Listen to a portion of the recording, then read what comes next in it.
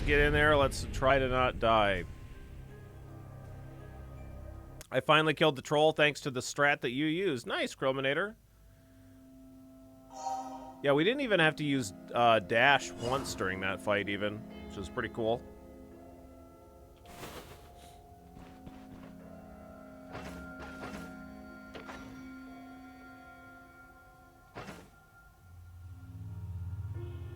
It's kind of tempting for me to leave the dungeon and then... I mean, I'm going to have to leave it and go and get my bag anyway.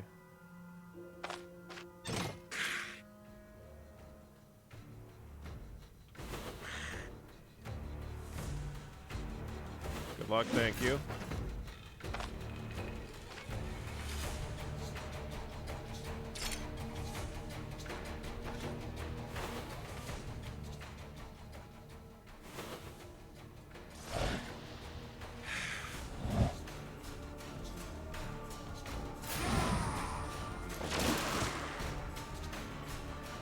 Hey! Son of a bitch.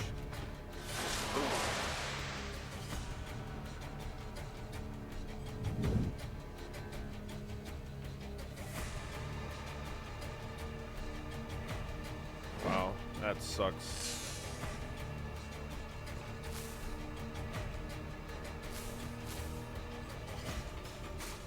Well.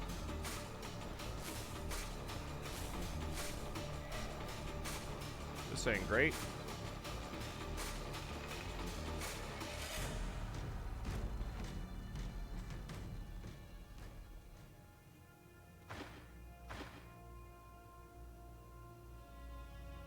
Don't worry, Billy.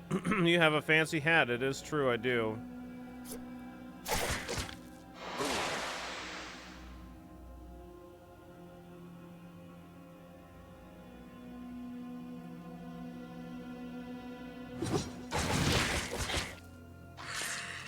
Nice. Very good.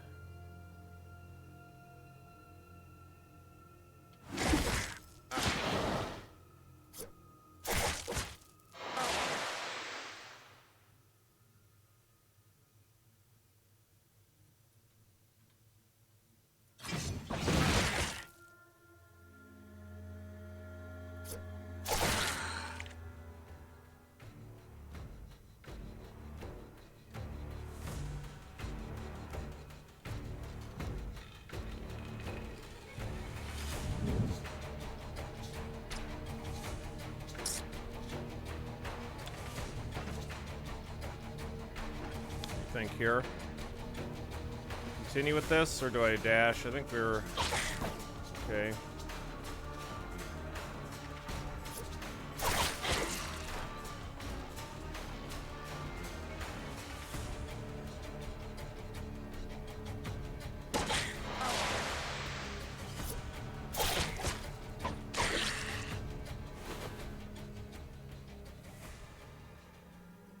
Okay.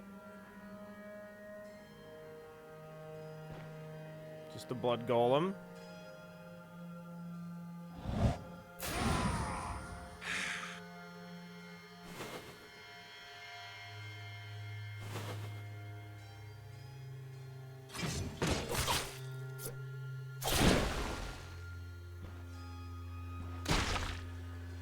Whew. Yeah, alright. No problem there, buds. Fucking no problem at all. Okay. Hey. You know? That's fine.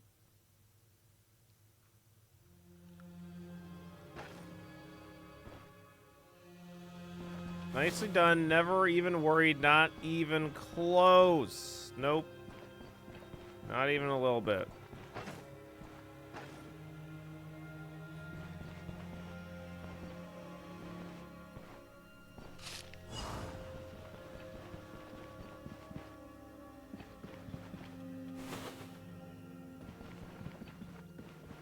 There's a lot of experience to be had in clearing out all of these remaining rooms, so I definitely want to do it, but we're going to come back after we've fully rested and stuff. So I've still got 3 days to complete this, so we're good.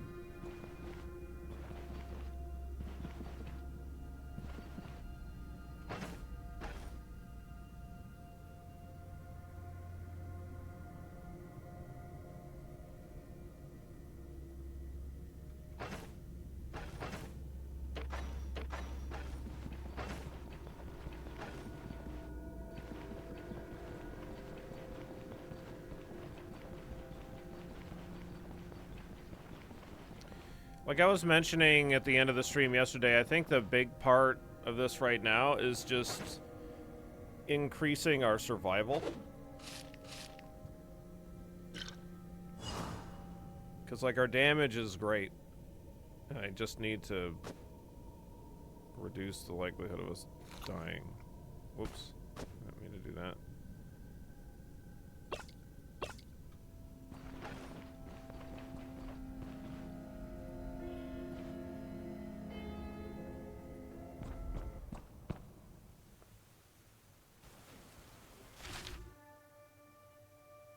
Oh man, we have such a long way to go.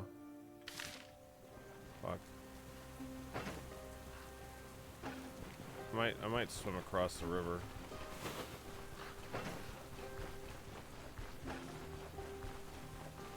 Doo, doo, doo, doo. Yeah.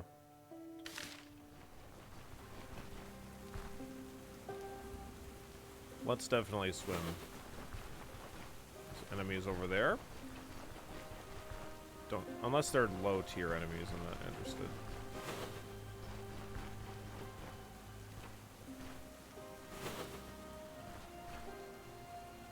Oh, those are Saigas. Never mind. I thought those was brigands. That's what I thought.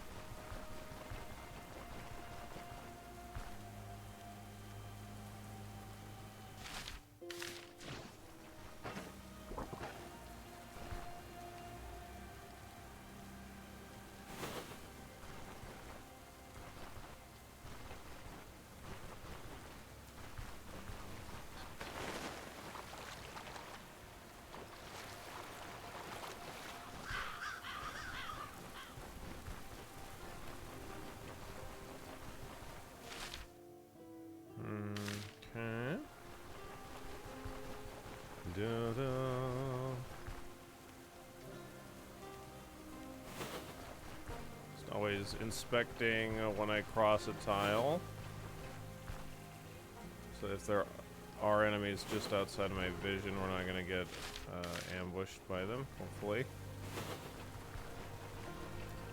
Not to say that you can't just have enemies right next to you when you cross over a tile. It does happen. We got a new hat. Yeah, we went into our dodge phase of the build. Is it going some butt stuff? I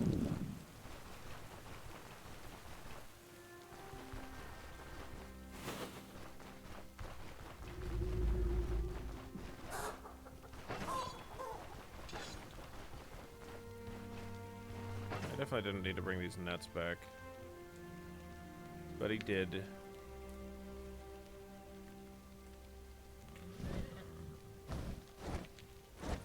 Could definitely still hold on to that backpack, or leave the backpack, because I still have more enemies to clear, but given all this shit that I have to loot, I think I'm trying to just do this.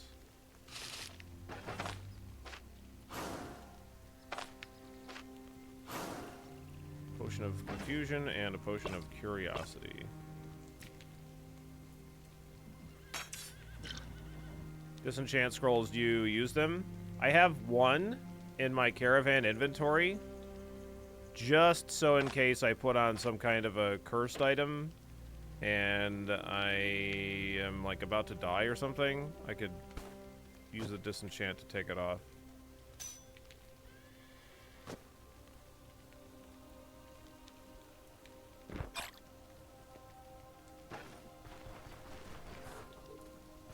The purple scrolls are identification scrolls. The colors of ID, enchant, and disenchant are all different from file to file.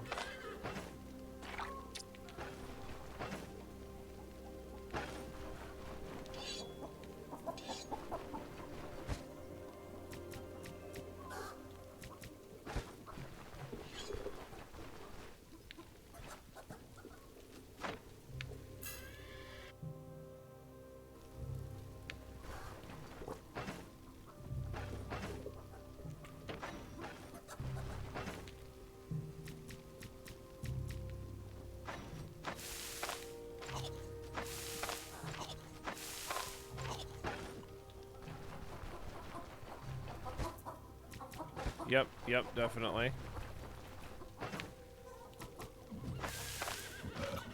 Alright, there we go. I think we're good to go back. Another healing salve if I got one.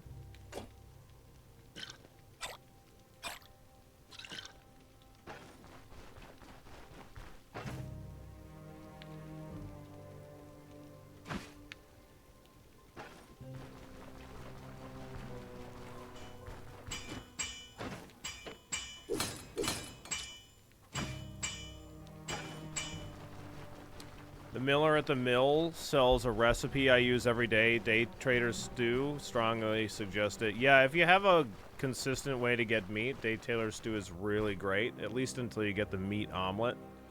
Meat omelet is still, like, super easy to make and good. Yeah, Day Trader Stew is really fantastic. I agree.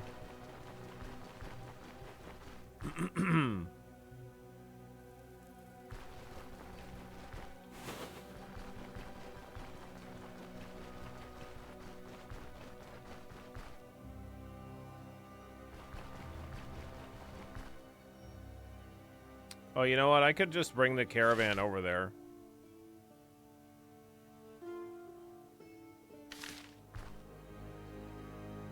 Do I want to do that?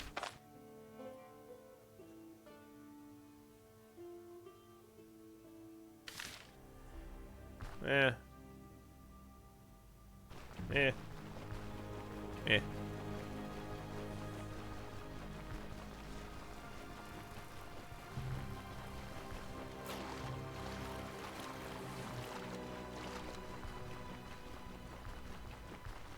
It'd be fine to bring the caravan over, but I think this is fine too.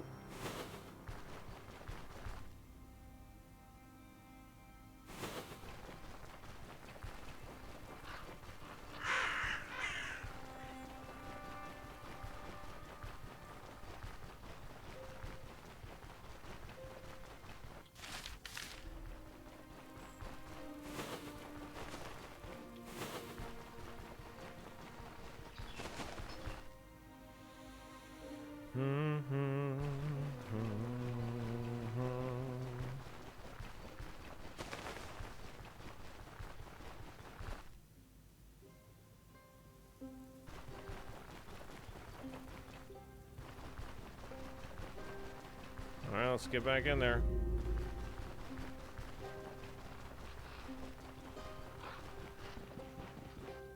Gonna get all of the anatomical diagrams. Definitely be willing to drop the nets and stuff. We picked them up in this dungeon.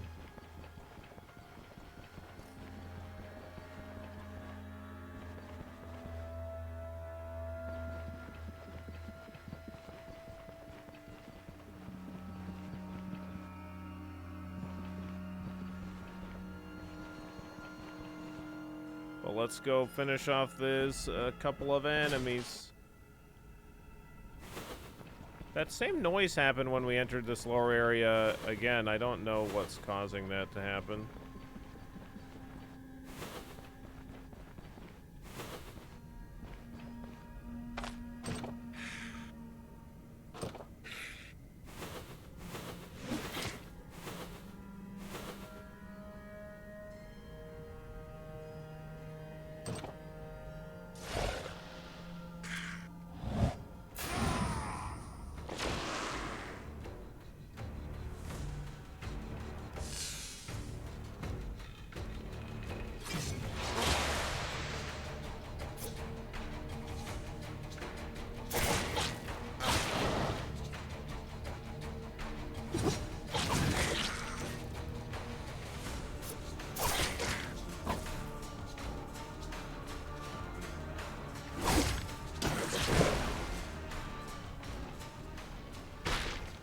Go.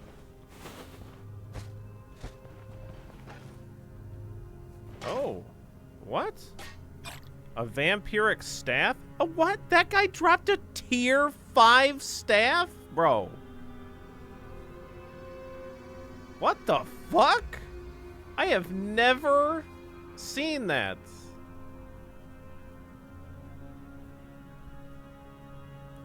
Yeah, I'm gonna throw this dagger in the fucking garbage. Screw all these allocated points. We got a tier 5 vampiric staff. This thing's got 26% life drain.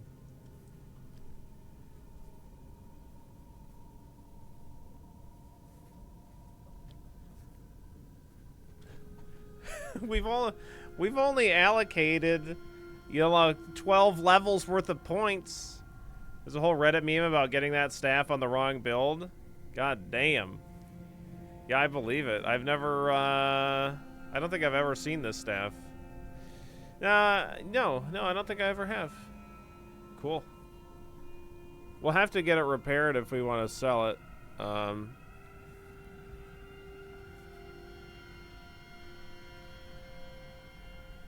All we have to do is hit the staff with a hammer until it turns into a dagger, right? Yeah. The staff saturates the surrounding air with a heavy stench of stale blood. Lokria will buy it for $1,000. Okay. $1,000, that's it? Look at this fucking thing. You could kill an army with this thing. Who needs skill points when you're a vampire with a staff? Yeah, no shit. Oh, that's nuts.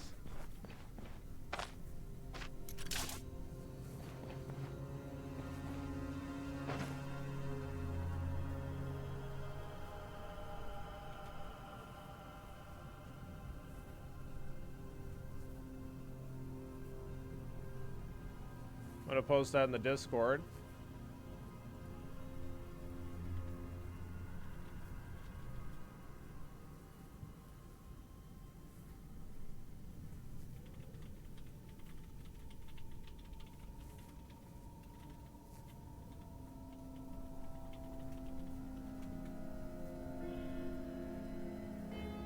Nuts.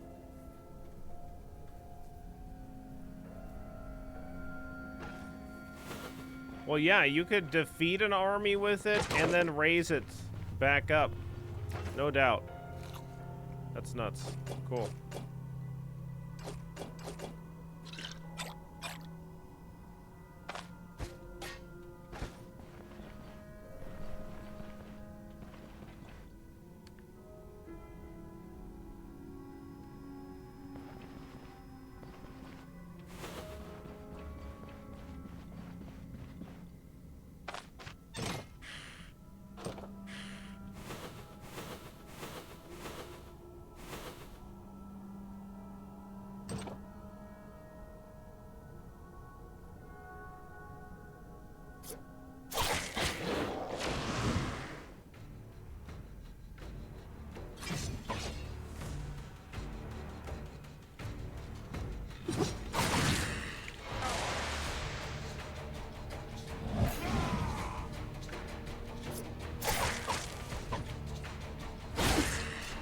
Wow, got him.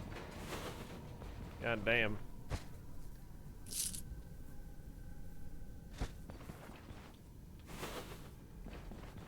Oh look, another vivifying essence. Don't mind if I do.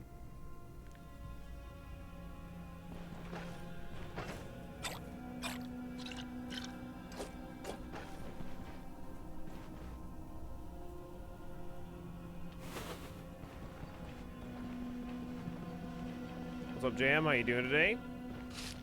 Yeah, let's get that in here.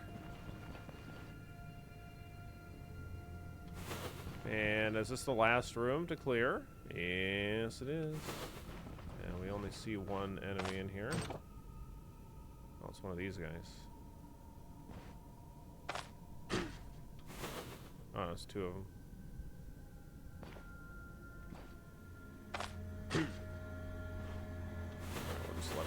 We'll just let this guy walk right up to us.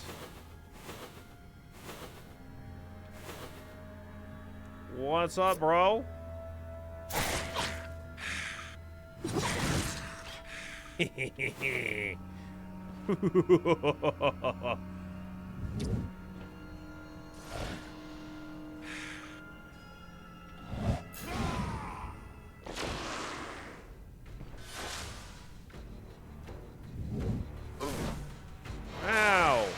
How dare you deal damage to me?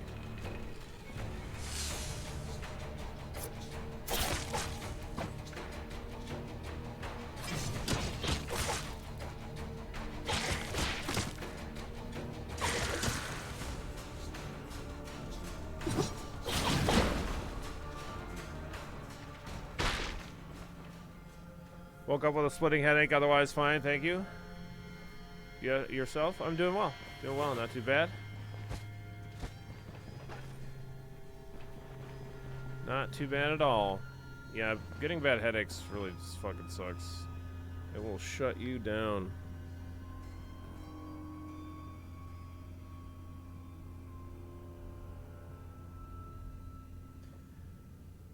I'm seeing a lot of fumbles from the enemies. This is good. Yes, we want fumbles from enemies. We want them to always fumble, ideally. It's one of the reasons why Warcry is so nice.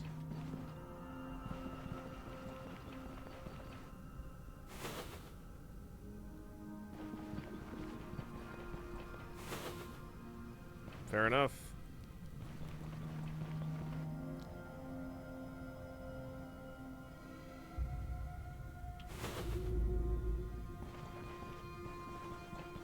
Alright, we cleared out this whole dungeon. Let's get all of our anatomical diagrams and scrumble on out of here.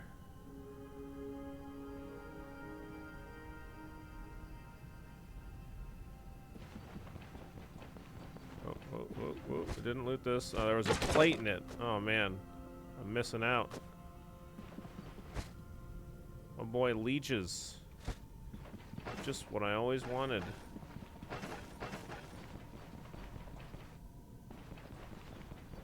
Imagine missing that plate of leeches. Couldn't be us. Wouldn't be us.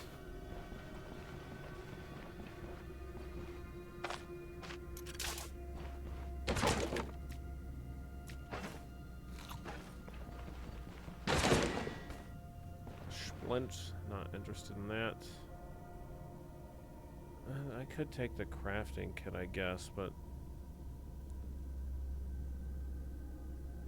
I'm not really bothering to make lockpicks at this point, or like to use lockpicks, so I don't really want that wire.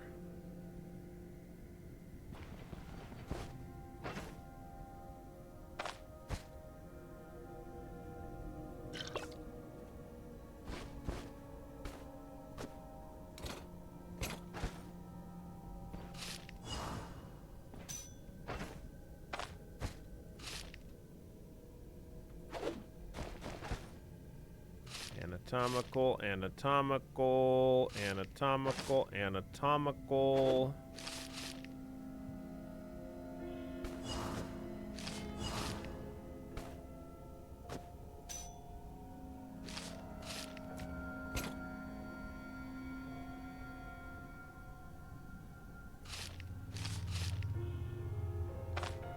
So we've got 6 from this dungeon. It's pretty nice.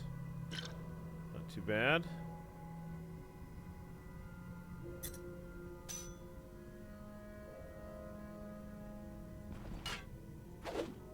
Okay. I think that's everything I want. Not everything is super high value here, but stuff that I need for the caravan too. What's with all that porn? I mean, anatomical diagrams lying around. I need them. I'm just holding them for somebody else. They're just... Look, don't... Let me look at them. I need to study. Is there another diagram there?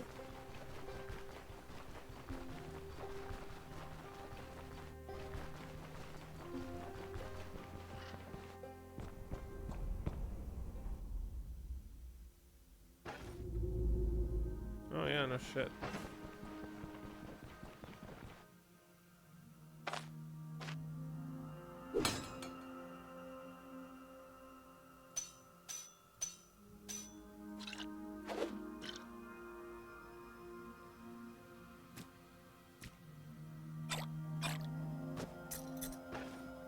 Seven. I don't know if I've ever gotten 7 anatomical diagrams. Usually I get like 5 or 6.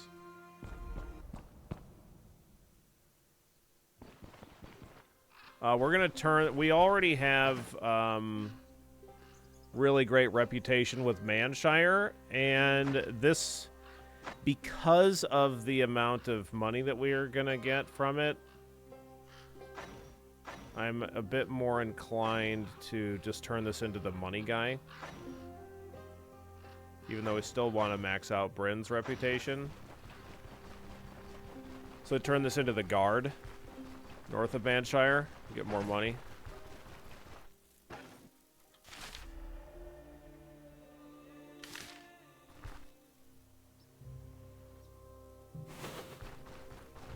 That sounds like a plan to me.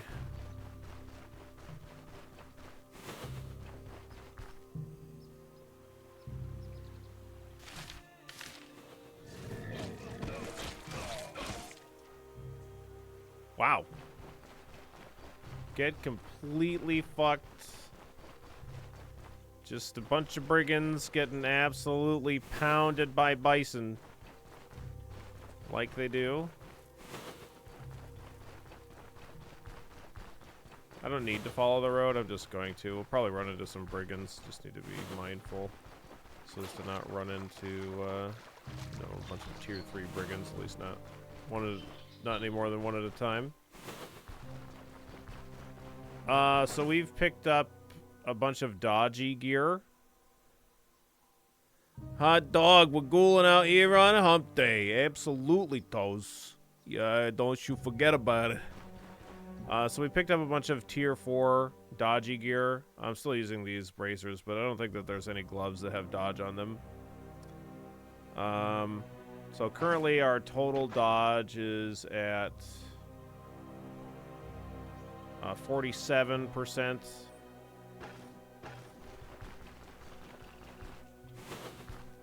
Look at our literature collection. It's literature, Mom. It's literature, Mom. Come on. You can't take it from me. I need it for studying.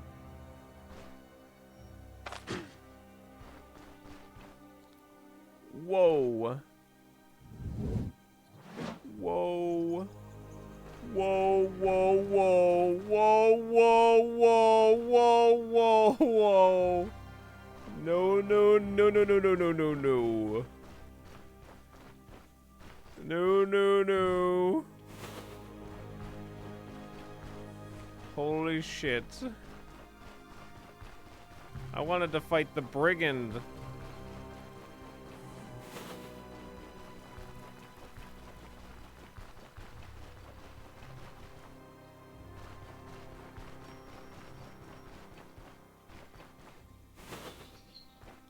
The bison sandwich, yeah.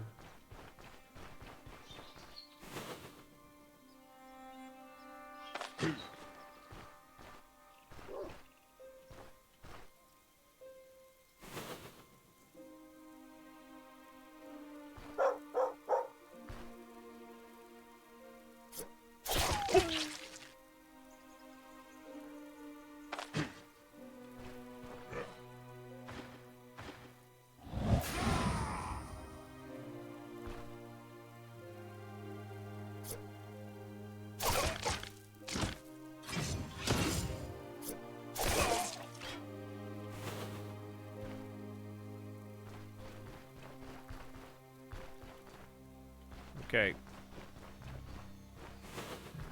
Wonder what would have happened to Ash Ketchum if he got jumped by a bunch of bandits right when he left his home. Probably would have not become the very best. Yeah, I suppose not. Seems to be as durable as Krillin. He'd be fine. Yeah, he did get kind of like attacked, just not by brigands.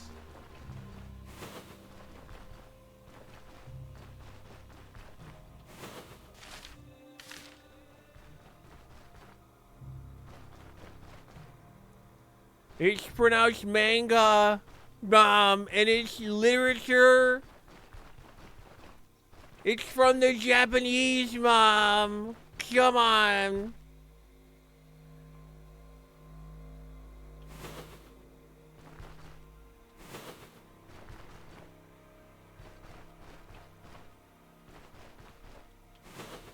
I'm trying to learn about culture through waifus. Yeah, you know, my son, he's been real into reading all that Japanese books, you know, those mangoes. Yeah, you really won't put them down. I don't really know what he sees in them. But I picked up a couple of them. They got some girls with great big personalities in them. I don't know.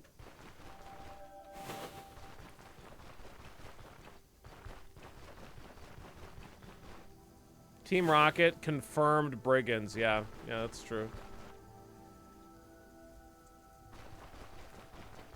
Absolutely not sick.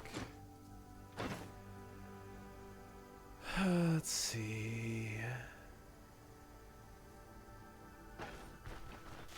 Okay, we got a long way to go before we get to this southern outpost.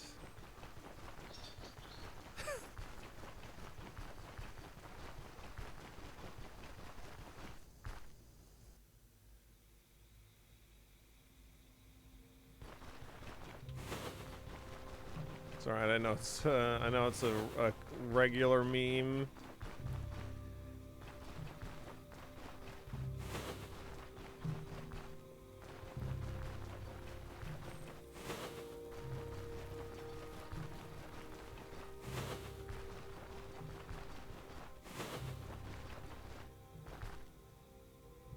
Da, da, da. At the outpost, we're gonna get more money. Essentially, if you turn in your contracts with the guards, then they will give you extra cash because you're like doing work that they would have otherwise done, so they kind of tip you. And if you turn it into the main town guy, then you'll get extra rep with the town. And then if you turn it in with the Bryn representative, then you'll get extra standing with Bryn. Extra rep with Bryn.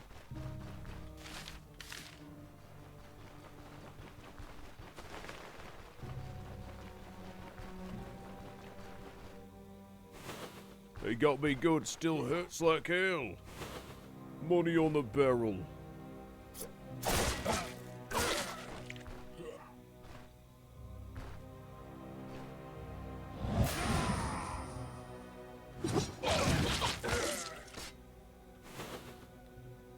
Extra Bryn Rip is the best IMO. I definitely agree. I have turned in every single contract that I have ever done into the Bryn representative to the respective town, except for the Rotten Willow Tavern. But in this particular instance, I have all of these anatomical diagrams, so I'm kind of looking at stockpiling a shitload of money for the next trip that I make to Bryn. So that's why I'm going to be doing this.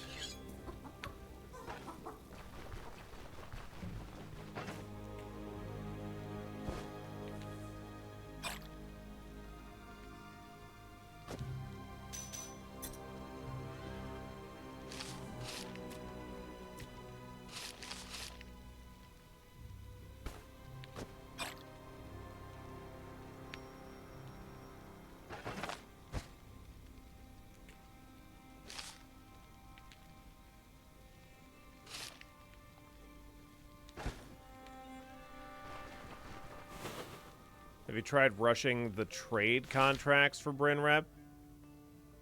No, I haven't. But I mean, like, you can see my Bryn Rep is great.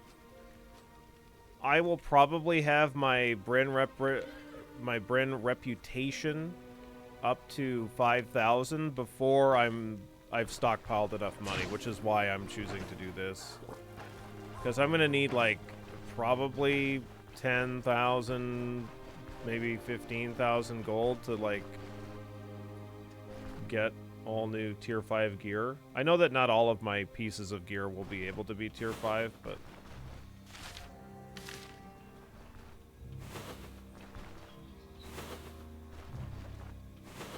I checked the wiki and you're right, by the way. No gloves with dodge. Yeah, so we'll just have to find something that works. I might get some, like, mage gloves or something. We'll just see. Like, I know that, like, these splint bracers are really, really good.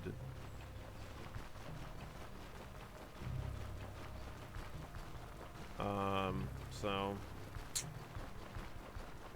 we might even, like, I couldn't find a tier 4 that was strictly better than them, especially because we have an enchantment of dodge on it, which is what we want, obviously, so that makes it a little bit better. Splinter braces sounds painful. Yeah, they are.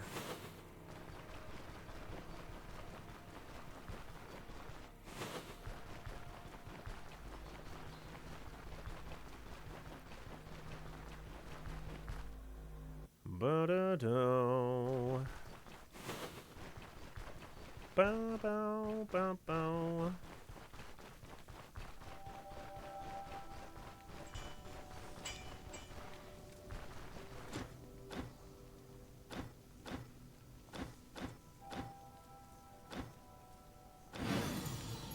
1,800 bucks. Not too bad.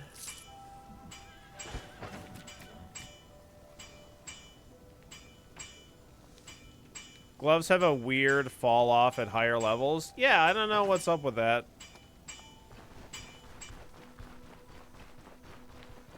It's almost like mage gloves are the best gloves. Pretty much all around. Aside from, like, heavy armor.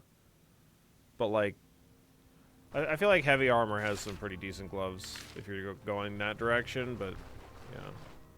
I guess I could ask this guy if they have another quest. I didn't even think to do that.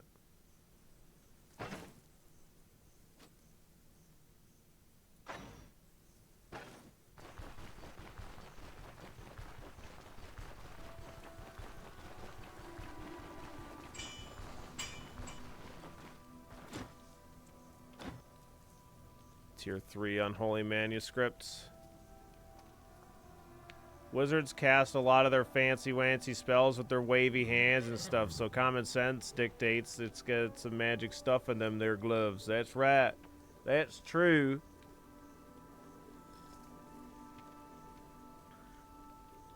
They probably stuff them with, like, magical stones or something.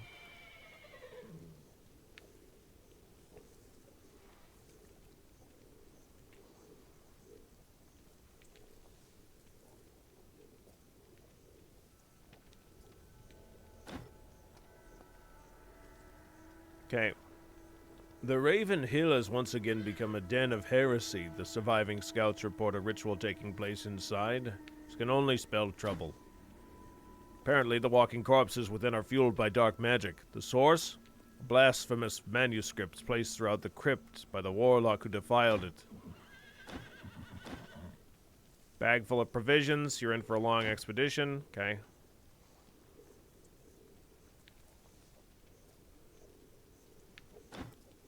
Who's in charge there? By all accounts, a skilled warlock. The one buried in these parts, mostly the Order's hierarchs. Defiling their tombs is no easy feat. Alright. 4 days.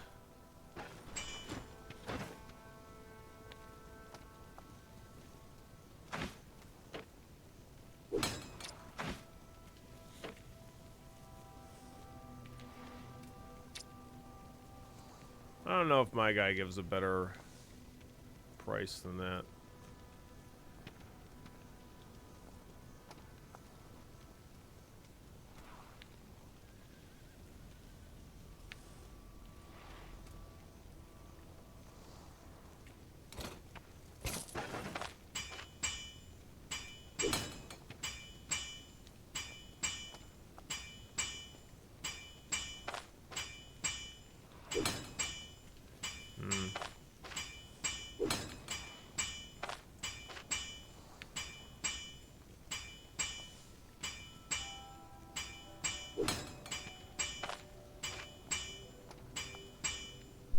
repair kits are definitely pretty We are still good. trying to reach you about your K-Truck's extended warranty. Son of a bitch! Oh, what are you trying to tell me? You trying to tell me I can get an extended warranty on my K-Truck? They will not let me go with this K-Truck, man. I mean, look. If you're, look, I'm sign me up. I want it. If you're selling it, I want it. I'm buying. Thank you so very much for the $5, telemarketer. I appreciate that. I already have 3 extended warranties. Come on, it's only 25 years old. 26 now, I guess.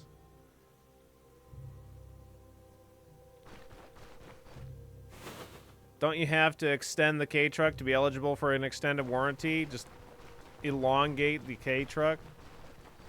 Surely that'll work. Why wouldn't it?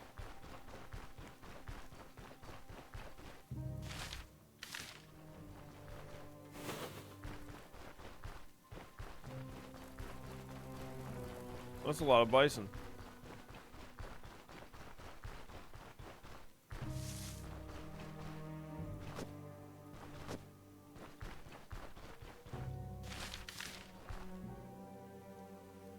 The Warlock manuscripts have a lot of stuff in them about Deckard not being a replicant and the fights to retake Mass Effect 3. Wait, what? Didn't you see the Bison Crossing sign? No, I didn't. Jorgrim can't read. I mean, he can read words, just not symbols.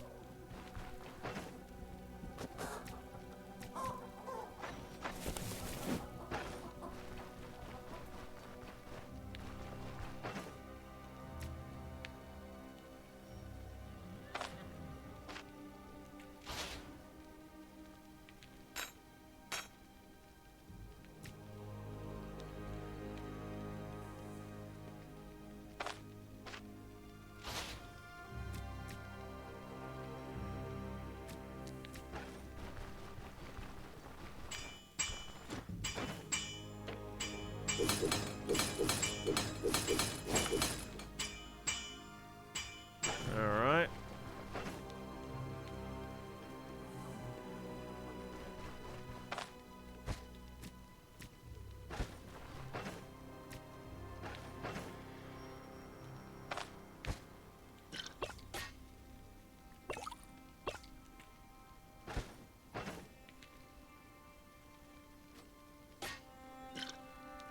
I repaired my crowbars at the other blacksmith, I think.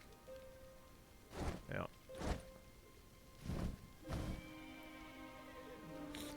Yep, I got that staff. I'll have to give it to Lokri, I guess.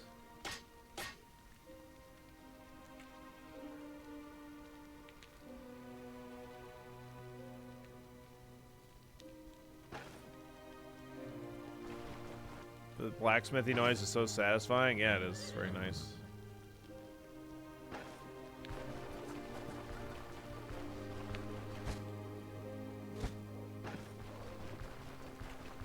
Do, do, do.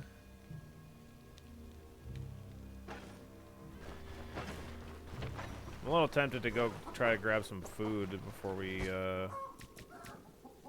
venture out. Go take out some Saigas or something.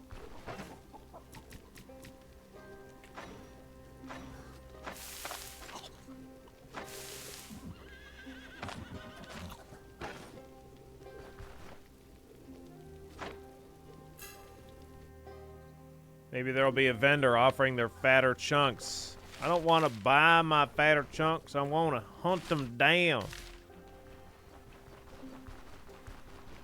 Yeah, of course some honeyed ham would be great. We don't ever get honeyed ham, though. Never be that lucky.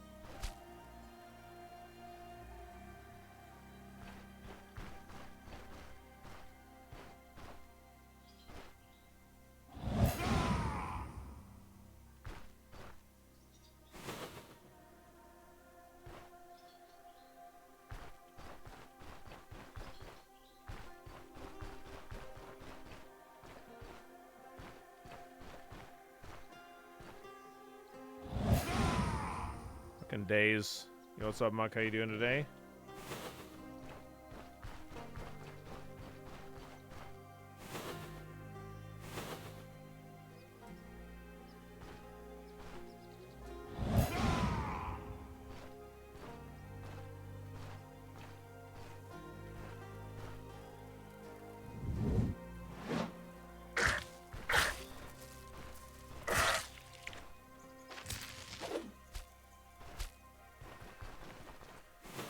Hunting just like our forefathers did. Yep. Screaming.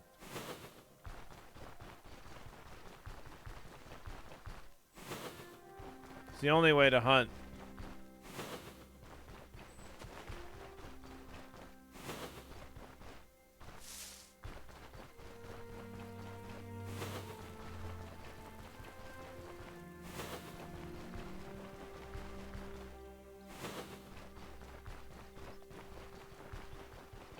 Scream them right out of their pelts, yeah.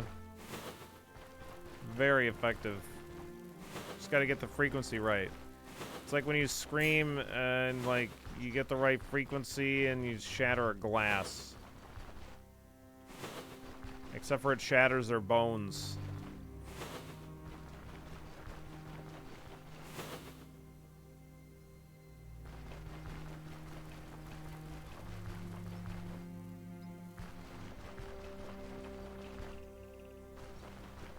Yeah, you gotta scream at the resonance frequency of their bones.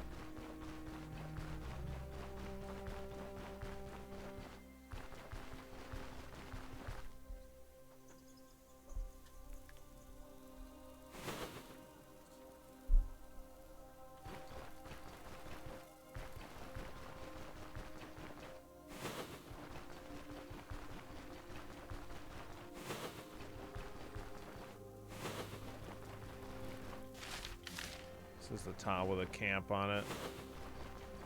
As far as I know, there's definitely still the possibility of Saigas. Well, there's some right there.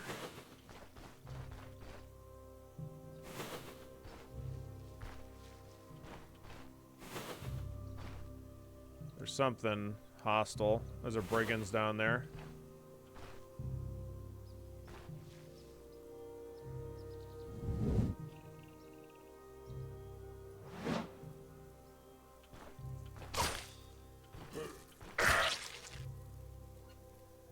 Let me hunt the Saigas, brigands. What the fuck?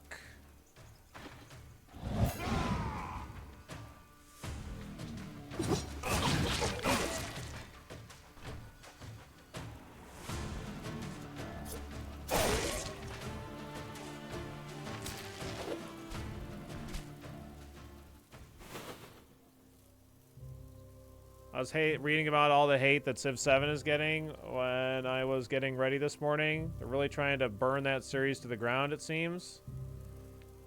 What? Why? I mean, I certainly have some criticisms about the way that they release their games, but, I mean, like, Civ games are Civ games. What are they doing? That's weird.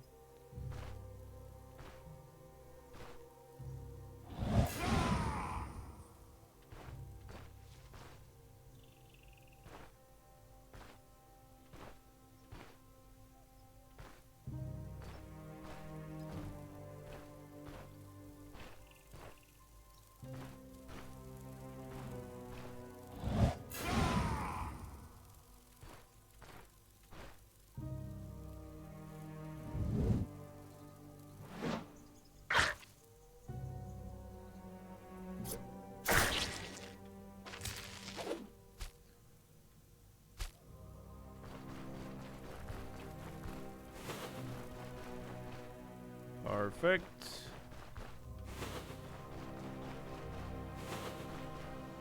Brigands repopulate. Look at all these axe guys. What the fuck? And there's more brigands down to the south, too. Weird.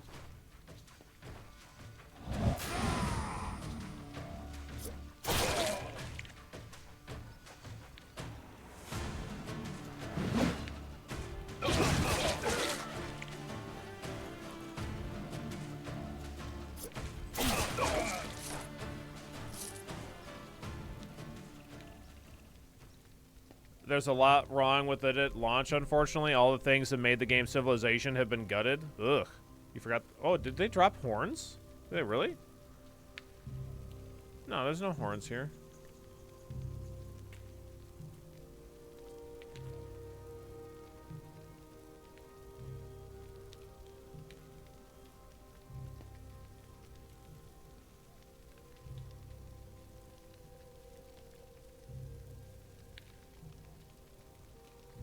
So I was going to try Civ 7 yesterday, but I didn't have the effort. But yeah, UI, AI, time limit, and the age changes without any real instruction on how to do things are the main complaints. Ugh.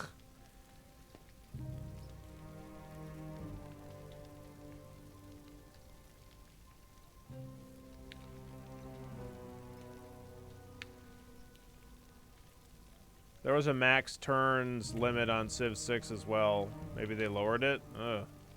UI for Civ 7 is horrendous. And you could disable it? Hmm.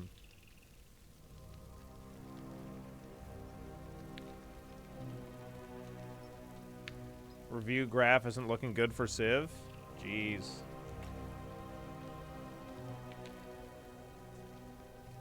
They made Civlopedia a Wikipedia now instead of a useful tool for in-game mechanics. Ugh.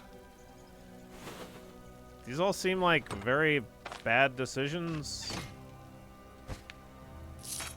Oh my god. Are you looking at this jug? Look at this jug.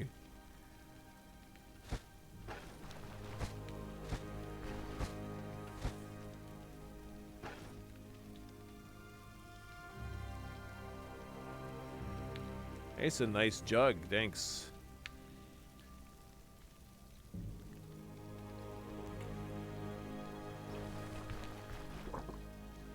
All that for only 70 euros. Oh boy.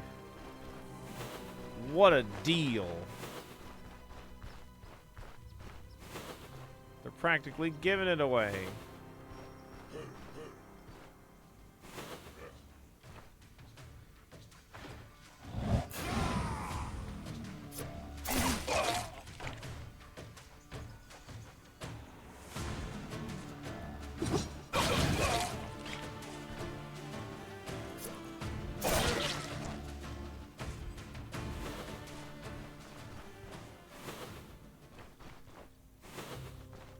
Like all Civ games, it's rough at launch, but this one is very rough. Yeah, I mean, like, I'm sure they're gonna patch the shit out of it, but that definitely sounds like a lot of problems.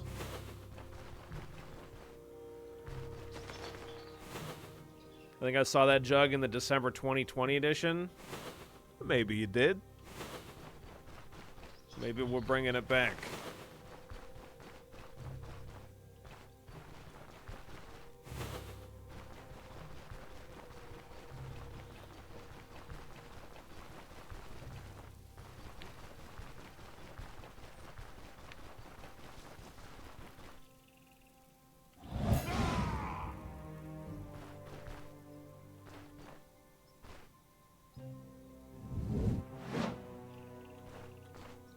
What? Just wasn't expecting him to move like that. Dang old confused sagas. Oh wait, don't I need to go to the right? Oh, now I need to go to the right. Okay, okay.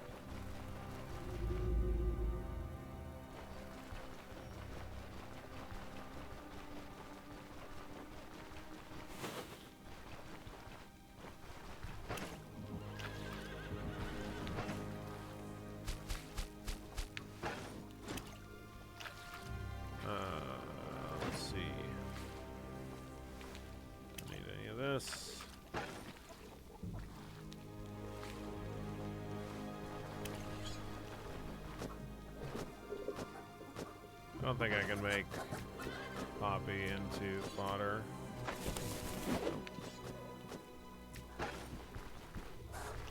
Alright, let's throw some of this fodder in here.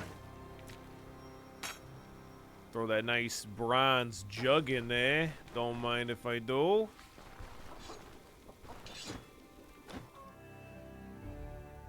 I don't need to travel. It's really close. Not getting the... I know getting the horses high. Well, maybe they want to get high, though. Who are you to say that they can't?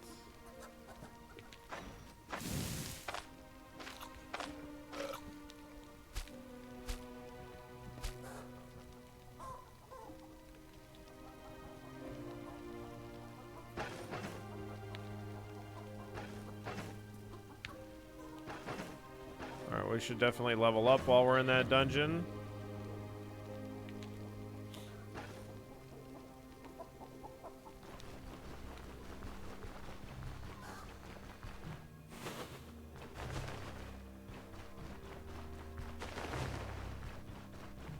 As long as people buy broken games at launch, nothing will change.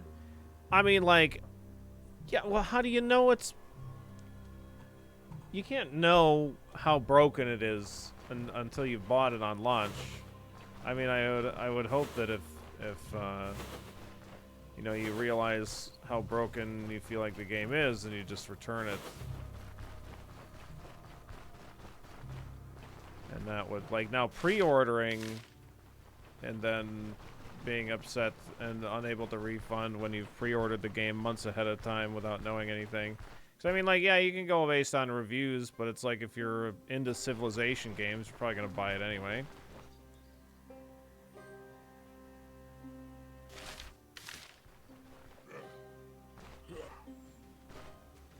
You can do that? What, get horses high? No, you can't.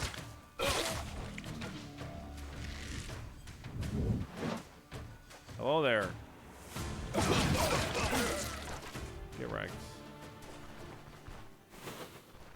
But yeah, I mean, on Steam you can return it if you haven't played it for too many hours or whatever.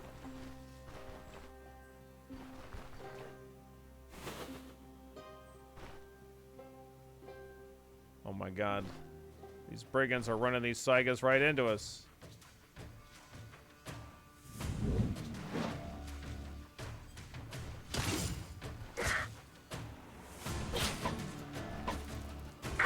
Let me kill the Saiga, you son of a bitch.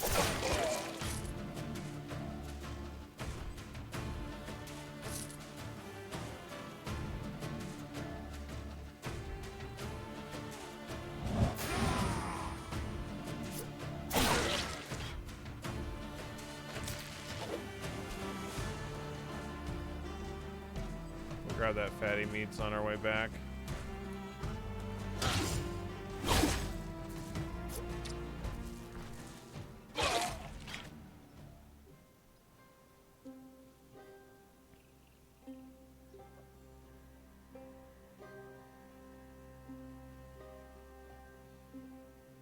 But yeah, use that money for Monster Hunter at the end of the month and just get Civ again later. I mean, that sounds like a pretty decent idea.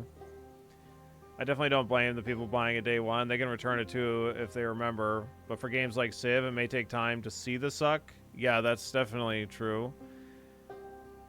There was a demo that we played during Next Fest that, like, it took more than an hour just to get through the fucking tutorial of the game.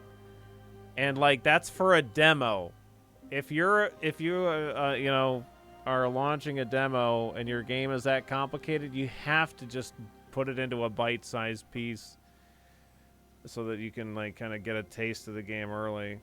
But I know that a full release game is different, but the Hollywood one, no, it was like a like World War I strategic turn-based strategy thing.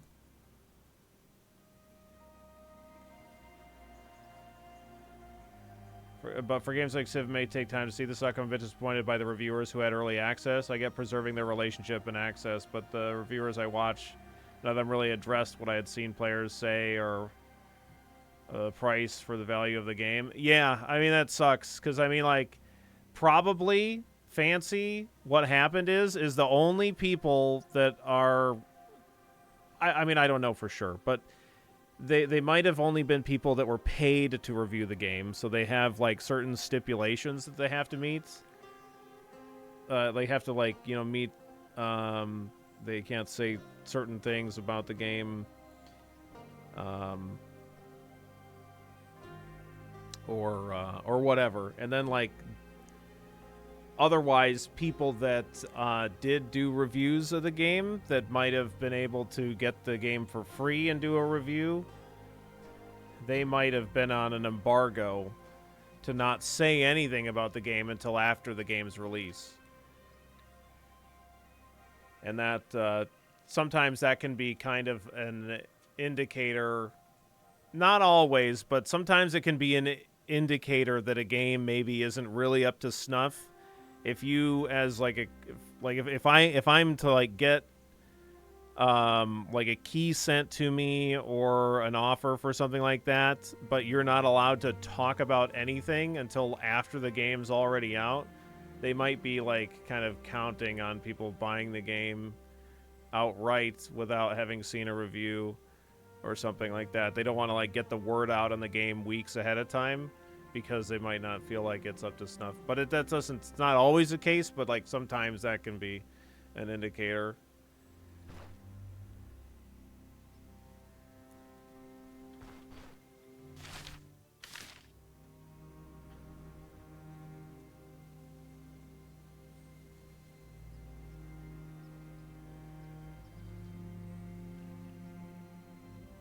There was some game that I did where, like, I wasn't allowed to say, like, mobile or gotcha or anything like that. Or any other, like, games that were similar to it or something like that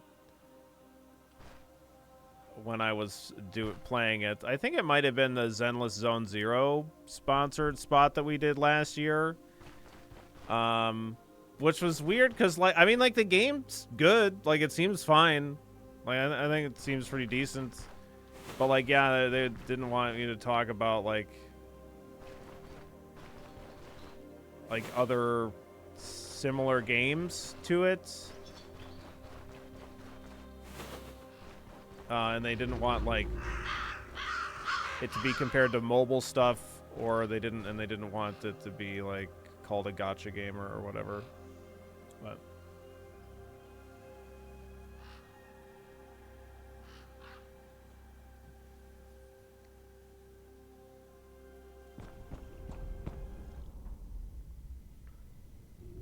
But Zenless Zone Zero is literally mobile and gotcha. What the fuck? Yeah, I might be thinking of a different game, but I feel like that was the one.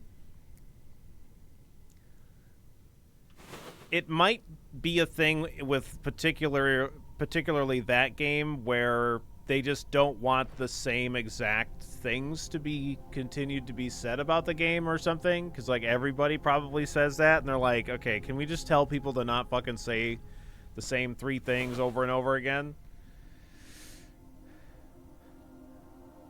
You're playing dual wield and you lost one of your weapons? What are you fighting the troll or something? Did he like disarm you?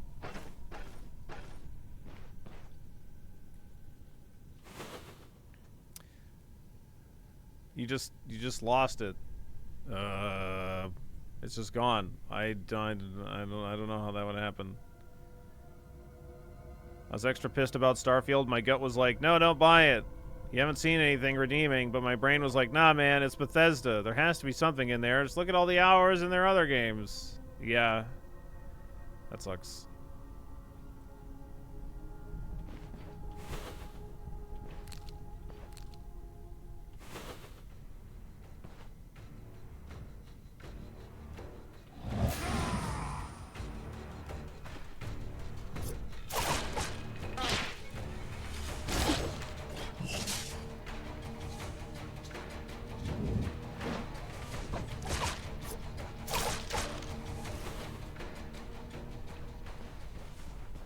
Haha, I'm not blind. Probably.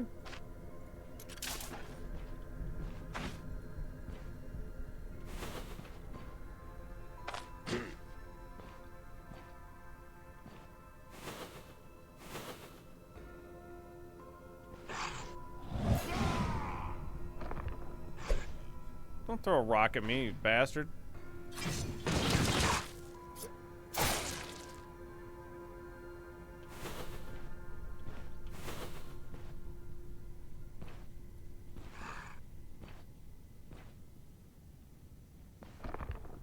Hey! Don't throw rocks!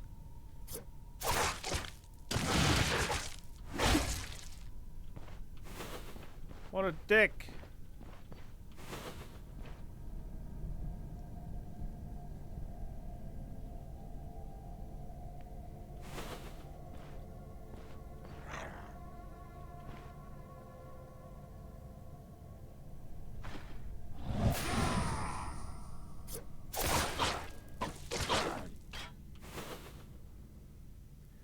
I still haven't played Baldur's Gate 3 yet.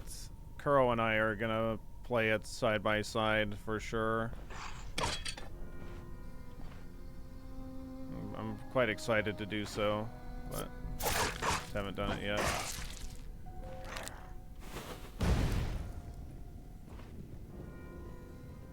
Yeah, it really seems like an absolutely fantastic game.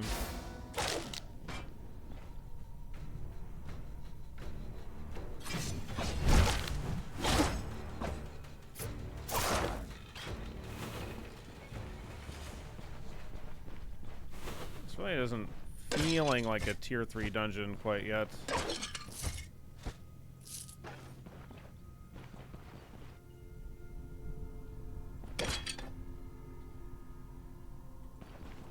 It's great. It's the best D&D rogue experience I've ever had. Nice. I mean, like, the older Baldur's Gate, like, PC RPG games are really, really good. Like, they definitely do a good job. I know it's not made by the same people, but they do a really fantastic job of encapsulating, like, what it is to, like, be playing in a D&D campaign and like the alignment interactions between characters and stuff like that. It's fairly robust considering its age, especially.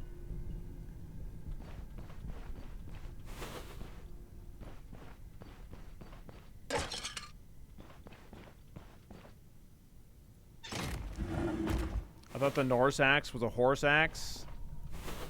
Can't it be both? A Norse horse? It could have been owned by a Norse horse.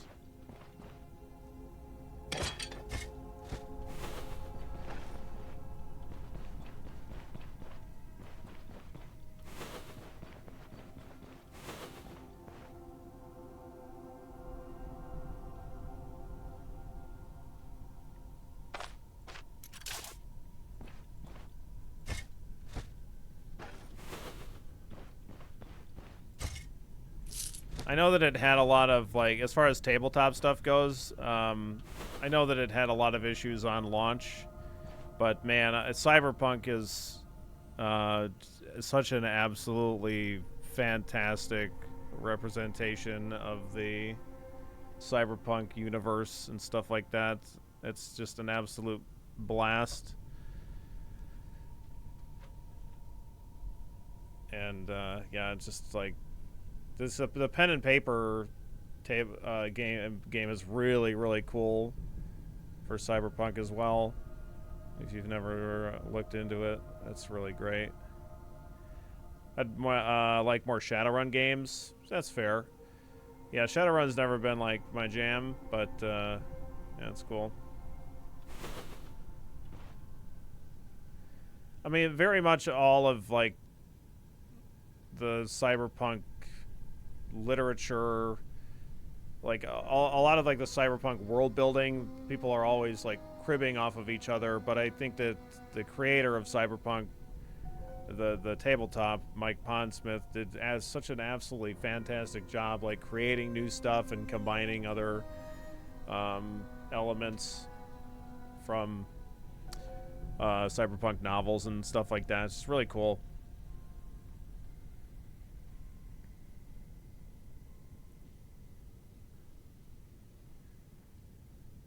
Yeah, my launch experience was quite good, personally, but I know that a lot of people basically had an unplayable game on their hands. Like, Vargo tried playing it on console, and it was just literally broken. He could not play it, so it just really sucks. But I don't know. I like the story quite a bit. There were some starts for characters that I liked more than others, but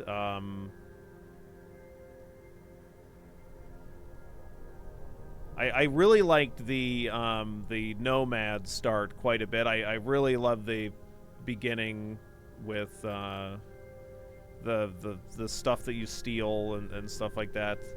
I don't know. I really liked Jackie as a character.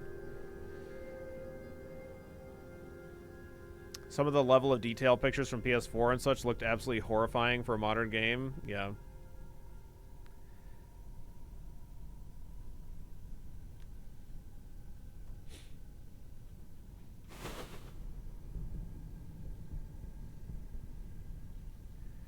I need to give Jackie a Stimpack DLC. Yeah. And actually, like, one of my favorite endings in Cyberpunk is like a bad ending. That's like from the new DLC. Well, it's new a couple of years ago at this point.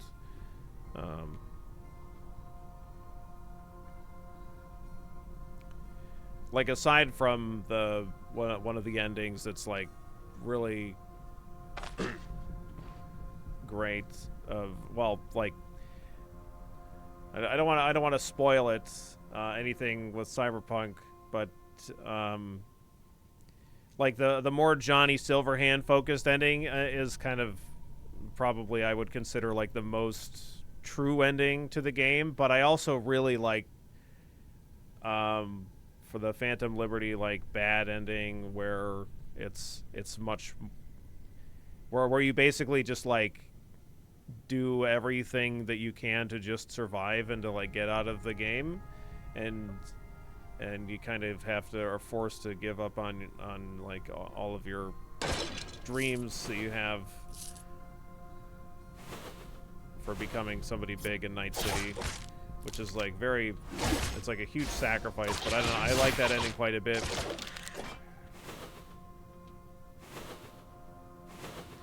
Yeah, the good ending for the Johnny Silverhand ending, yeah, the tower ending and stuff, yeah, that's probably what I would consider like the most true ending. But yeah. But I also like the bad endings too. I like them all. I still have nightmares about that robot in the DLC. Yeah, the game turns into a horror game. I don't, yeah, no spoilers for that stuff, but like it's yeah, that is surprisingly scary.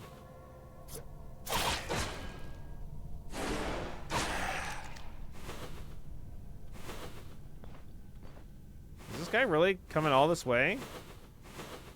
All right.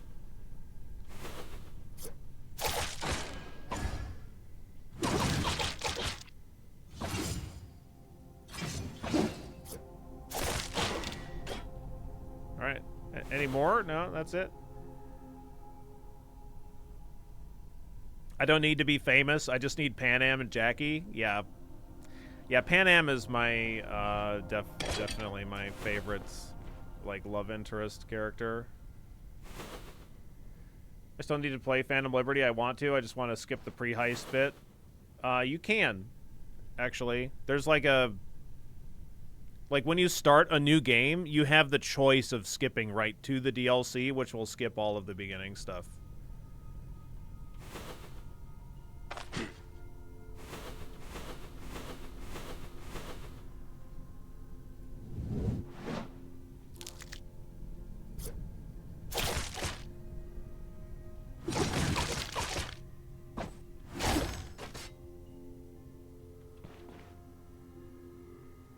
Because basically, in order to start the DLC for Phantom Liberty, you have to like play up to the point where you're introduced to the Voodoo Boys, and you'd like do your quest for Brigitte, involving the Black Wall and all that shit. So there's an option when you start a new game to just like immediately be at that point of the game.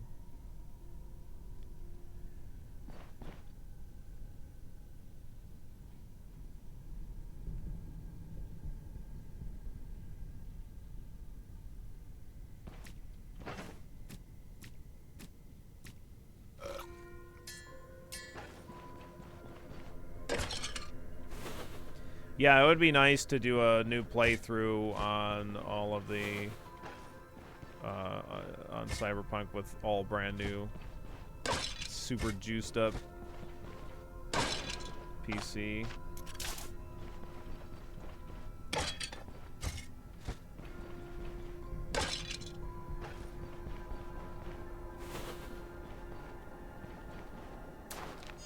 So all of the undead have buffs because of these manuscripts, so the more we get rid of, the less buffs they have.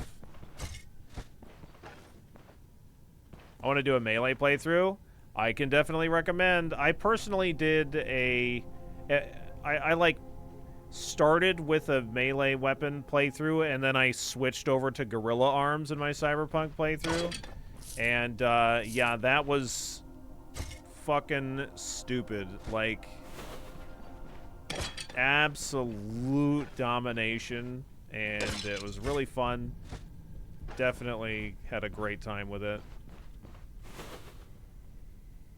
Now you've done it, I'm downloading Cyberpunk again. Get influenced. Good.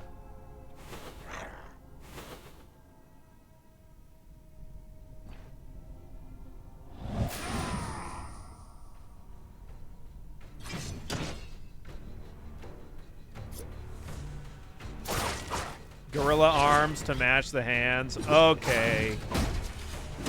Okay.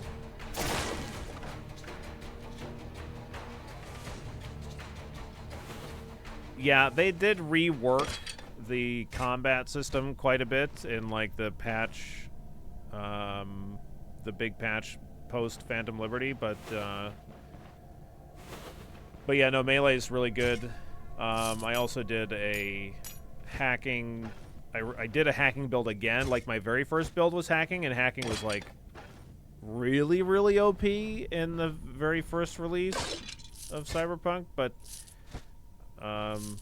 it was still really good when I did another playthrough of it.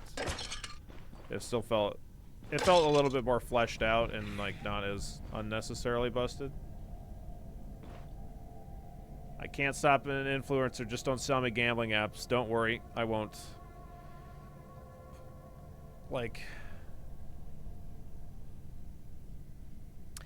I definitely am a big supporter of being able to have online gambling in terms of things like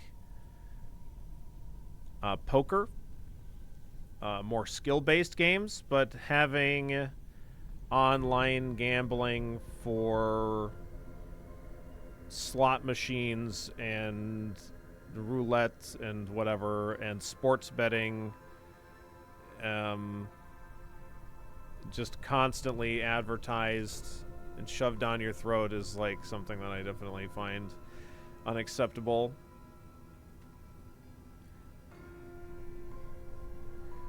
Like, when I first turned 18, I was playing a lot of poker, because, like, in 2005, World Series of Poker was getting, like, really big, and I was, like, playing online, and I was going to play in person as well. And I know that I just wasn't like, developed enough as a person to be able to properly regulate, like, my gambling. But I didn't, like, pay any huge price. I know that if I had access to, like, more ridiculous shit like there were today, I probably would have had some problems. If I had to guess. Like, I didn't fortunately I didn't, like, have anything really super nasty happen in terms of financial losses, but I definitely could have in a different world, in a more modern world. Not to say that it's exclusively a problem for younger people, but I'm just like saying, me personally, I'm just like, oh man, I don't know, I don't like it being advertised so much, especially with the betting apps and how they used to do this before too, but they still do it now, where they will offer you a bunch of extra money, essentially free money, where it's like free, quote unquote, just to keep you on the app, and they give you like these really oddly not suspicious, oddly specific side bets that have like absurdly bad odds of happening, but it's okay for them to offer you that stuff because, you know, the odds of you winning are, it's all always in their favor, right? But they just can make it seem like it's such a great deal. You're just throwing away money, not doing bets like this. I don't know. I think these kinds of things are unnecessarily predatory and super sketchy as fuck.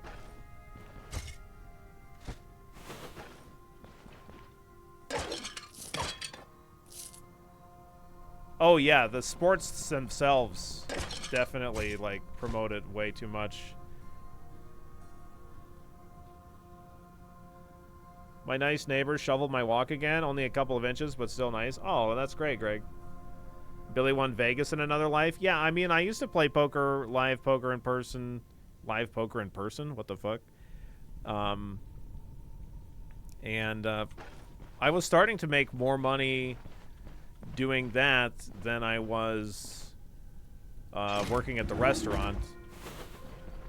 But I never, like, I never stopped working at the restaurant or anything like that. And it always felt to me like the more dependent I was on the success of me playing cards being like,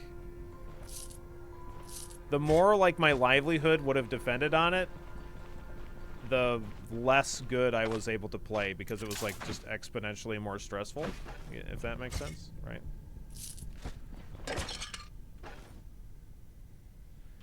I used to manage the restaurant. Like, I went from just doing more like kind of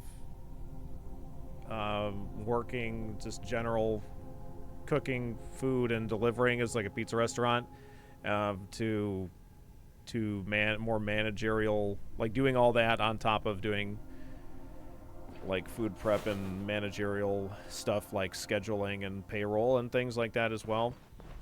So basically everything, a little bit of everything. Not to say that I was doing everything and nobody else was doing anything, but I mean, I just did a little bit of everything, you know.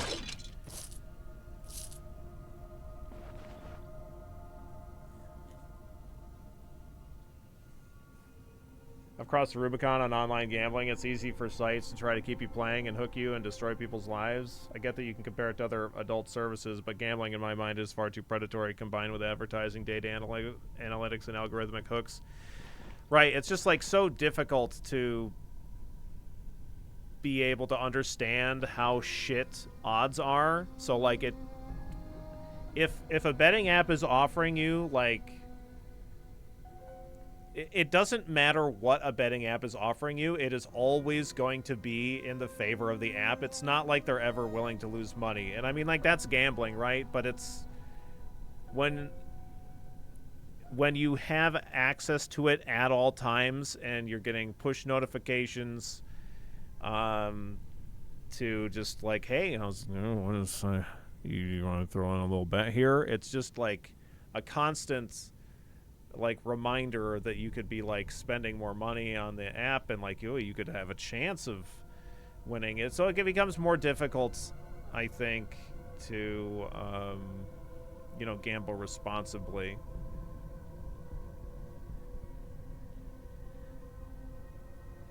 Before legal gambling in Maryland, my friend made his living dealing underground poker games and playing poker. Yep. The at the poker place that I played, frequently the dealers for those games at it wasn't a casino, but it was like a charity poker thing. Like the dealers there would be hired for private games, and they would be more than happy to take those games because you'd get paid way more for doing like a home private game, you know. Back in my day, kids learned gambling is bad because in SimCity 2000, enabling gambling made all of your advisors hyper pissed. Yeah. SimCity 2000 really taught us everything we needed to know. How's it going, Dolphin?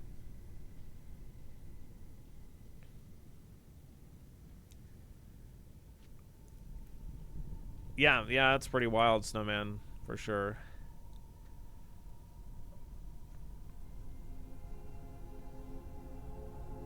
I don't trust sites and scammers online to use AI and behavior analytics to use bots and matching to suck money out of people. From what I understand, like there are professional sports bettors, like they do exist.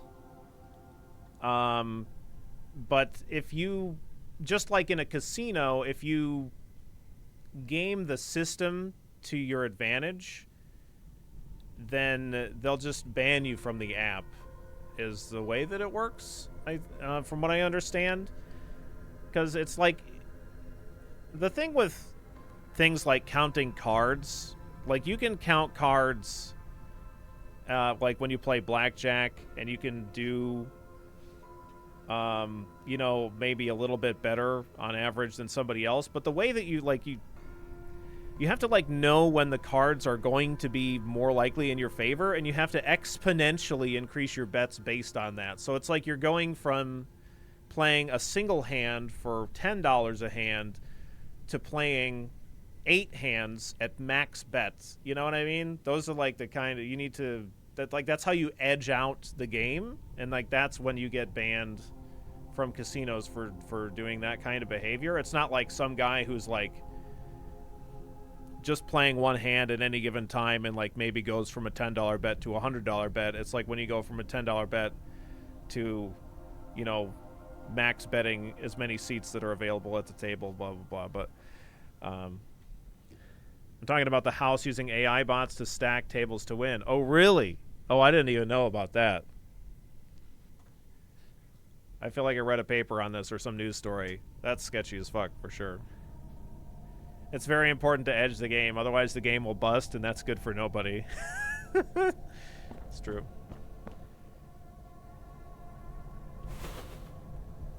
Don't forget to edge your games, chat.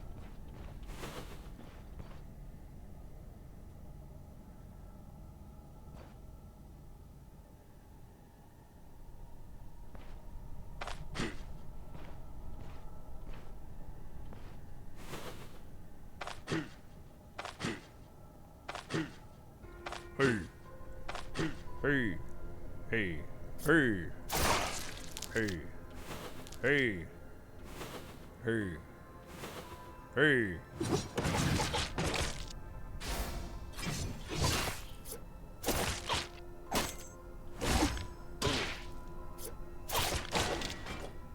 Hey. Hey. Considering watching the newest Neil Breen movie today? Oh, yeah? I have not seen it.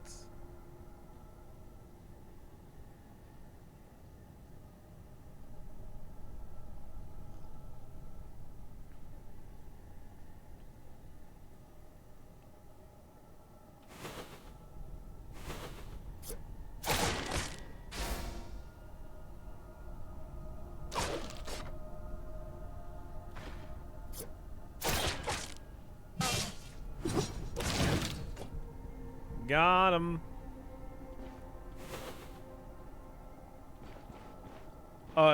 Yeah, well, there's the... Oh, wait, there's one that's just a couple of months old? There was the one that Red Letter Media did a review on. Is it that one?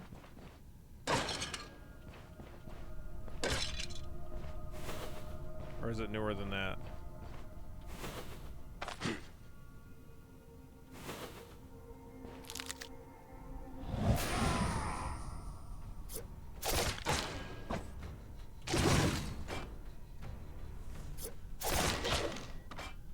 Fucking got him. God damn.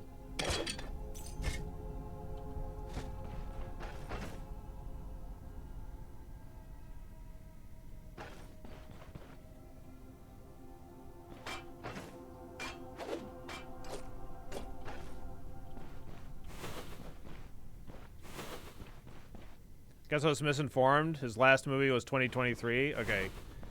Well, that's yeah, but it was weird because like it came out in 2023, but it was only playing at like film festivals then.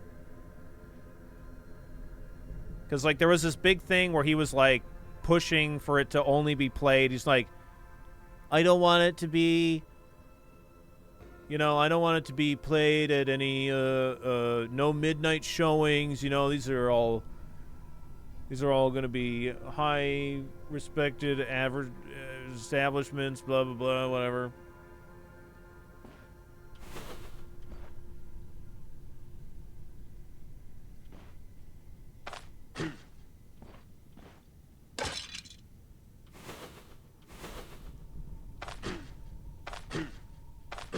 Hey.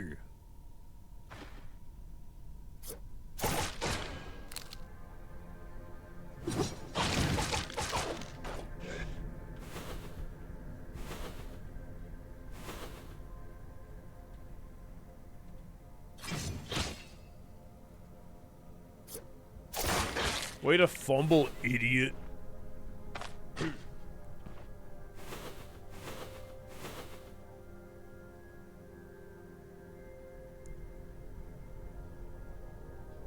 Someone telling me I want to watch a Neil Breen movie is like someone telling me that they're starting to play a lot of League of Legends. You should health check your friend when you hear that, you know? No. This is Dolphin we're talking about. This is a good thing. This is a tweet from 7 days ago. According to what I could grab from Google before it cut off, I'm very excited about the writing of the script for my new film. My creativity and imagination are really flowing. Near completion. On schedule. Look at that. Neil Breen. Change in the world.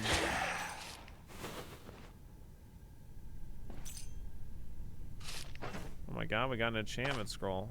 Amazing.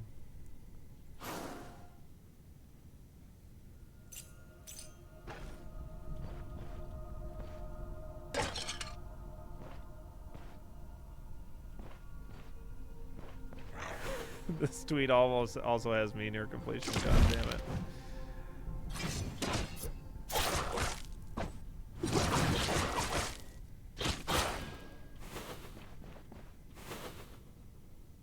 People keep laughing at my films and smoking the reefer at my midnight showings. They don't respect my art.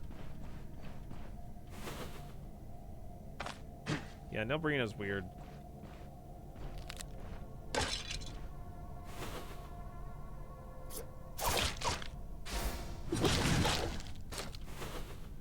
Is it an act? Is it all an act for Neil Breen? I have no idea.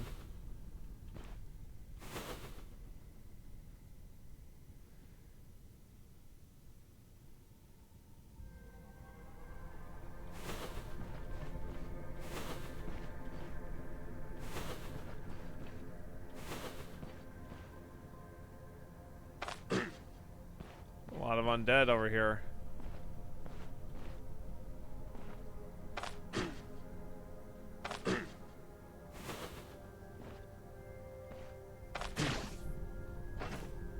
All this screaming's making me thirsty.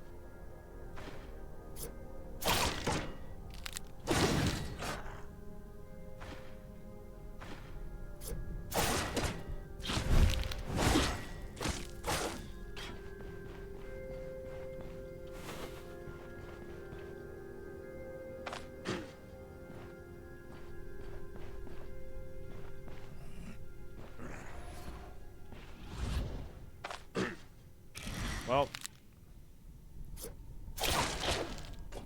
they're aggroed on us now.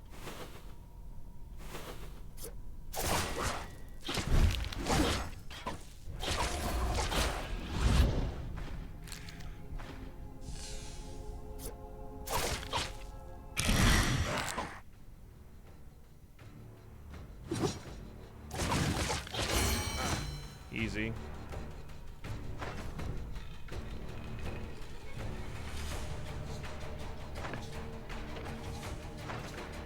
Easy peasy. I know we have a whole bunch of enemies on us, but we'll be okay.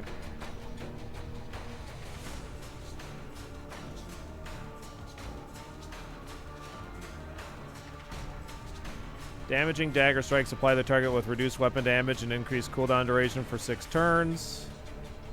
Painful stabs, extra crit, crit efficiency, weapon damage, and bleed chance.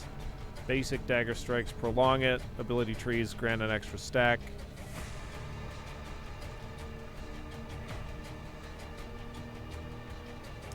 Dagger strikes grant extra counter chance. Grants daggers extra weapon damage. Dagger counters extra weapon damage. Critical strikes grant extra dodge chance for 8 turns. Increased damage taken and reduced bleed resistance. The Coupe de Grace. Coupe de Graci.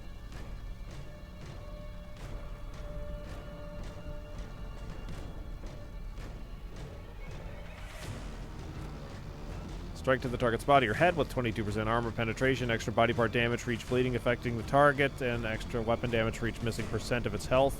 If the strike kills the target, it doesn't take a turn, and it grants extra crit chance for 4 turns.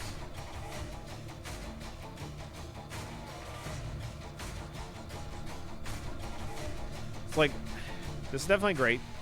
We definitely want to get abilities in Dagger, but I also have been wanting to get more in the survival tree because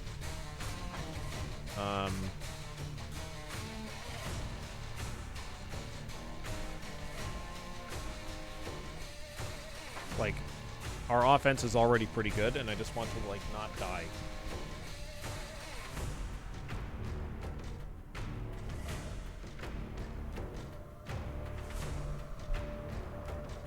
Like, getting first aid and will to survive are probably going to be very important for us not dying, I feel like.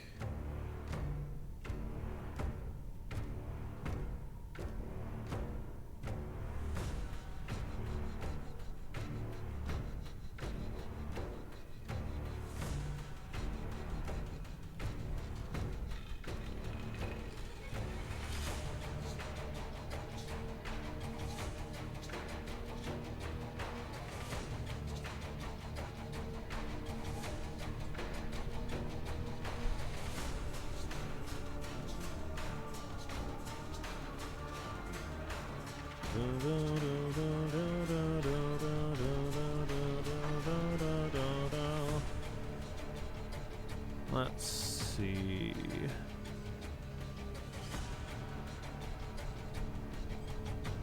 Applies target with enough for everyone. It delivers a strike. If there's more than one adjacent enemy, each target with this effect grants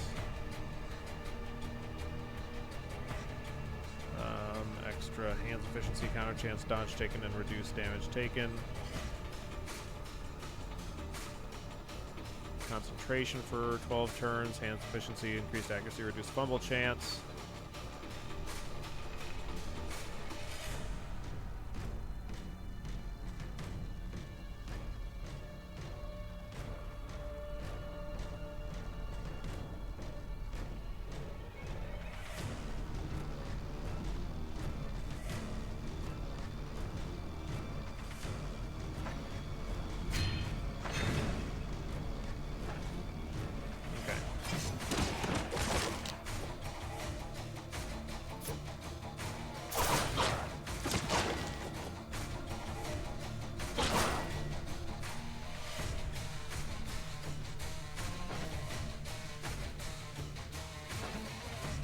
So this isn't really doing us a whole lot right now, but if we do get in a situation where we have more than one bleed on us, like cauterized wounds can definitely save our ass.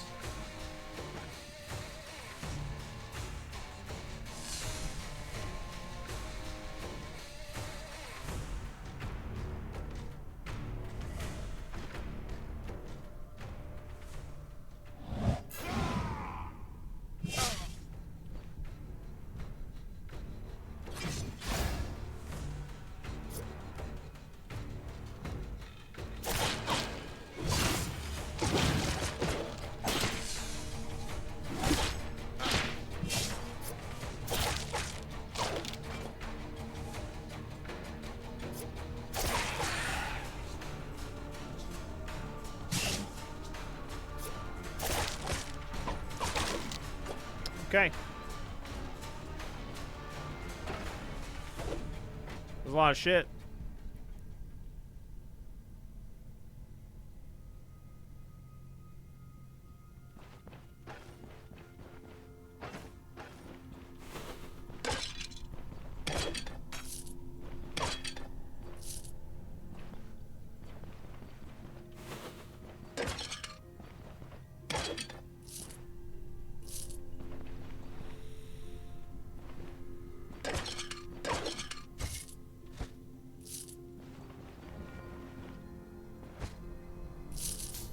God, look at this ornate urn. It's so ornate.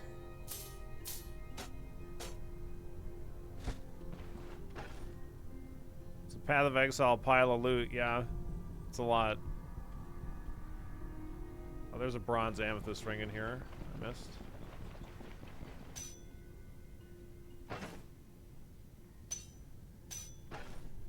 We really earned that treasure.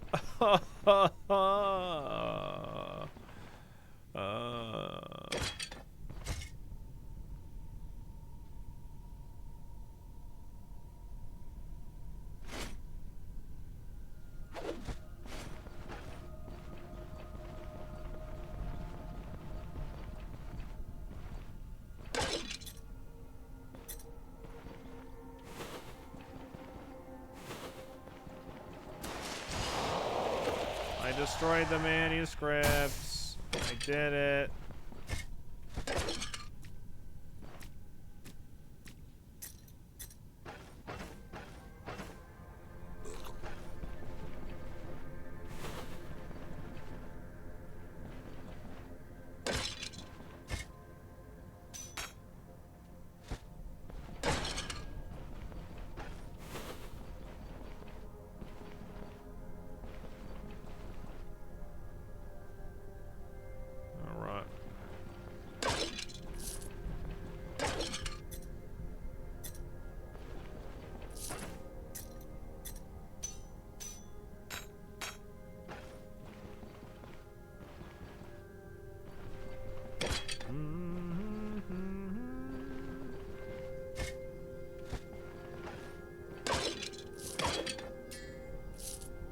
A turquoise will do.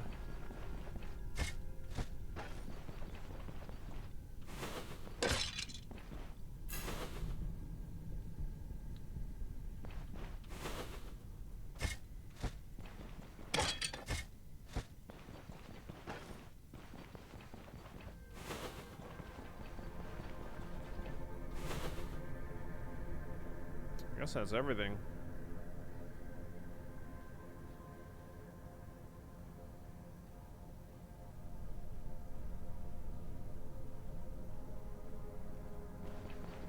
Alright, let's get the hell out of here.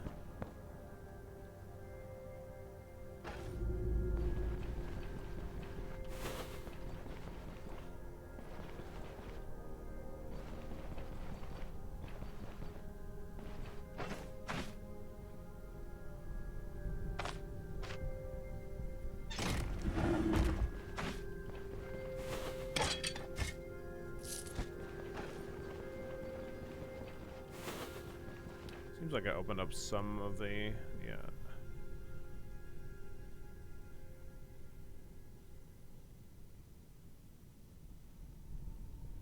What haven't I opened? None? That was the only one? Alright. I guess we're getting the hell out of here. Yo, what's up, Swinky? How you doing today?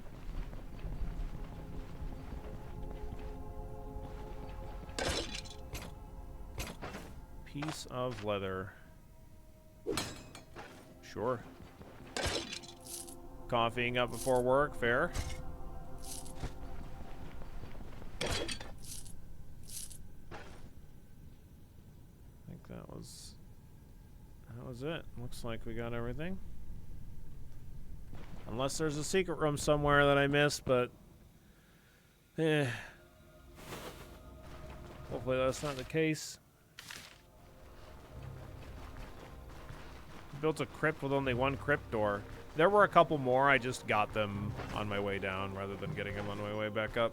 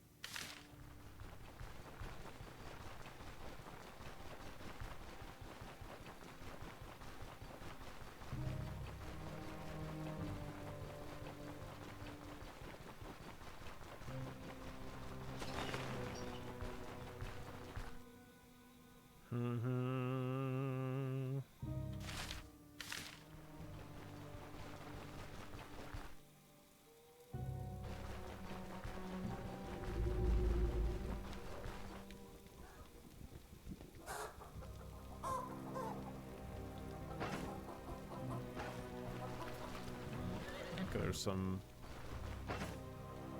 ID scrolls left in here. Yep.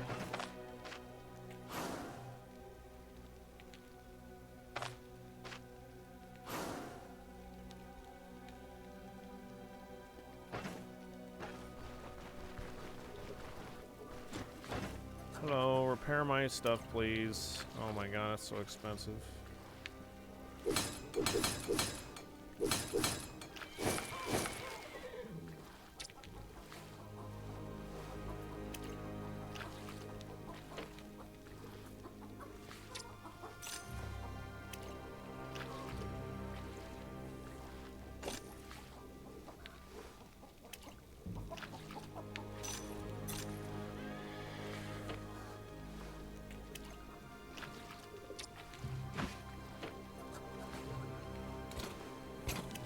What? Repair those. Thank you.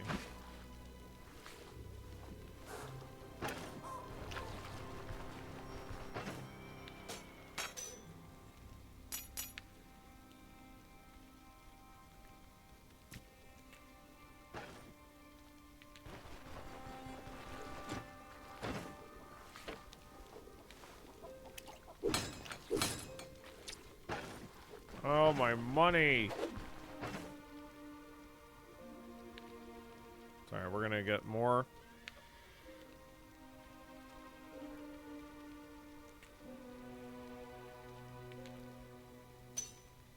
These rings the jeweler won't buy in Bryn. Like the copper ones and stuff. 109. Damn you and your tricks.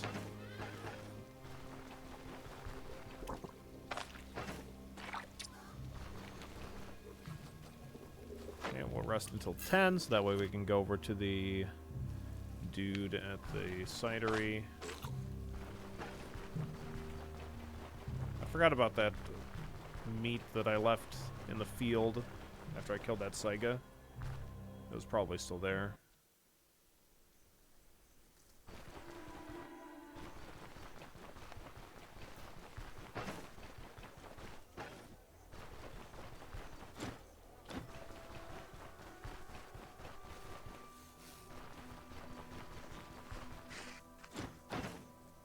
Pretty sure this guy is still gonna always give me the best price on things like the moose pelt.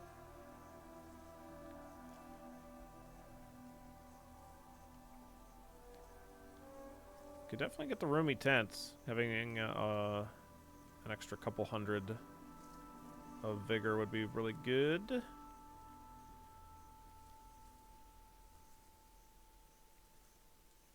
I'm gonna grab that.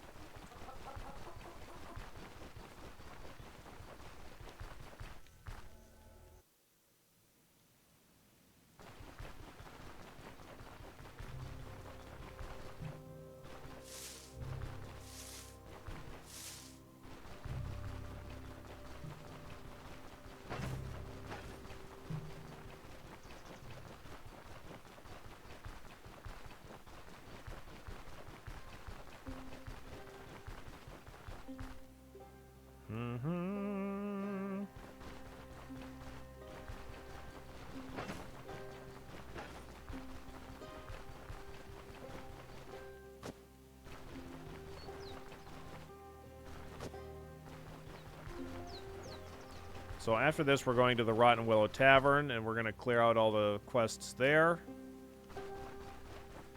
And by that point, hopefully we'll be pretty close on money, but if not, it's not a big deal. We'll probably go to Manshire, or rather we'll go to Osbrook, and we'll do the quests there.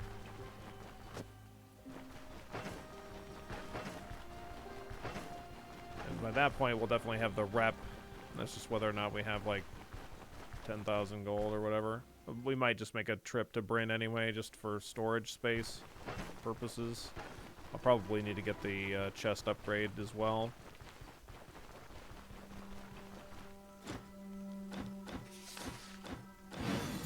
Thank you.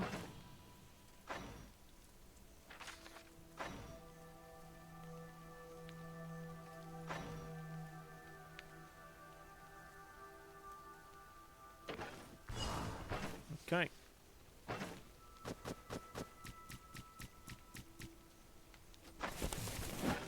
And just to verify you don't have any more. Okay, good. That's what I thought. All right, let's go to the Rotten Willow.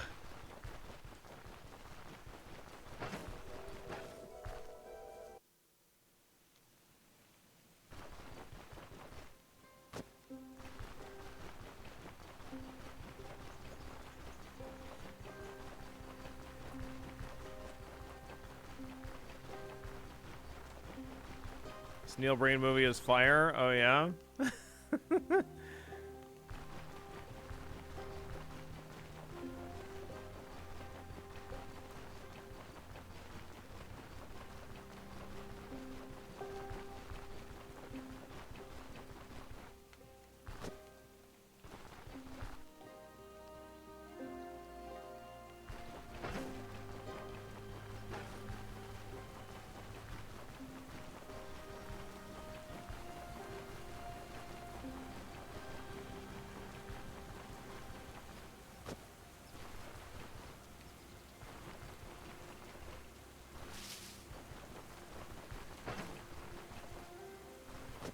Neil Breen just fought a white lion, who then, through the power of shitty video editing, turned into a woman wearing a white bathrobe.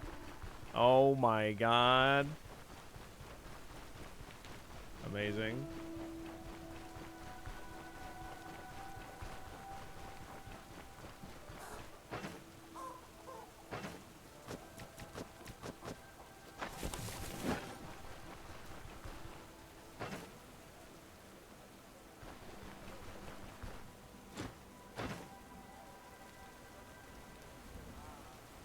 I guess I could get the chest upgrade as well.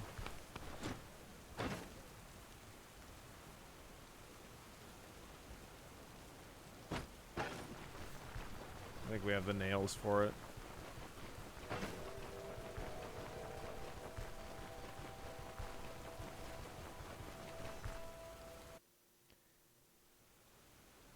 Yeah, I'm doing all right, Dura. How you doing today?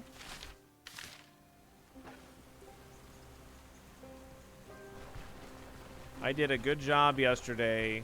I just read before going to bed instead of doom scrolling, so I had a nice sleep and just good all around.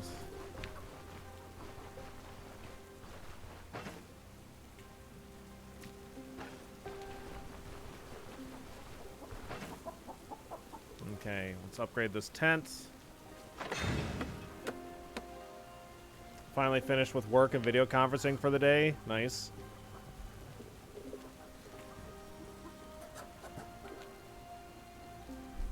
I have hard blocked 80 plus subreddits for my own sanity. That's good. That's good. I refresh the K-Truck subreddit like 5 times a day. Is there any new posts?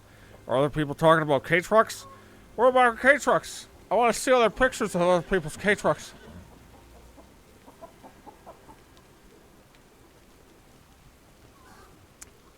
Thanks, Dura. I'll do my best.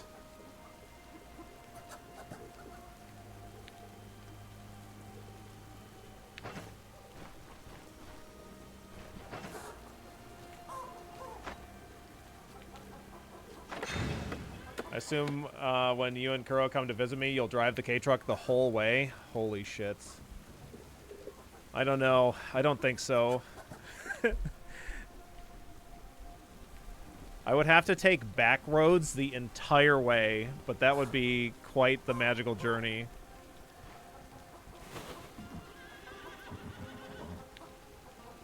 Subscribe to my newsletter for bi-hourly K-Truck updates, yeah.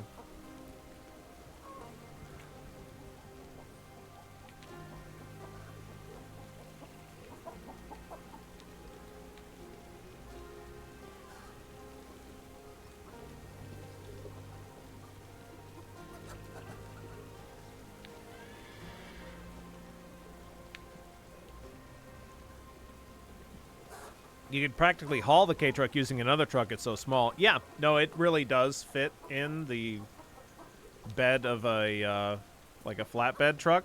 You could just drive it on there. Easy. That's how the guy brought it to me.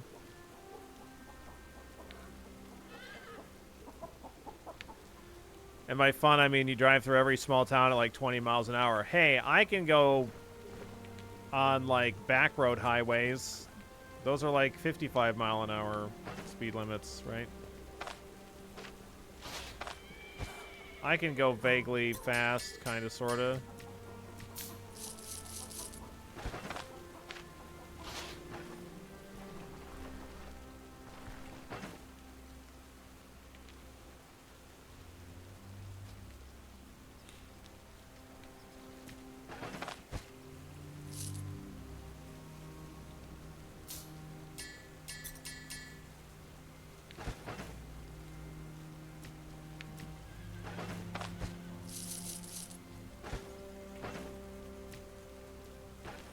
These aren't going to be bought by the jeweler, so I'll sell these to you, I guess.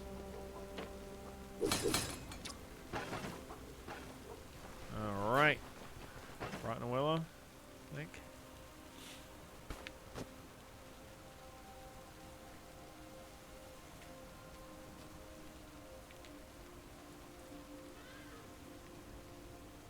We'll give this to Locree. They'll give me $1,000 for it, apparently.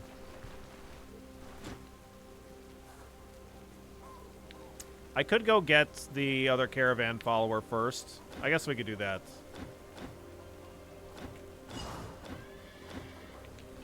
Let me get the money.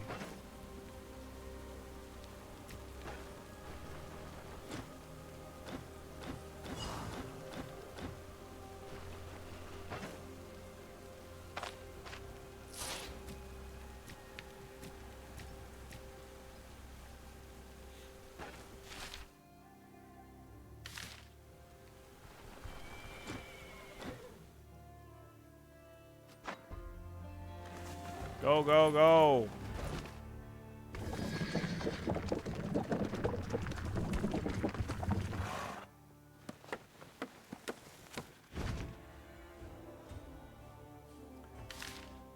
Do, do, do, do, do, do, do.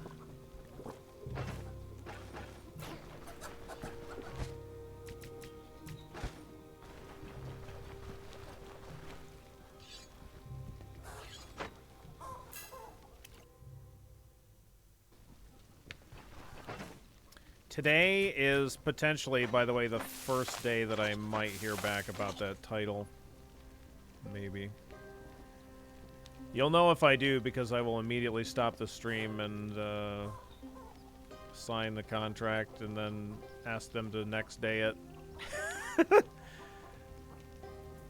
Creator of Proverbs is offering his 2024 retrospective Mosaic game for free, just in case Kuro wants to do more tile clicking. He already has it, and he already beat it. Just to let you know. He immediately purchased it and played it after the first one. That the one that came before Proverbs is decidedly significantly more difficult than the first one. It's definitely like the algorithm that he uses to create the puzzle or whatever is like much more of a pain in the ass, and I would probably say less satisfying than the one in Proverbs. But yeah.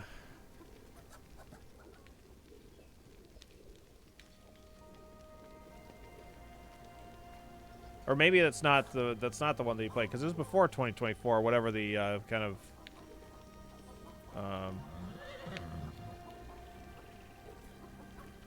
let me see.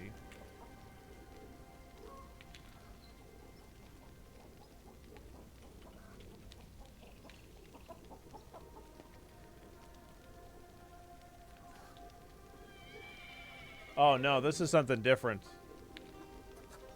Okay, so he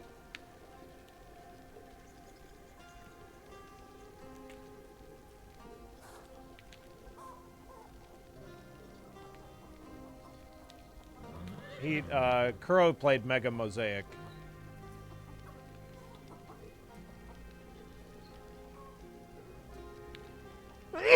Excuse me, sorry. So there's a... Okay, I see you. Mosaic retrospective for free. Oh, yes, yes, yes. Okay. Yeah, Kuro was looking at this, but did not want to be reminded of... I don't think he wanted to play that one.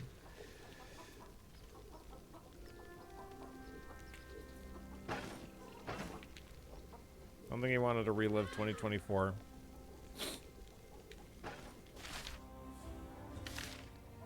Alright, let's see. We got food.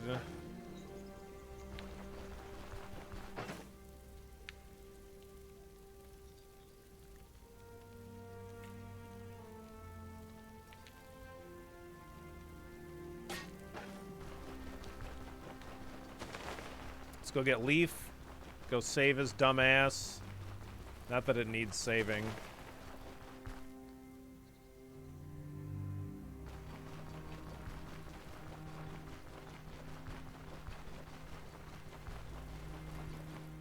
Yeah, a river is just, it's always on a river.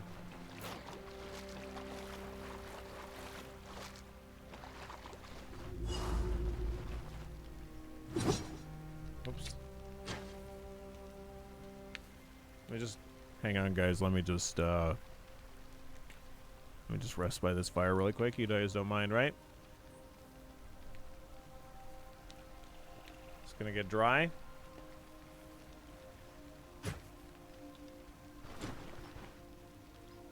And now you'll answer for everything. What everything, you dimwit? Want me to spell it out? Whoever has dealings with you, I'll end up 6 feet under. I told them it was a mistake to let you join. Now look where it got us. It's Leaf's curse. That's right, Svirk, that's right. What's going on here? These two numbskulls are trying to get back at me for their own failures. Help an old man out. Shut your mouth. And you there, get lost if you know what's good for you, understand? Hey man, no reason to lose your head over this. You hear that, Ven? Looks like we've got twice as much work all of a sudden. Need to put this guy in the ground as well. Not if I put you in the ground first, idiot. Idiot.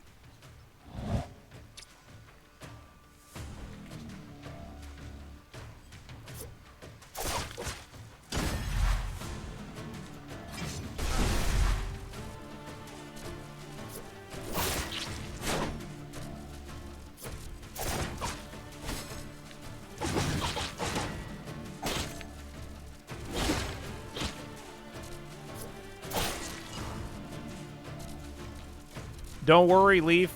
I got him. Well fought. I do love a good scuffle. Name's Leaf, but it seems you already know it. To whom do I owe the pleasure? I'm here from Varen with an offer. Ah, Varen. It's been ages since I talked to him, or heard from him for that matter. Go on, let's hear that offer of yours. Not enough Viscera, do it again? It won't let me cut him in half with my daggers. Oh, come on. Varen and I are gathering a caravan. We could use someone who knows a thing or two about managing supplies. Sure, I'll join you as long as you may see, the sentient company is no longer in business. Okay.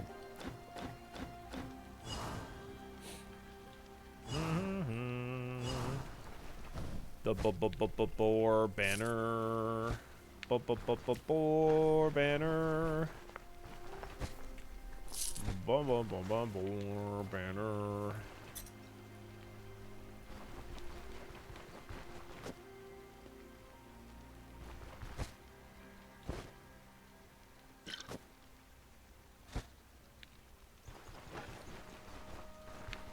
All right.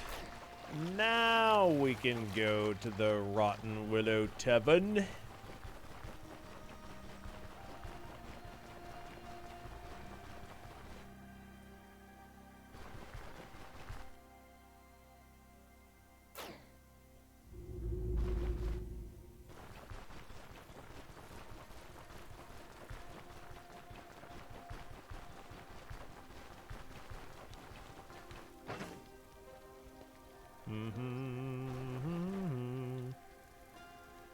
Extra reputation and pain resistance.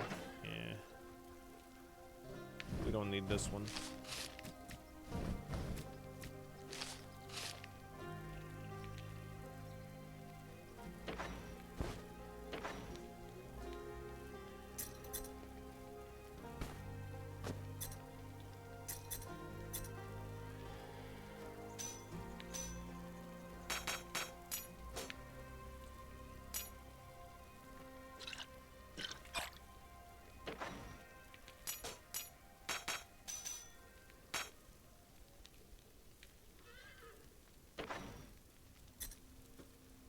Mm-hmm.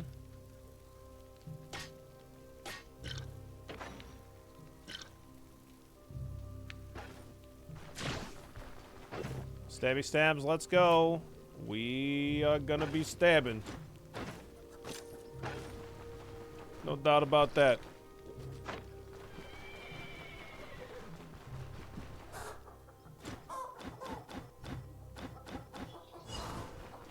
Alright.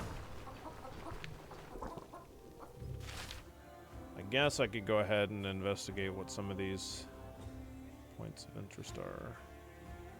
I guess maybe this one anyway. Surely it's a bandit encampment on a river tile, I guess. Because I have a number of turns before we can leave anyway.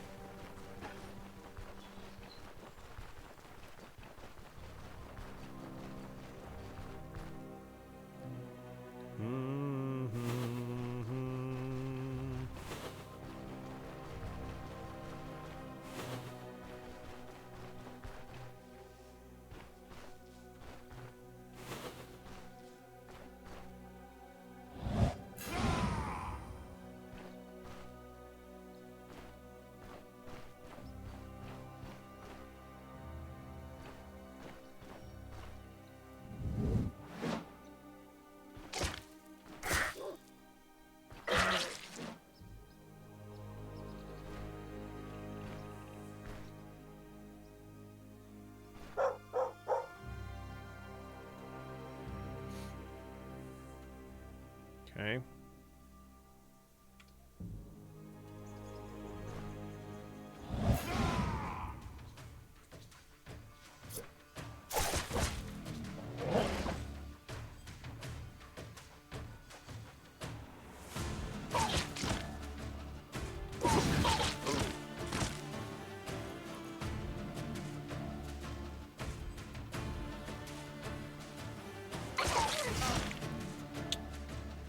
Man, that sucks.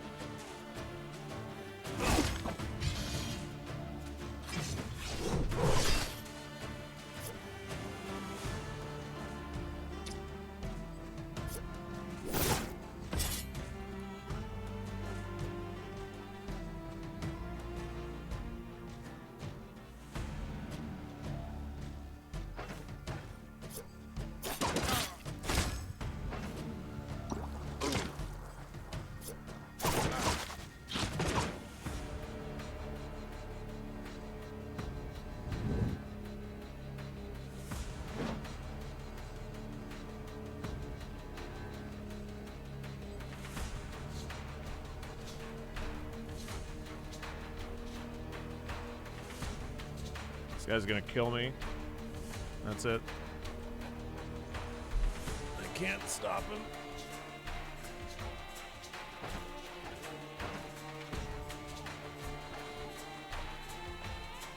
Yeah, there's no way. He's gonna have heroic charge up and he's gonna kill me with it.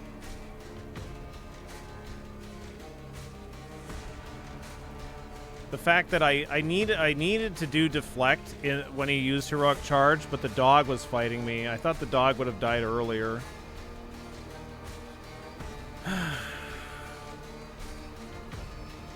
This fucking counter. This counter shit just really fucked us. Alright, catch you later, Muck. Have a good one. 10 turns before this ability's up.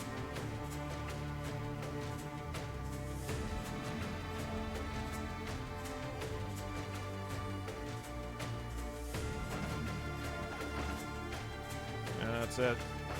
We're fucked.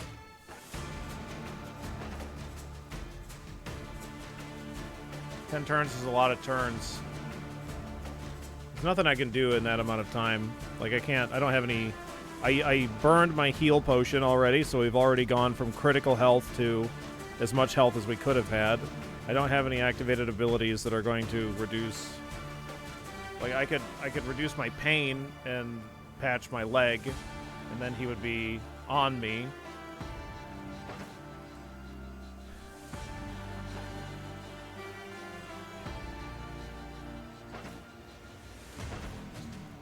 And then I could activate deflect. But like, this guy he's at 84 health and 95 armor durability.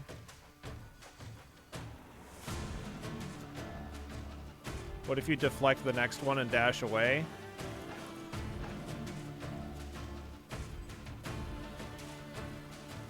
I'd have to survive for 6 turns before dash is up, and it would be and then I'd just be in the same situation. Like, if it was on the same cooldown, then I could see that, but also I don't have the energy.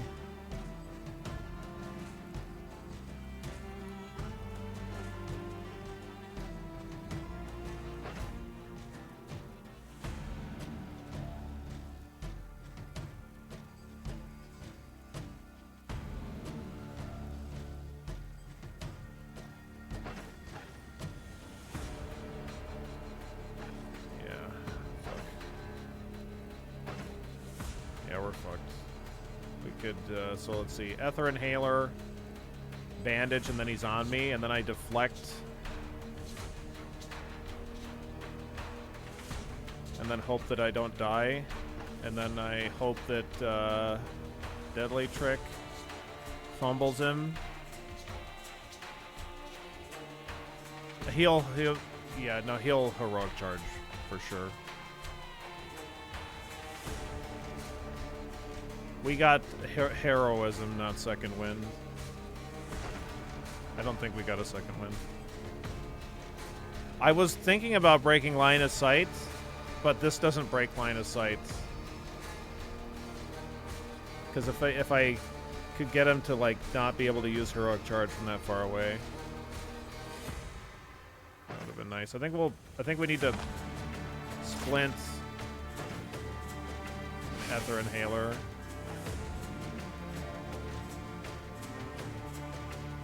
Deflect. We're probably just still dead, but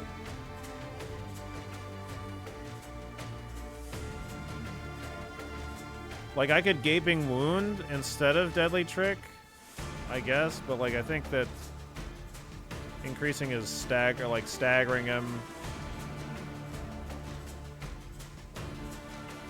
with the Deadly Trick and increasing my counter chance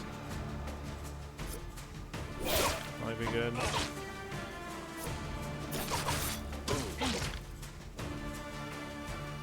There's a chance he might die. He might maybe die. It's gonna be close, though.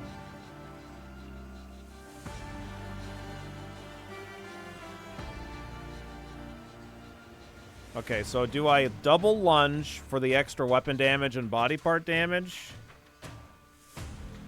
Yeah, probably. Dual double lunge is probably better than flurry.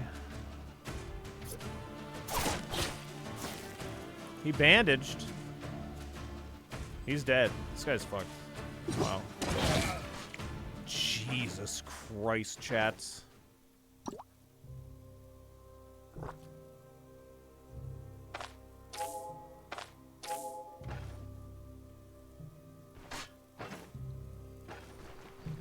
Oh, God, don't move that way. That's not what I wanted at all. Okay, let's get the fuck out of here.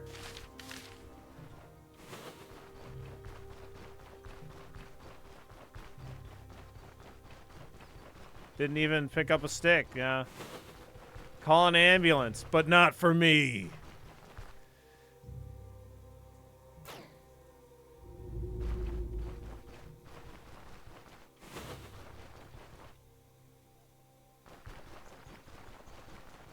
Jesus.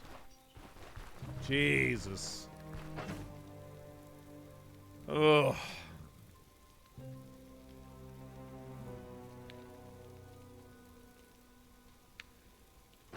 have a splint somewhere? Guess not. I thought I had an extra splint in here. One of you guys has got to have a splint, right?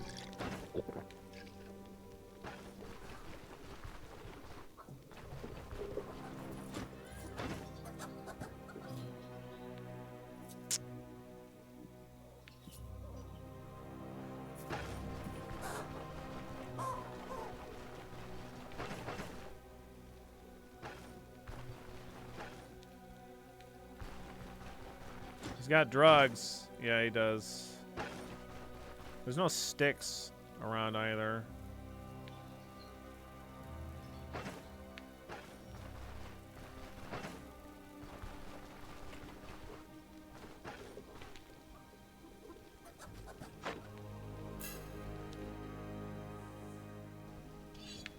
Alright, it's healing. There we go. Good lord. That was awful.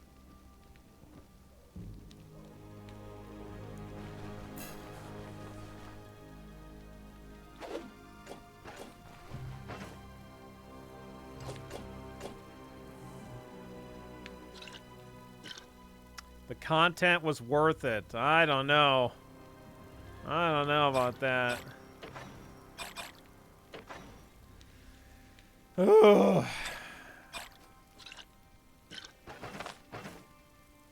Oh, it's all healed. Great.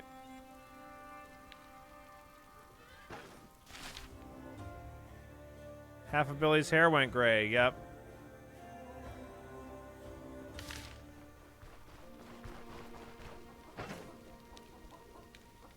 That was some, yeah, that ringleader is a little bit above my pay grade.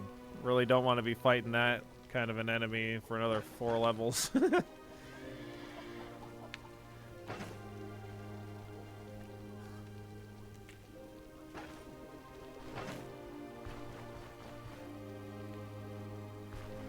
Good thing I had my cloak on.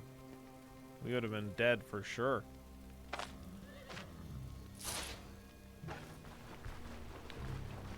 Alright, Varen, let's get the fuck out of here.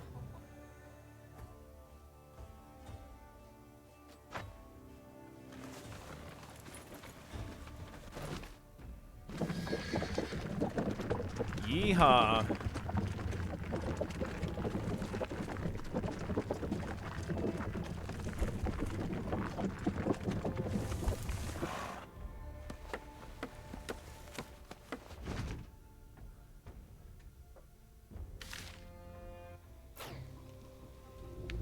The counter came in clutch. Yep. Super, super important. I'm glad that we did the deadly trick. I probably just shouldn't have attacked him, I guess, like while he had that higher counter chance when he first activates that ability. But like, I mean, it's not like I have any other activated abilities in that time.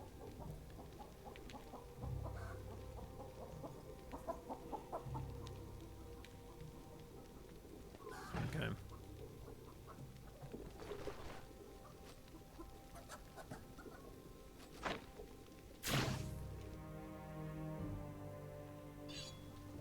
Good golly. Still surprised we're alive.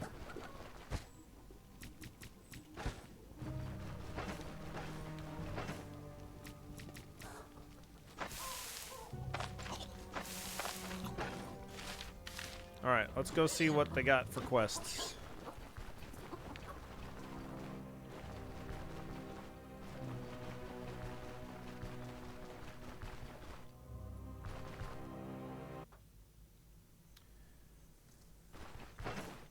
I forgot to bring the staff for Locree. I'll just go grab it right now, actually. Fuck it.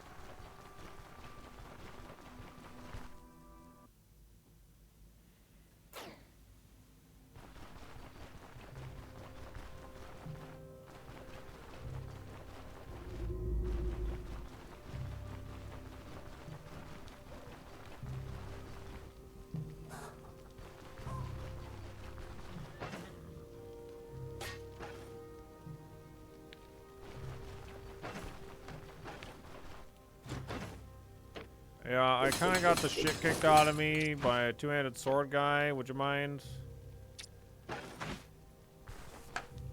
You know, just fix me up. Repair my gear while it's on my body.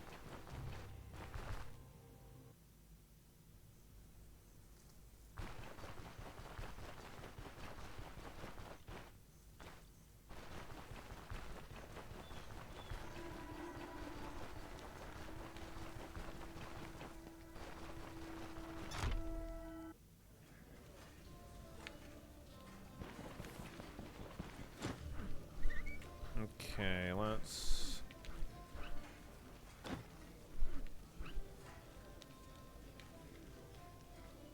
clear out the 2-skull one first.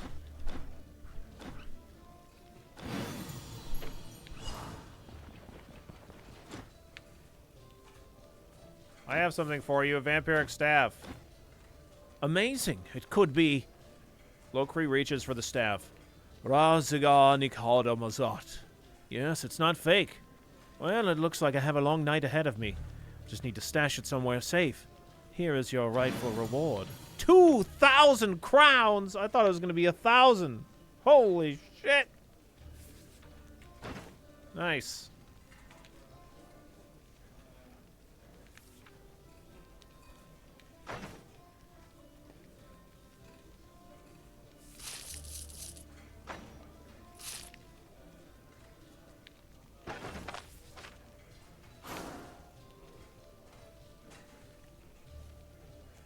Time to buy Kiki that diamond-studded mouse. Damn. I had no idea that was the plan. Oh, I need splints.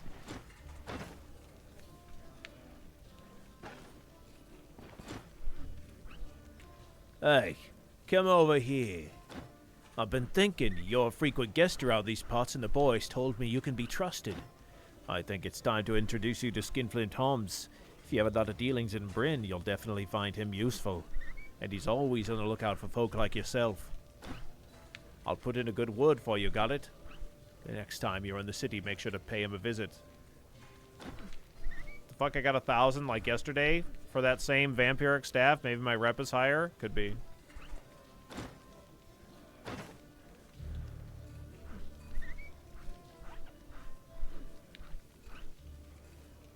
Dun da da da da da dun da da da da da.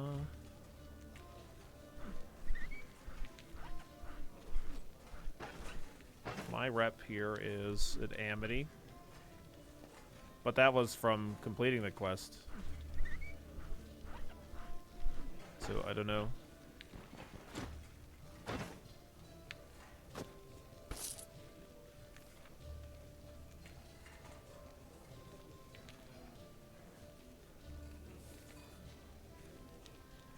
Couple of potions of life drain.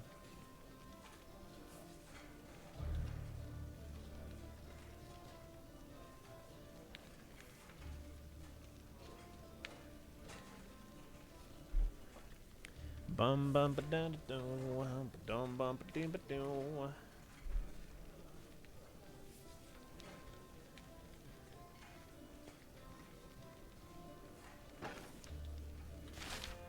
Where's this dungeon? Oh, Christ, that's far.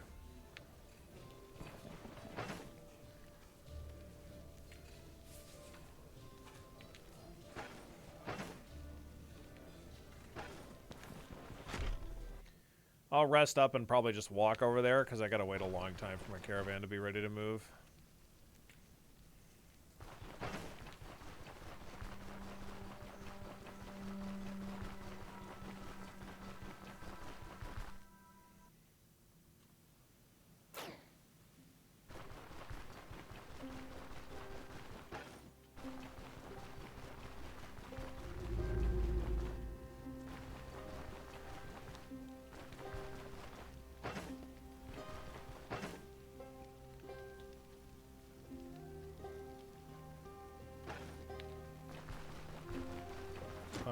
Scout the area, please. Now you're selling a splint, you doinkus.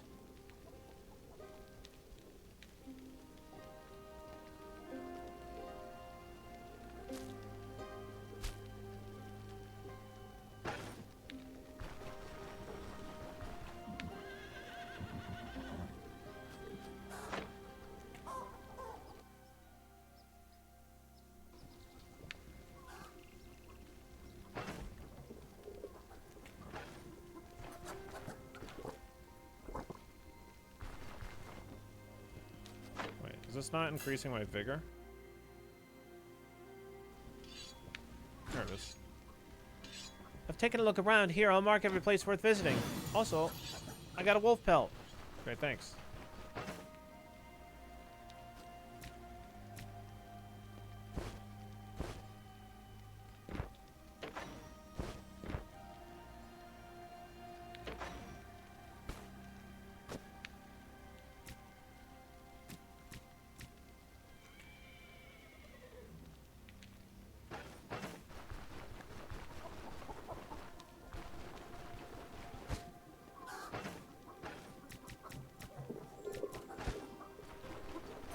Alright, get those jump guns.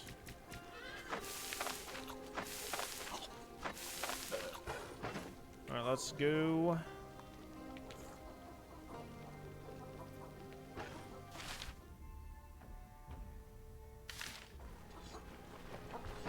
And if I can manage to get some food on the way, that would be fine, but it's not a big deal either way.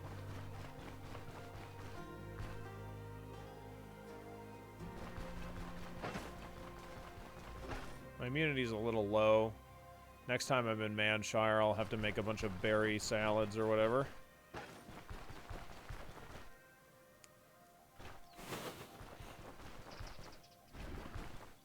That's a young troll.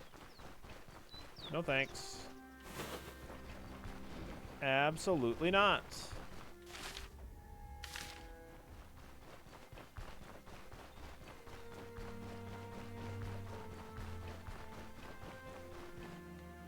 Yeah, typically I just make the basic fruit salad one that's 2 berries and 2 fruits.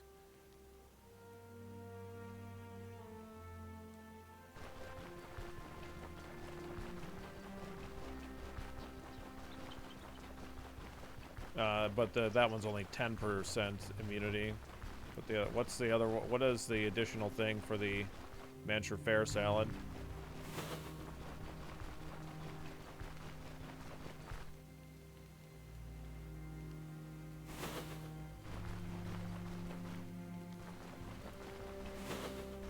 It asks the same amount, just specific ones, grapes and pears. Okay, gotcha.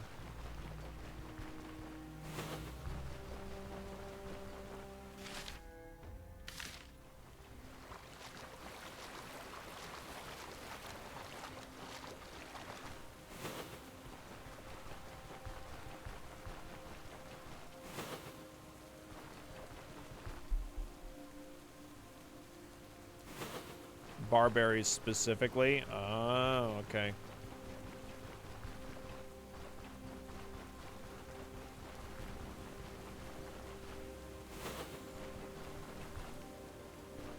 It's gotta just be ducks up there. There's some brigands.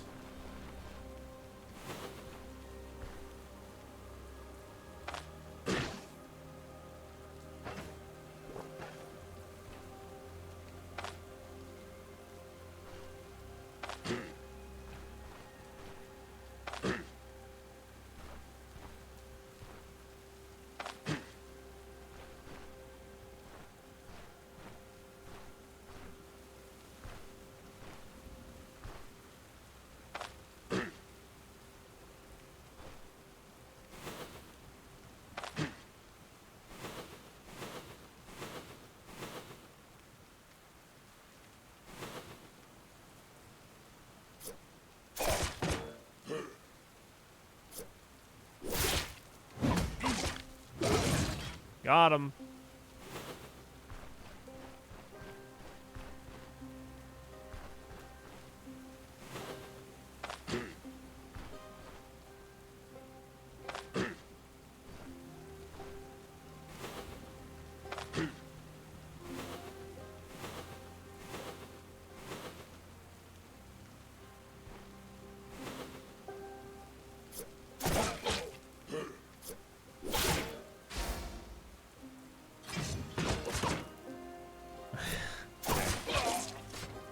Wrecked.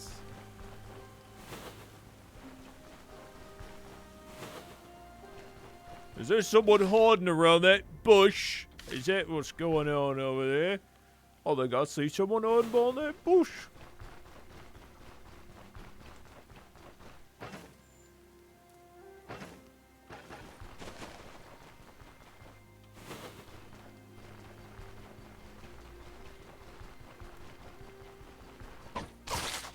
Wow. Okay. Sneaky snake.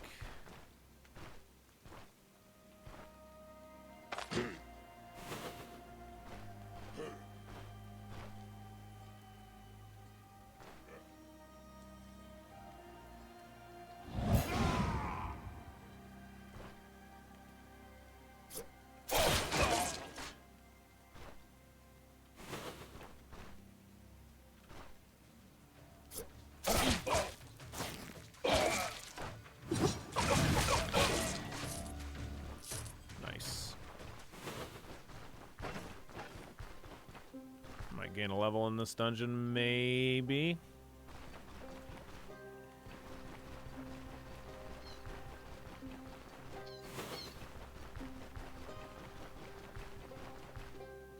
Just directly left here.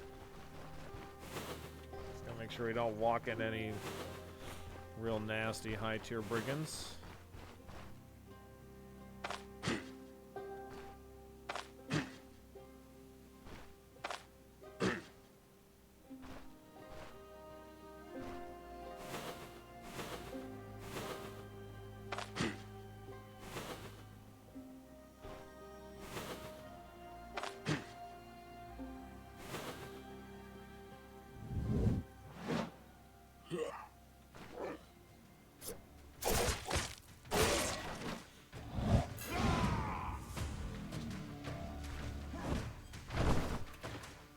Gotta free myself. Yep. You're right.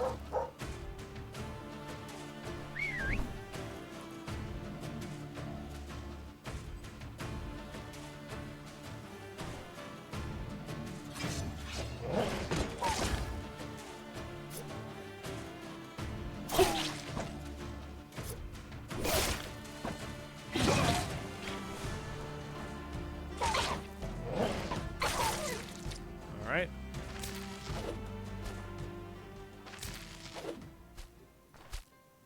Good. Okay. Grab this leek here. Could potentially make some meat skewers.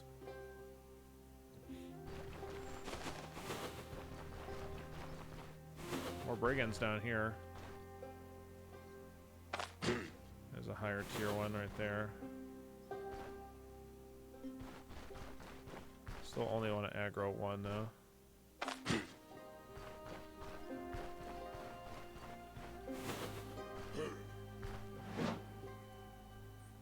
This is a one-tile distance attack.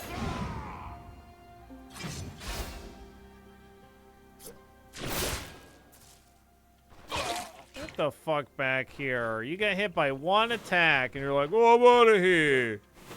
Oh, that water fight, there we are. Whoops.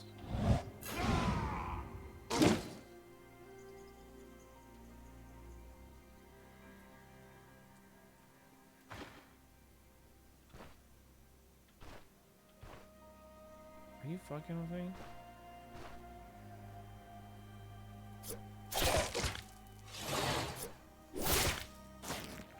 Get the fuck out of here.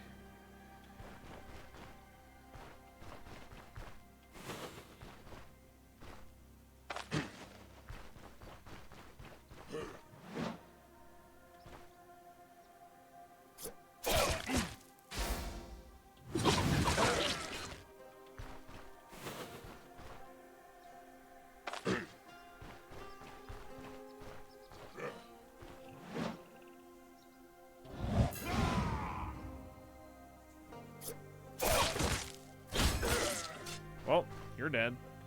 Look at that. A bollock dagger.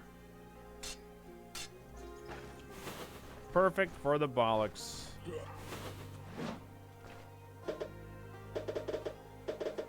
Warcry, how dare you be on cooldown?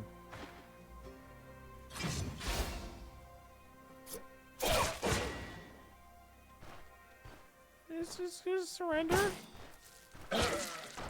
No, no, no.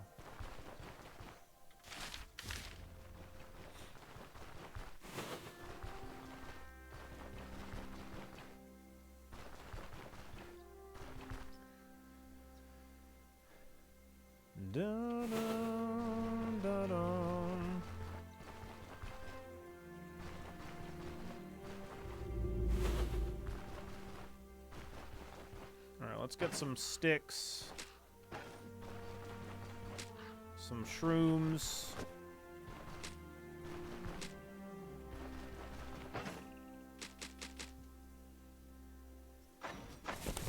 A little brushwood bundle.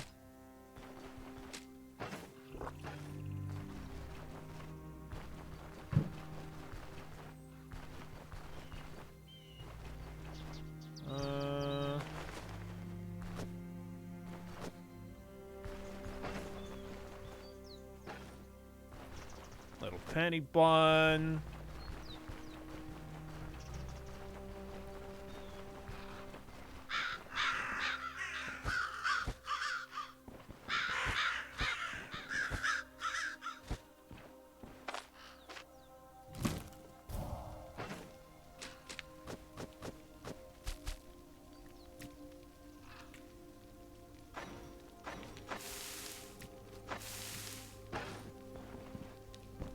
All right.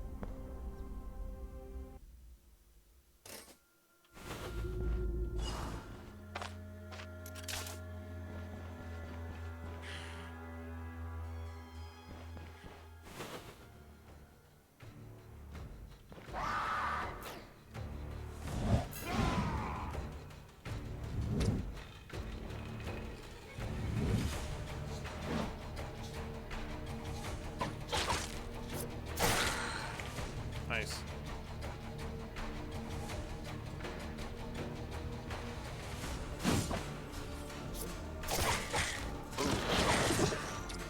Okay.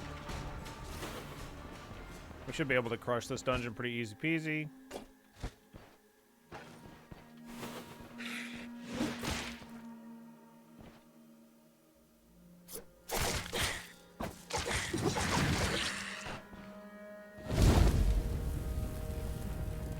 Burn the corpses.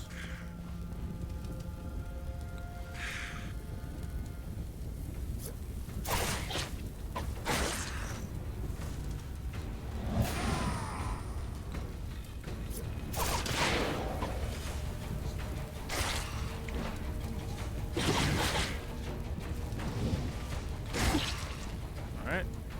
Get wrecked.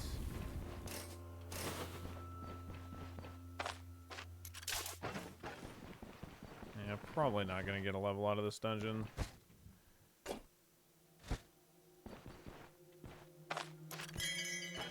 Oh no! There's still no enemies to attract, apparently.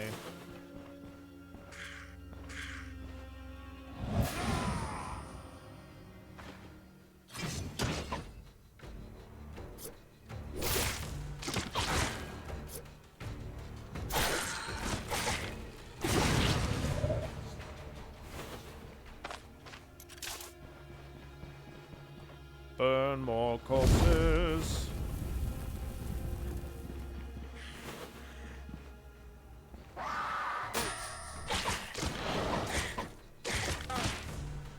There's our boss.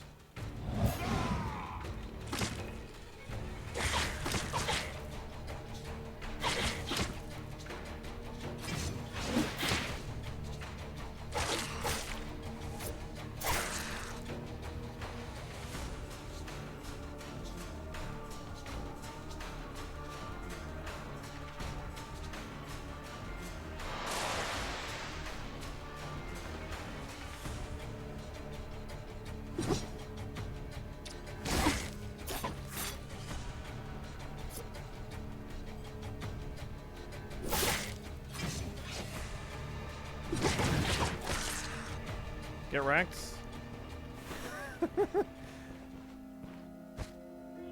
Again, this lower tier dungeon.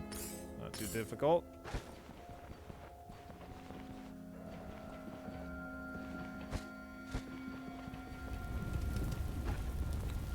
Got a tier 2 dungeon with all tier 4 gear. And level 16. Pretty good.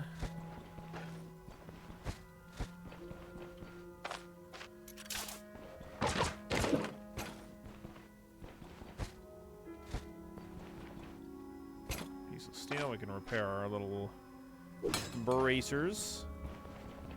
Make sure that they brace for impact.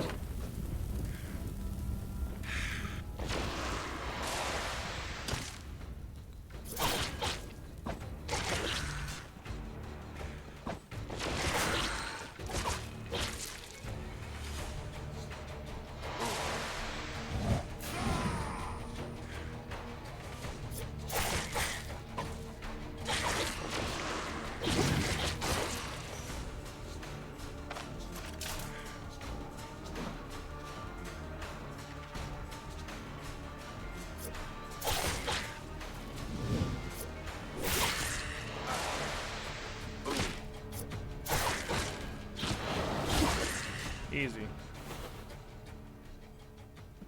A group of monks living in community is often referred to as a cenobium. There you go. Makes sense.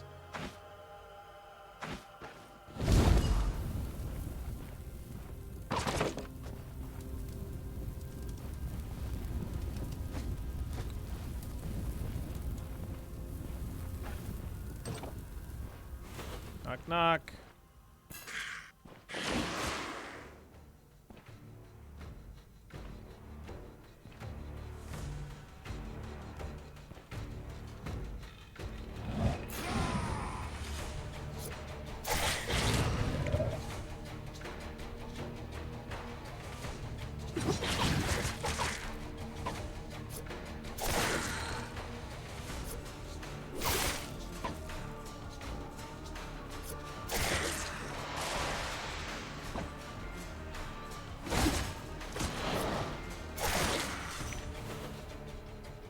Identified dagger. It's too low of a tier.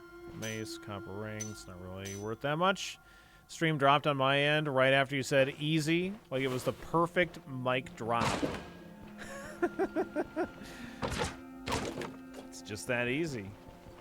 How's your day going, Galaxy?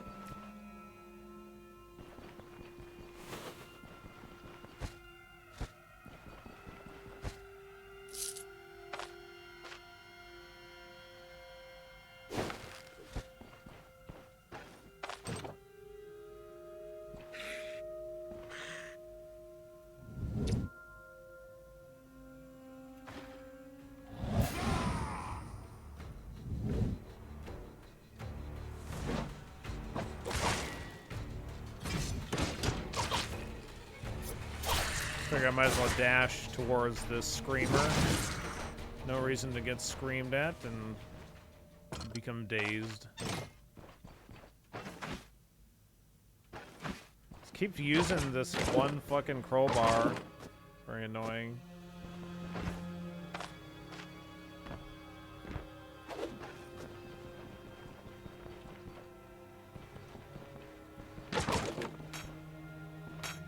Iron ingot, no way.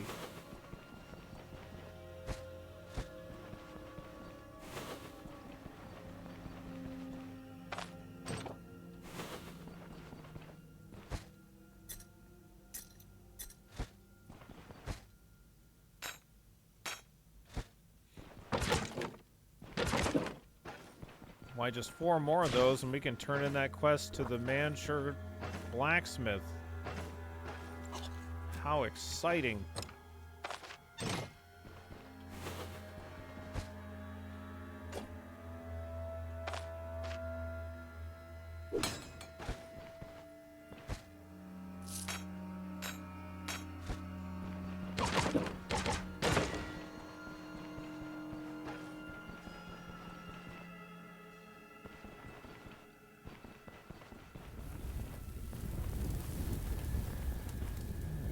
All of those. Maybe we can find some books. Maybe.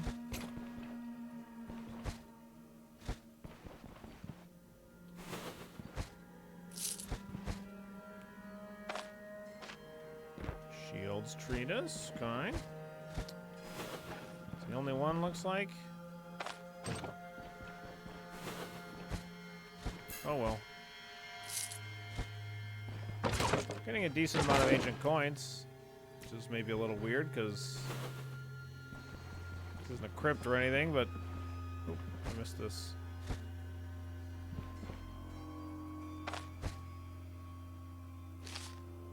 Another ID scroll. Oh, I missed this one too. What am I doing?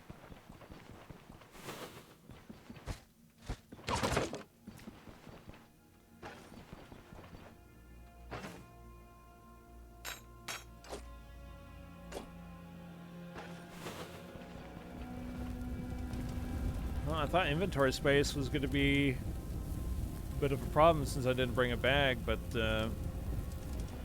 nope. Didn't find that much stuff.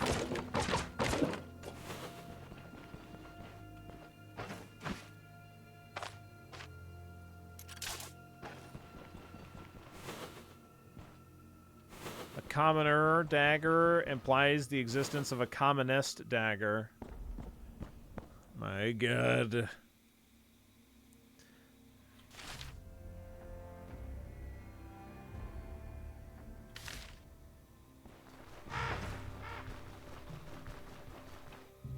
Could maybe go along that trail.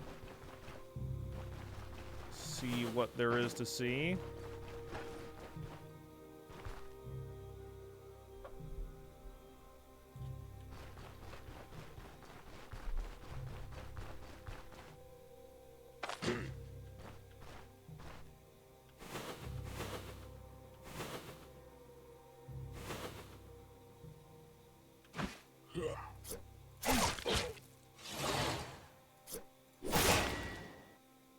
Wow.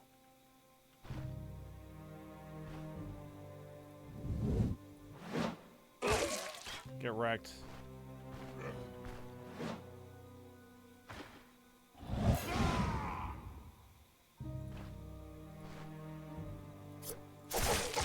All right.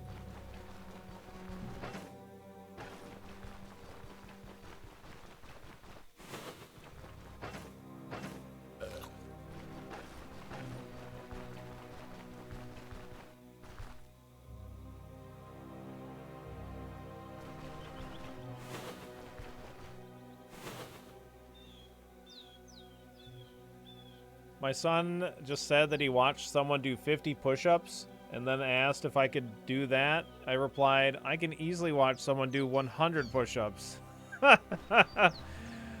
Oh, fucking got him.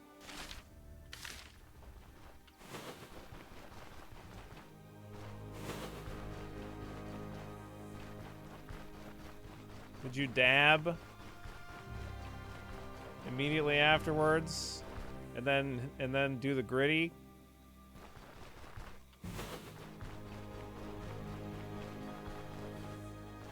Just gritty out of the room.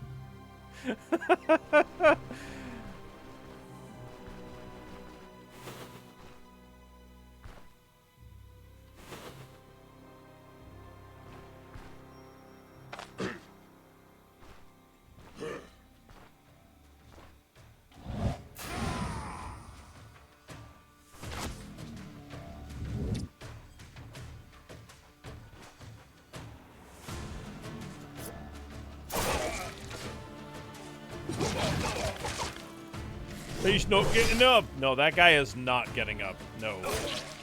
No. No, no, no, no. No.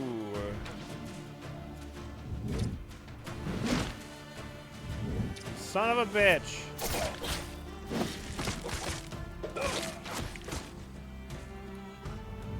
Come here.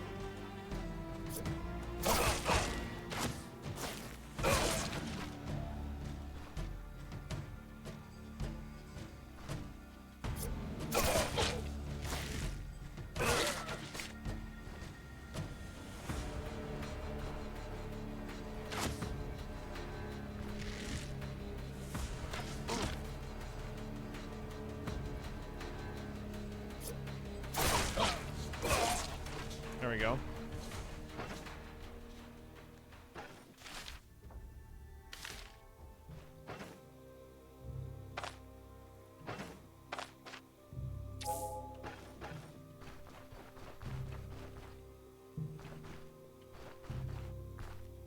let's keep going. Can't stop, won't stop stabbing.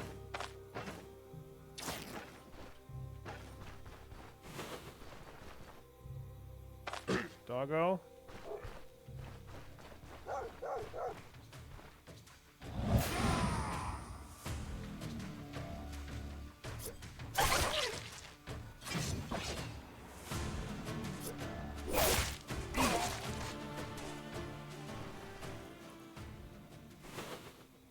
Another brigand over here. Looks like brigand tracks. Oh, another group of brigands.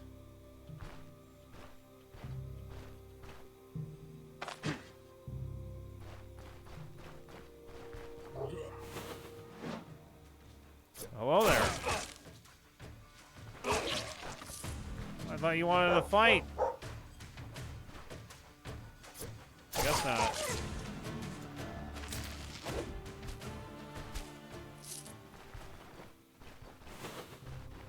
Another group down here? No. Those are just birds.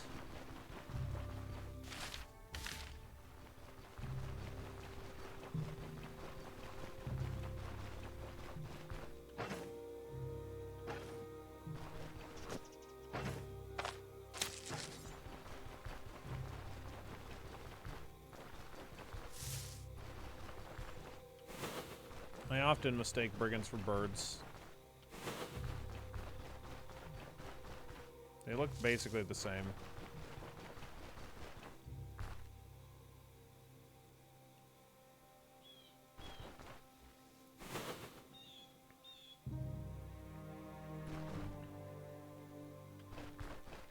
That looks like wolves.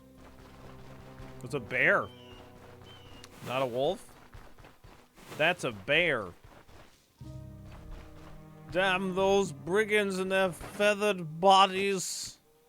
Yeah.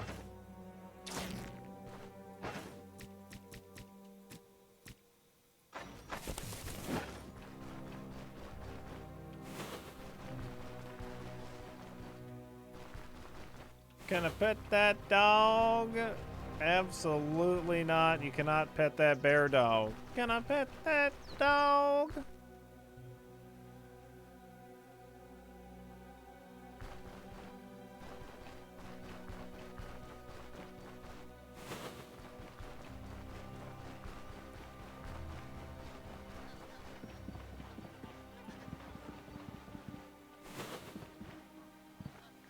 Wolves is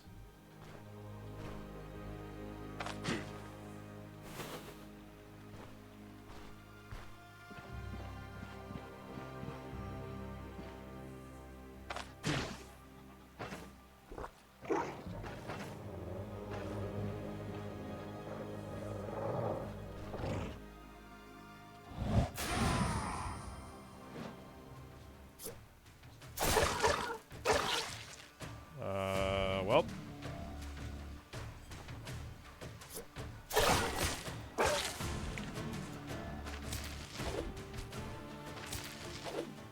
Well.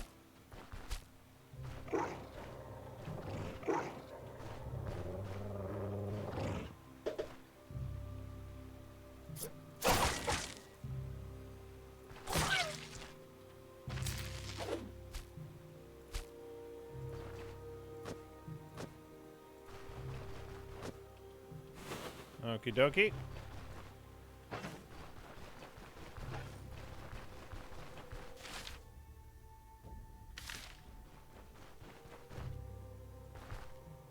Do you think these guys must have a fire, right? More holes in a sieve. Yeah, you reduced it to wolf slurry. Yep, that's definitely true. If not friend, why friend shaped? That's a good question. That's how they get you. Really. They fool you.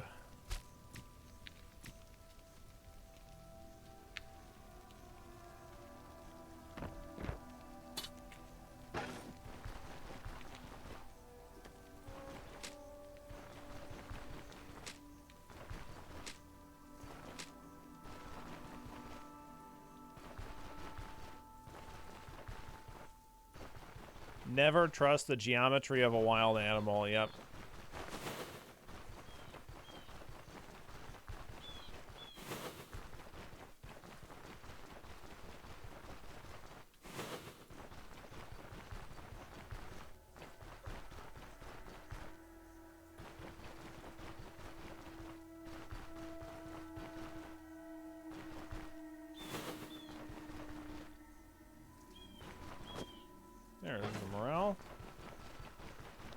There it is.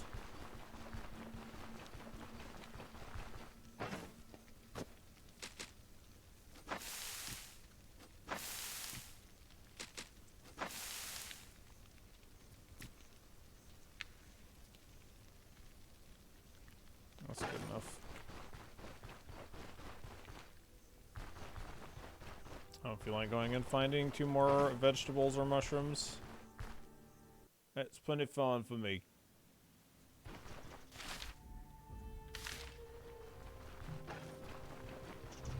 And like I said before, we're going to be turning in these quests directly to the guy at the Rotten Willow Tavern because I want the extra reputation up here.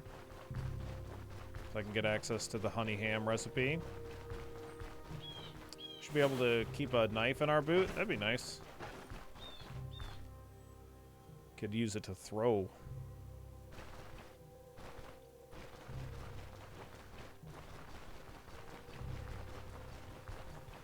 Gotta get some ham slam. Honey ham slam.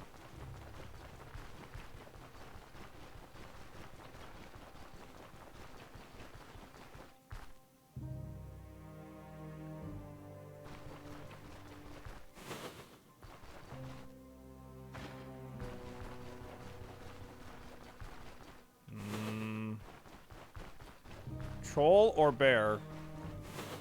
Unsure. Big, either way.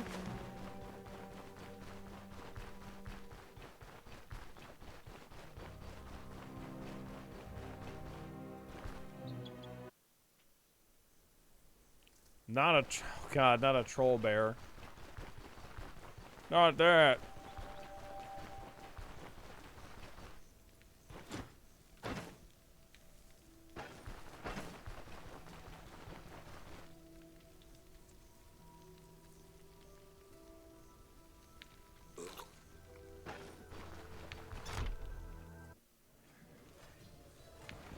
I did your stuff.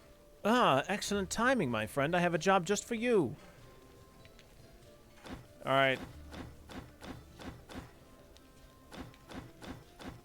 Well, this is a very early... I mean, I guess I just have enough reputation.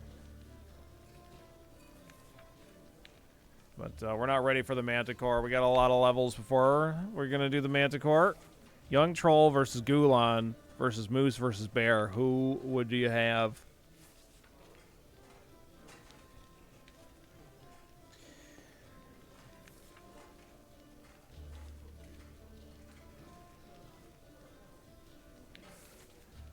Among all of those, like if they all were fighting each other, but like they can only engage with a single enemy at once. I would assume what would happen is like the young troll would probably aggro everything because of its AoE shit. So I would assume that it's young troll versus all 3 of the other ones, and then I think among those maybe the Gulan would win in the end. Perhaps because of its HP regen.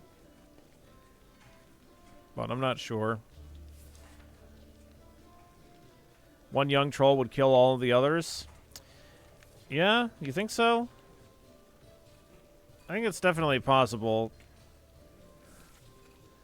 If the young troll kills like everything, I think the Gulan might survive. I think the Gulan and the bear would be the most likely to survive.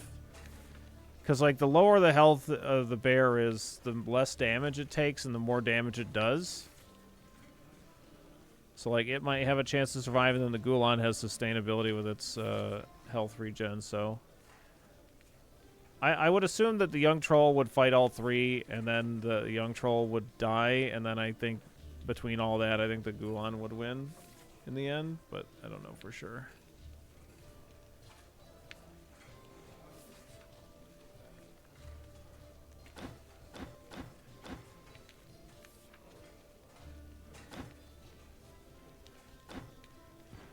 Alright, I gotta turn in this quest. 605 bucks, eh? Alright.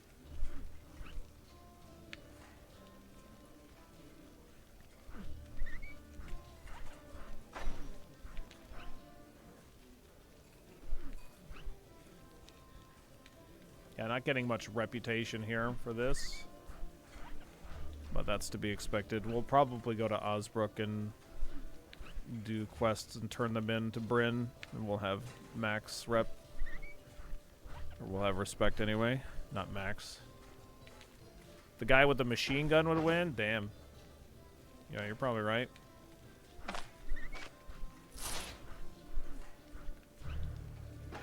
Be cool to have a creative mode to test those things. I imagine there's probably... people use like some kind of a hack in order to make the game go faster. So there might be some way to do it.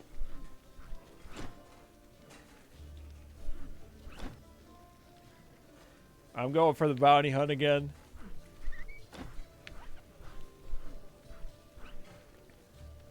Not far from here lie the ruins of a bastion, the Margrave's Bastion. It's a favored gathering spot for many gangs.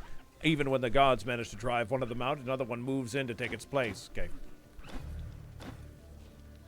It's a long expedition. Who's in charge? A deserter from a mercenary company. A towering giant of a man.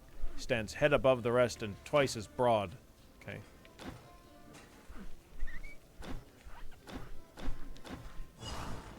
I get 650 bucks. Yeah, cheat engine, that's it. People use the cheat engine for that. I can get the lockpicks recipe. I'm not going to use it, probably. Like, occasionally we might be able to craft them, and then I can get a little bit extra experience, but meh. Margrave's Bastion is the former residence of that guy who ran the siege camps outside Bryn. Wow. I had no idea.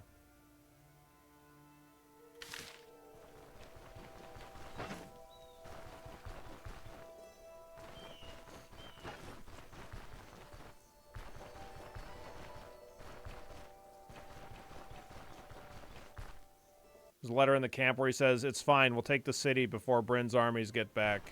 Yeah, I remember that letter. Is that Margrave's letter or something? Is that what it says? Okay, got it. Cool.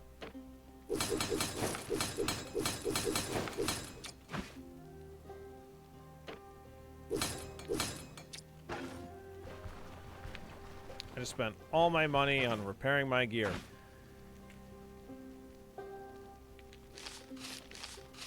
Isn't that fun?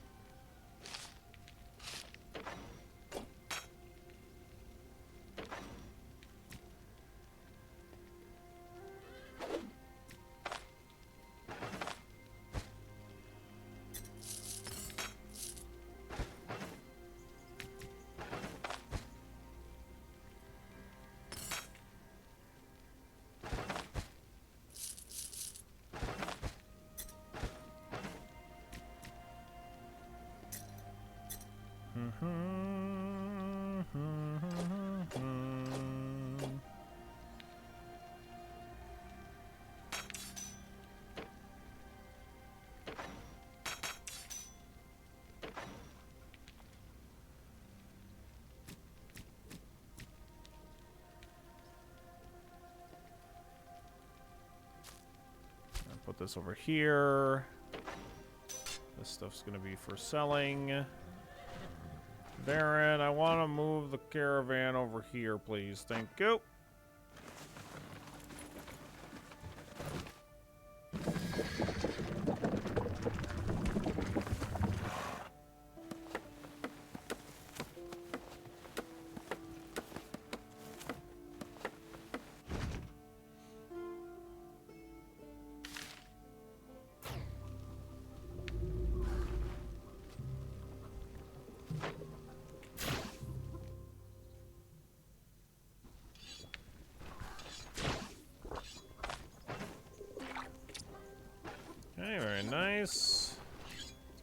water over here before I forget.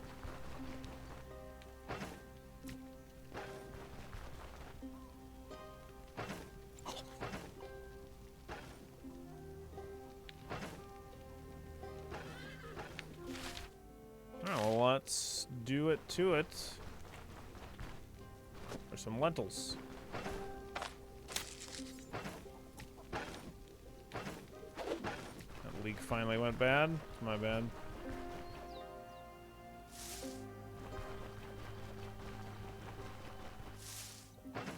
Yeah, we're gonna stick with the cape.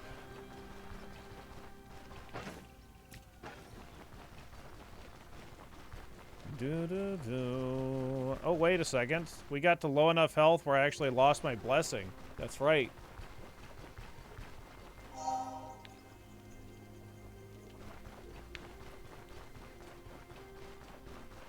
That blessing was very long running.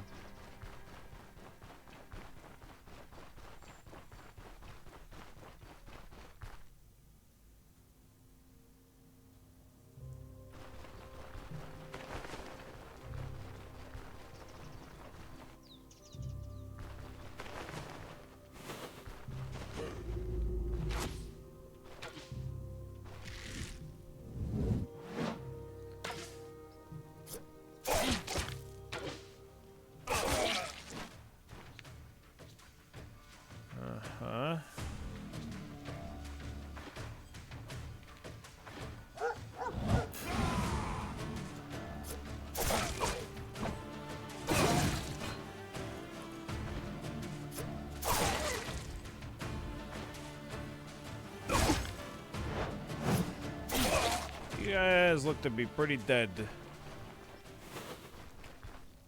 We'll have some tougher enemies when we get into the dungeon, I think.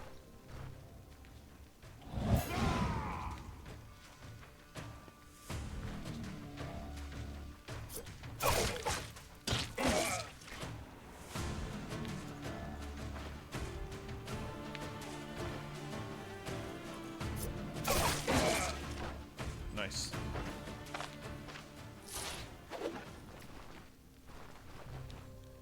We're only getting paid like 650 gold for this dungeon. It's kind of shit. A bit shit.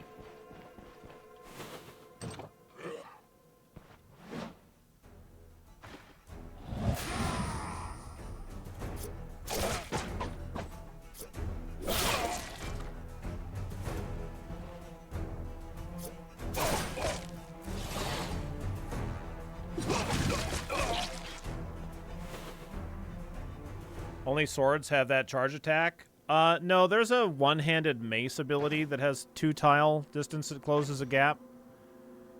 I think.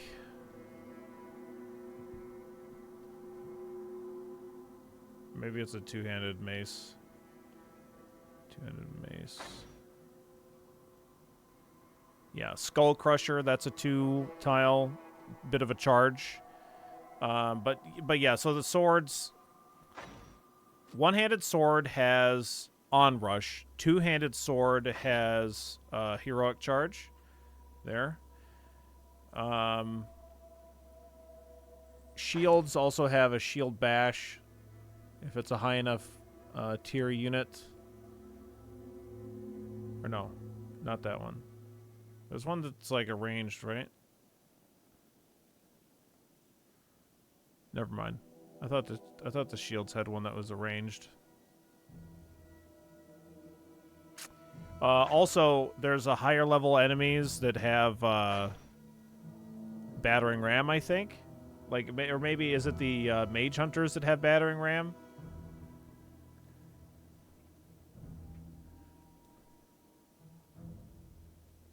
I guess the shield, the sword guys have onrush or whatever. Shield guys usually have one-handed swords, so they have onrush, yeah. But frequently enemies will have dash, and they'll dash, and then you may or may not have to deal with another gap closer of some kind.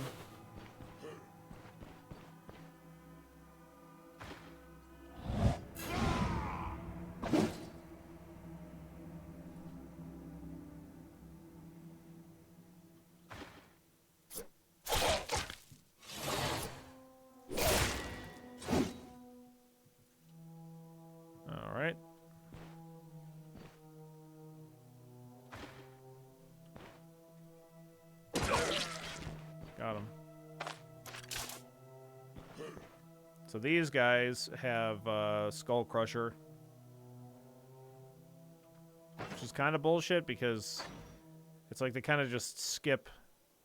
I guess they have Bone Breaker too, probably as a passive. I don't know, it doesn't say what they do.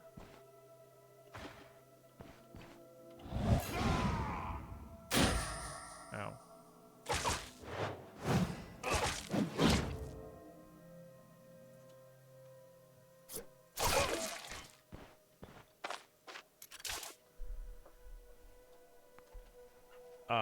One-handed axe also has a 2-range one.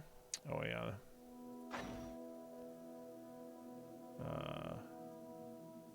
Yeah, mutilating lunge.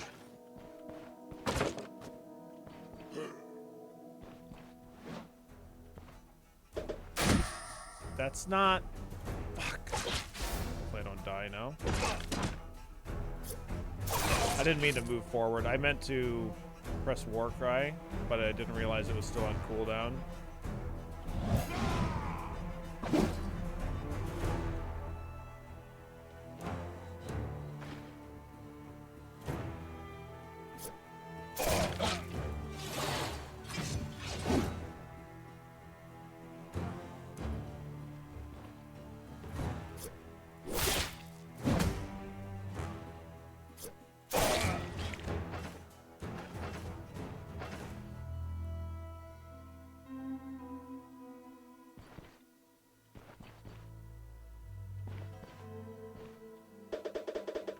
Like, without even thinking whether or not I had Warcry available, I hit 3,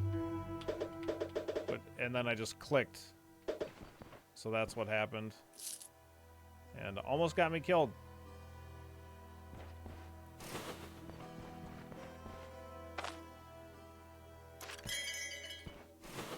Skull Crusher's insane. I frequently one-shot people with it.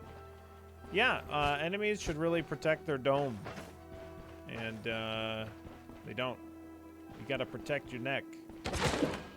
And instead they just get hit in the neck with a mace. And it kind of fucking hurts.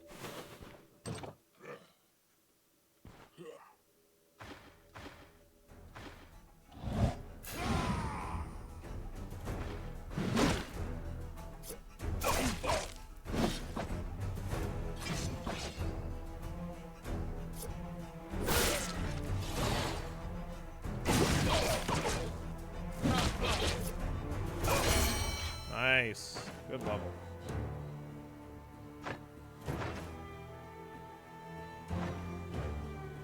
First aid. So first aid, stabilize all injuries, grants extra healing efficiency and health restoration for 60 turns, grants 4% pain for each degree of stabilized injury, and replenishes 11% max health. If affected by vigor, improve condition of all body parts by 30% and doesn't increase pain. Look at that. Nice. Top ourselves off. Why not?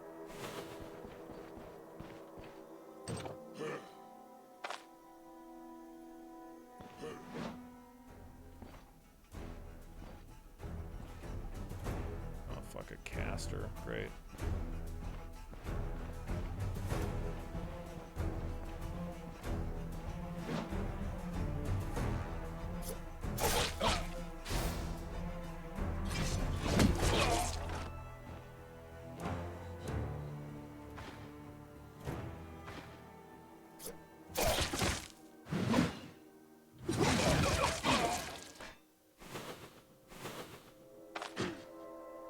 What you gonna do up there, bud? You just gonna sit there? Sit there like a punk-ass bitch?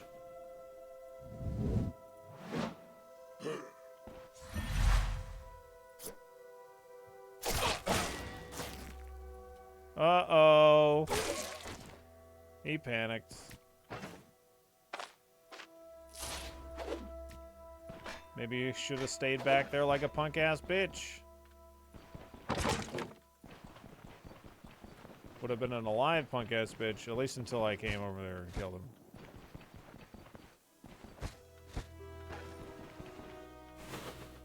Ooh. There's a lot of them in there.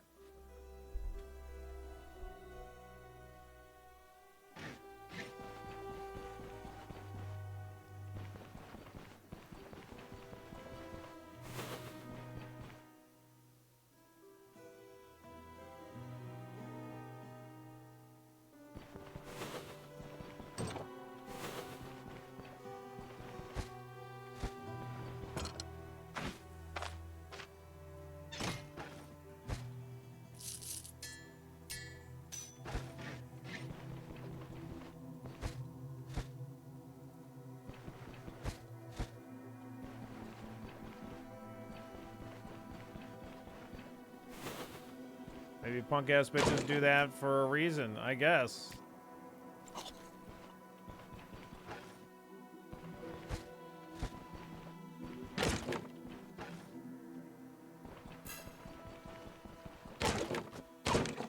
Oh boy, look at us. Look at us and our optimism.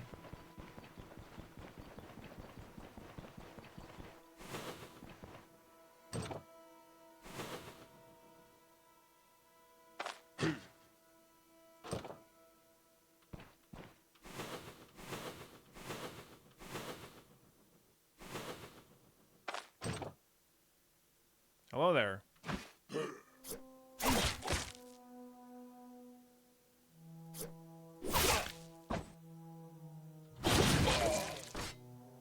Nice. Get fucked, crossbow guy. These guys are annoying.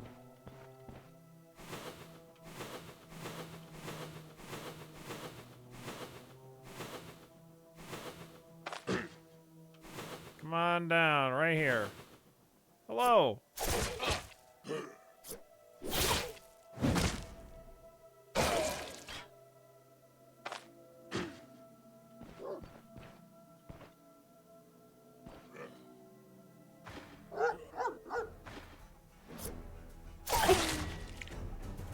After this new patch, I've really fallen in love with the survival tree. They did such a good job on those abilities. Yep, I agree.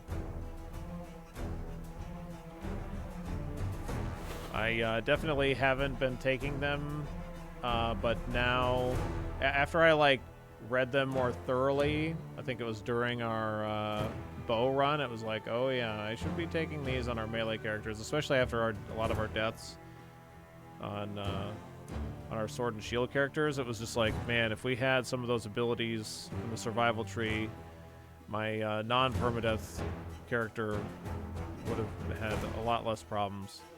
But I mean, I guess that's true with the whole build,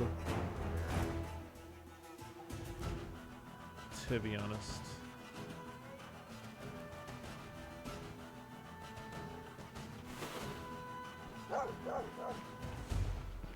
I would have done the build differently, then we would have just done better, period.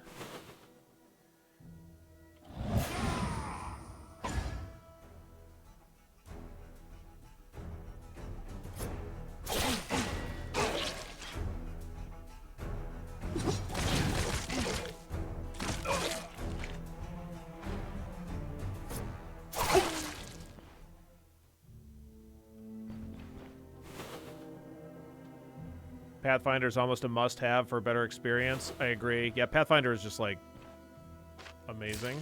I'm curious if they're going to change Pathfinder at all, because if not, I think it'll definitely be a staple of permadeath runs especially, but just in general, it's nice.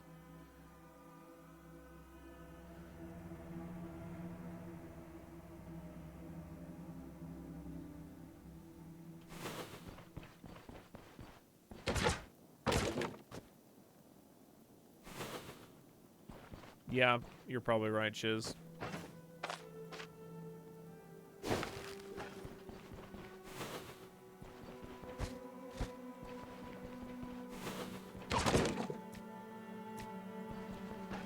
Leaky, leaky, leak.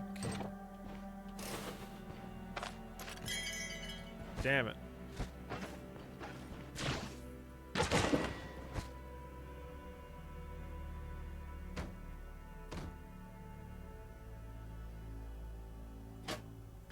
Did I find a piece of metal in this dungeon to repair Metal Gear? I don't think so.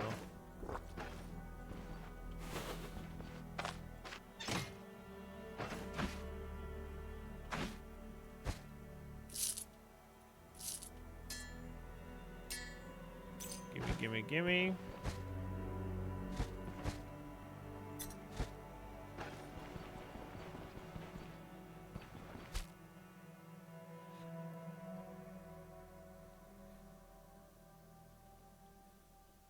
Time to go down to the next part of the dungeon. I missed a treatise over there. Make sure to grab that on our way out.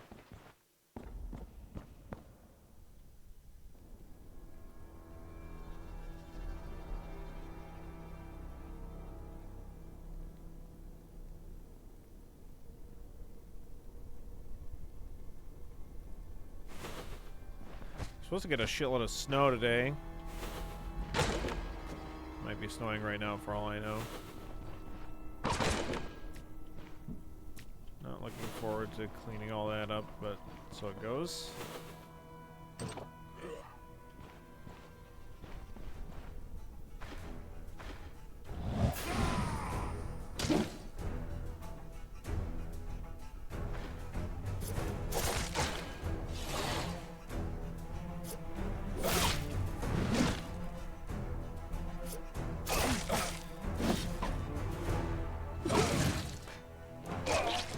Get the hell out of here, you dingus.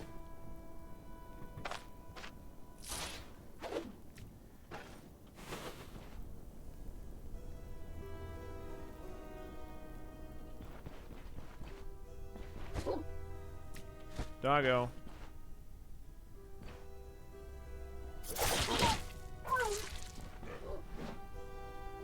More doggos.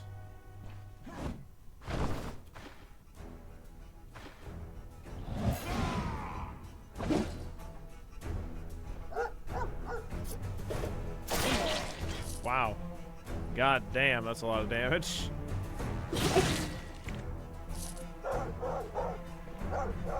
That's a lot of dogs. What the fuck?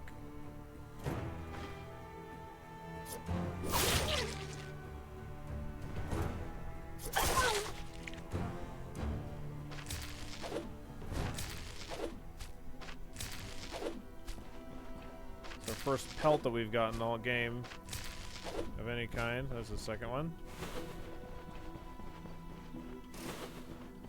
Well, if I can find a rope.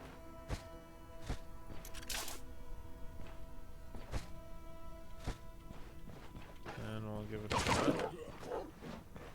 Make some bed rolls for a little bit of XP.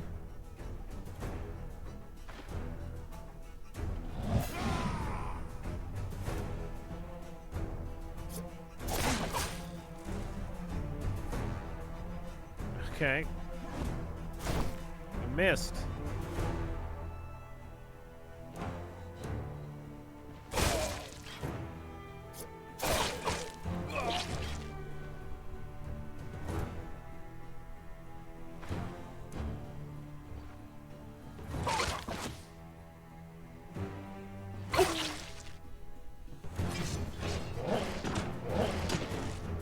No counters there.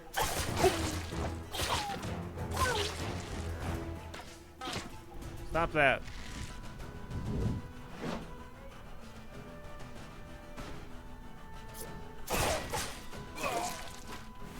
You're wrecked. We were sitting here wondering who let the dogs out. Turns out it was the brigands the whole time.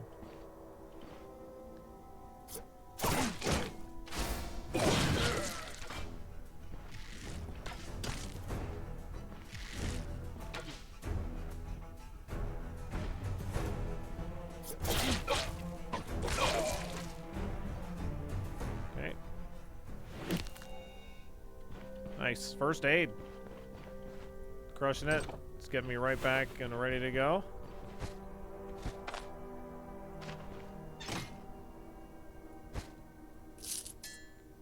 Definitely think I'm going to be happy to... I mean, we're already going to be happy to get Cauterized Wounds, First Aid, and Will to Survive, just in general, but I didn't really realize that it was something that you would just, like, you know, you took a little bit of damage. Well, why not just be at absolutely full health for the next engagement without having to sit there and wait any time at all?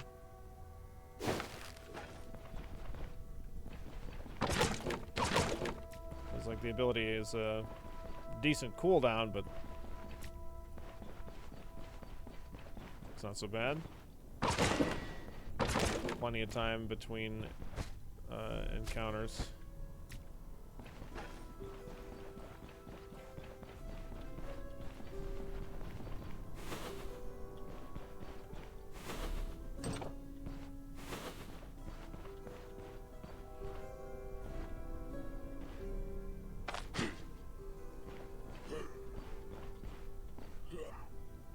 Okay.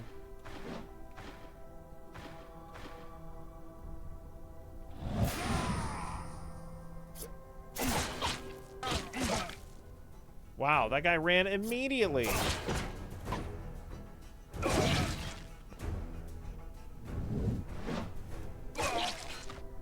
Wow. I didn't think he was gonna fucking run.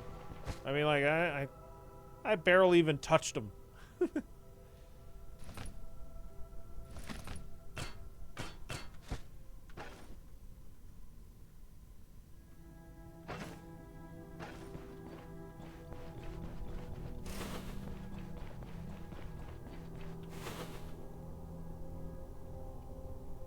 What's up, Tons and Lito? How you doing today?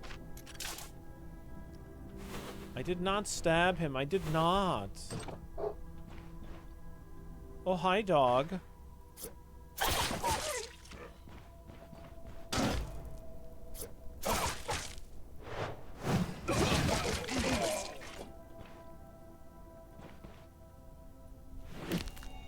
can just, boom, immediately use that.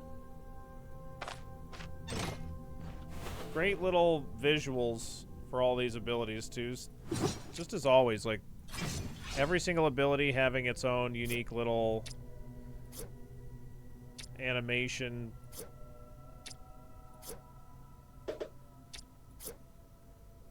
It's like this one, this one's like this little swipe and then like round swipe, and then this one, when you go to activate it, it's like this swipe and then stab and drag down. It's all just all these small things that take time, but just make things look that much better. It's really great. I love it.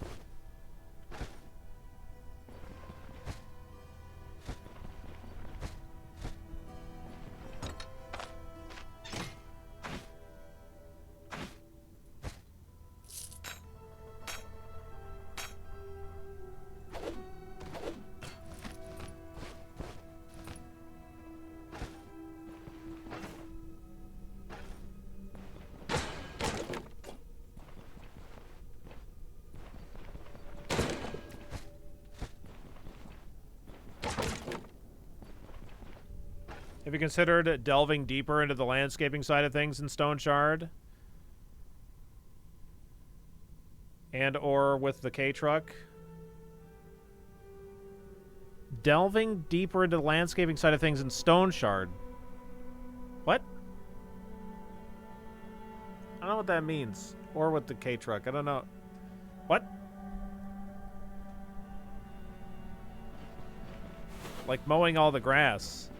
In Stoneshard? Or actually doing mowing IRL? I mean, I do mow IRL. I'm just not going to stream it. I can't afford to pay a service to mow lawn. They're ridiculously... Every year I'm like, oh man, it would be kind of nice to have like a service take care of the lawn. And then it's like, Jesus Christ. Absolutely not. It's like so expensive.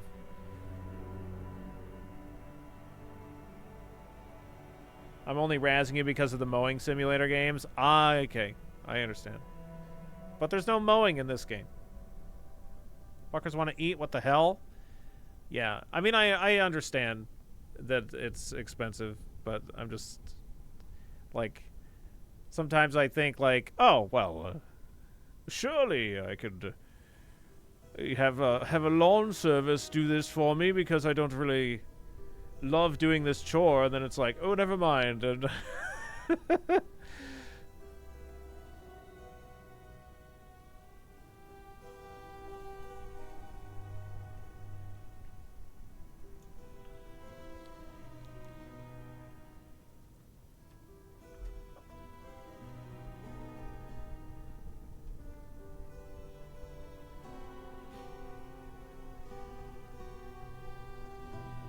oh, I'd have to stream for 40 hours to get my lawn mowed, yeah.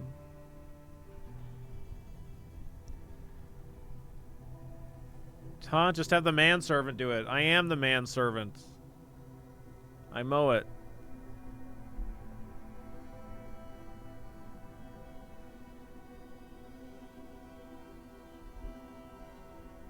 Well, when I looked it up, it was like to have a service come and like mow weekly or something like that, it was a lot. More than $1,000, I think. At least in my area.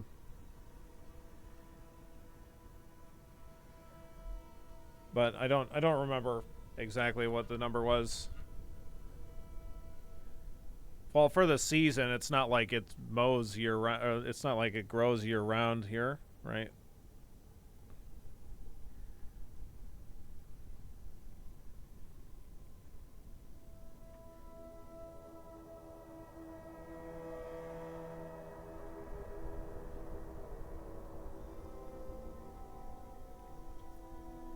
Not to say that I think that may or may not be like a fair price. Like I don't know that it's probably not overcharging or anything like that. It's just out of my price range, so I just mow it myself.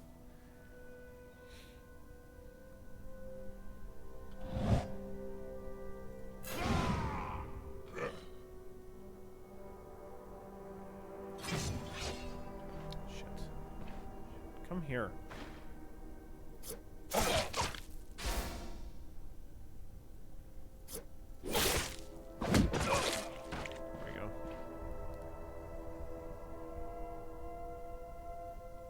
My lawn is tiny and takes like 10 minutes with a push reel mower, which is great because it means that I can have post-mowing beer faster. When Kuro and I lived in Ann Arbor, we lived in a trailer park, and I got a reel mower thinking that like, oh, the lawn is pretty small, I'll get a reel mower, and that way I don't have to worry about charging, or I don't have to worry about gas or anything like that. That'll work fine. And the problem is like a reel mower works well if your lawn isn't complete shit.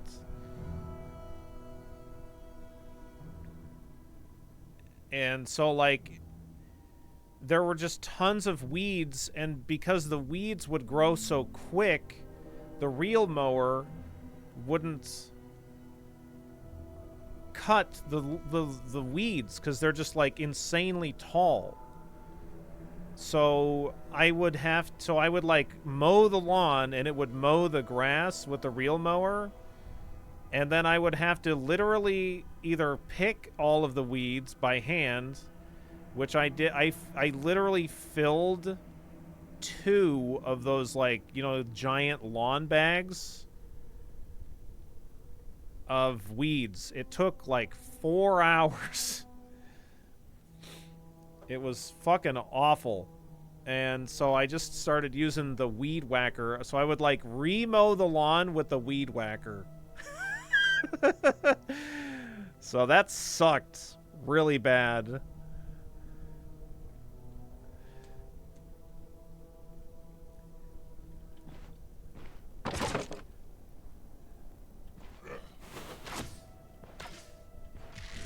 This guy's not aiming at all.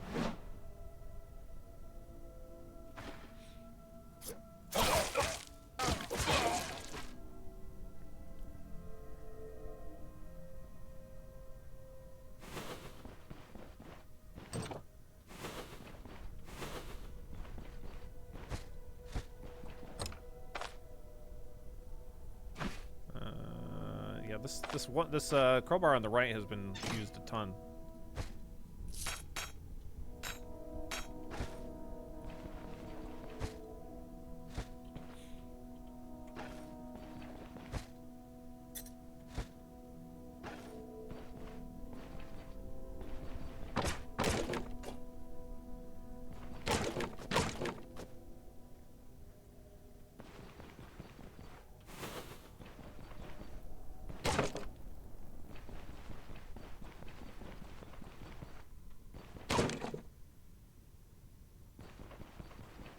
But now here at this place, our lawn is larger, and we have a electric mower, and it does fine. The only issue that I run into is that if I don't keep up on the lawn every week, then if the lawn gets too long, it will just drain the hell out of the battery. This is especially the case if it's like humid out and the grass is like damp at all.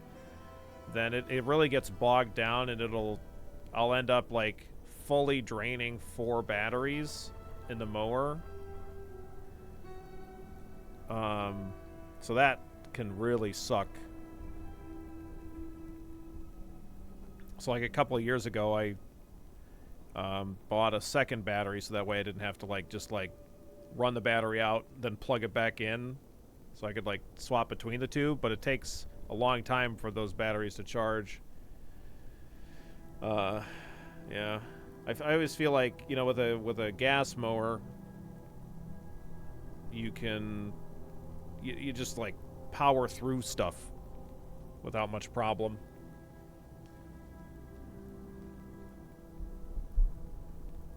I just don't care a whole lot for having to deal with 2-stroke mix, but I mean, I don't know.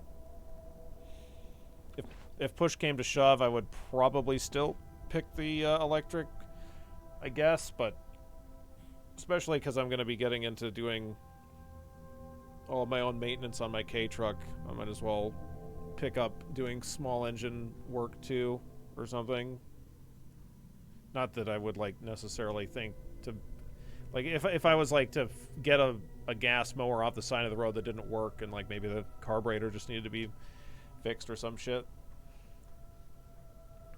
could turn it into a project.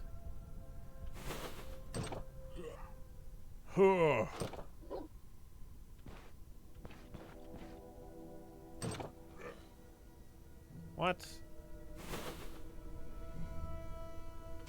Oh. Is that the boss? That's Hold the Vindictive. Okay.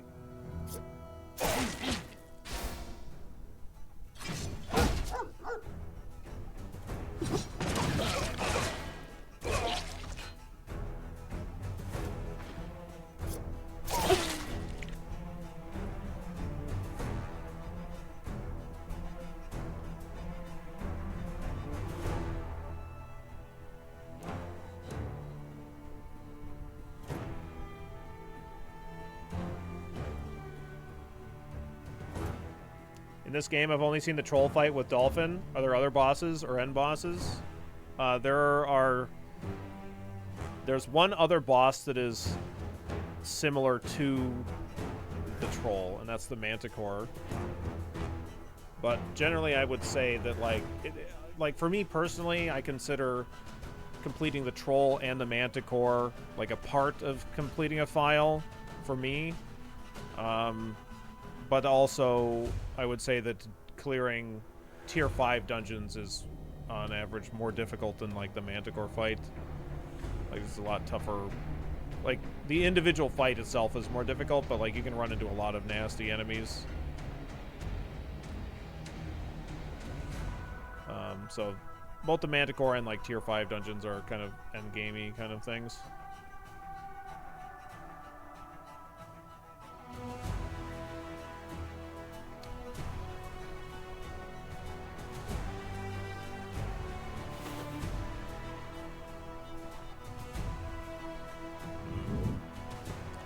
I'm kind of tempted to like move around a corner so that way he can't use his abilities on me right away.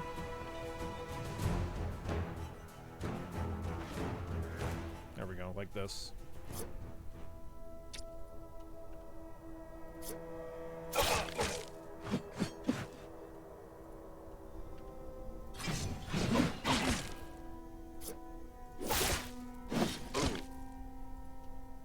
Yeah, you're looking pretty fucking dead, dude.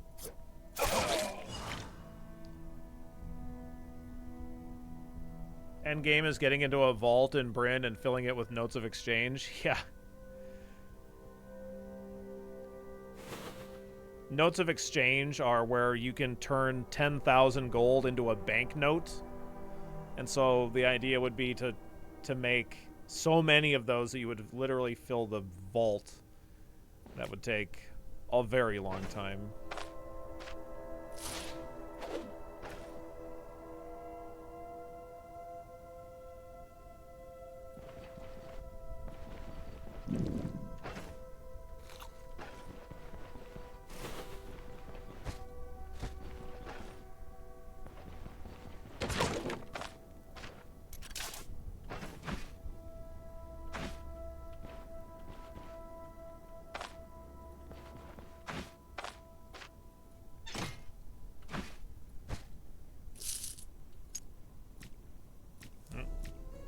Can't put that in there.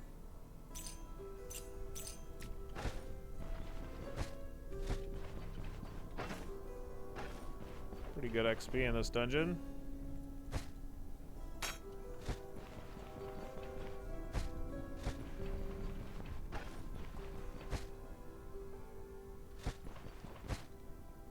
Do.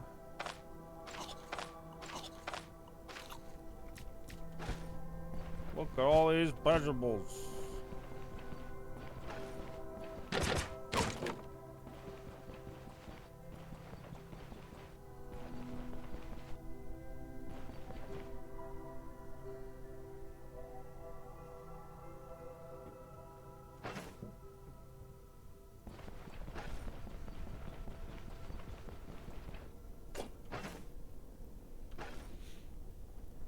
I got some meat over here I can take back, I guess. I don't know, that's not really... There's a book on the upper floor that I need to take too. Already looted that, yep. Looks like there's a trap I can disarm over here.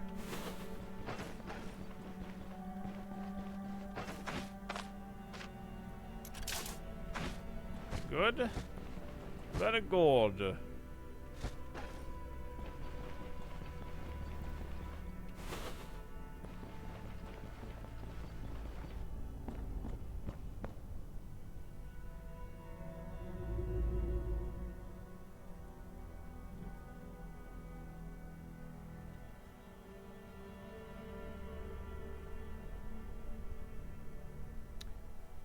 Where's that book?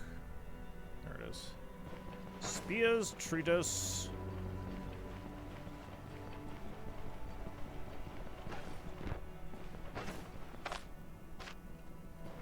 Already read that, apparently.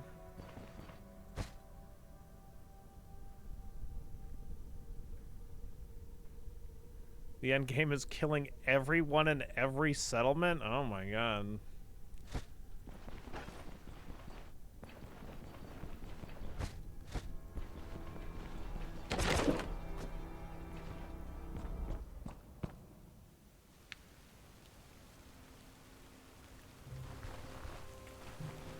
Soldier quiver here.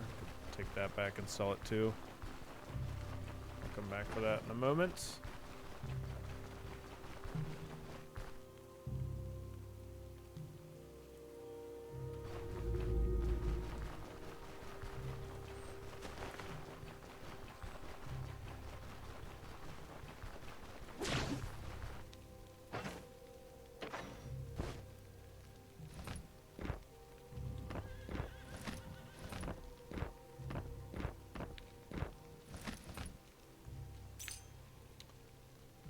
To get this repaired. Don't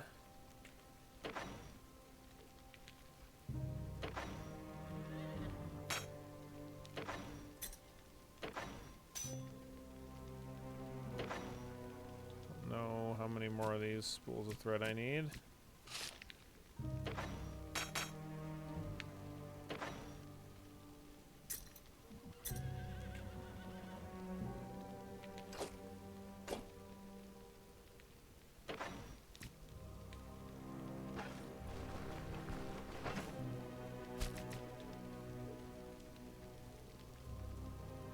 Yeah, the crockpot stew requires a large meat, which is kind of annoying.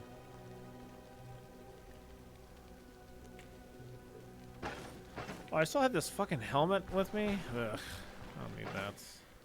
I can't even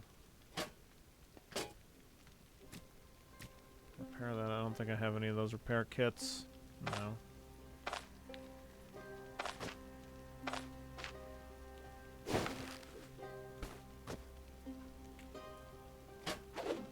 I guess I could maybe repair it with a kit in the future. That helmet's funny looking. That's because it's all beat to bejeebers.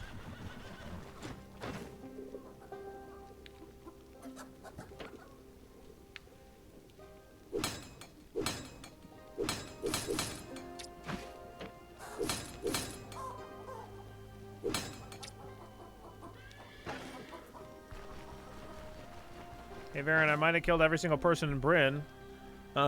Is that so? Interesting. Anyways.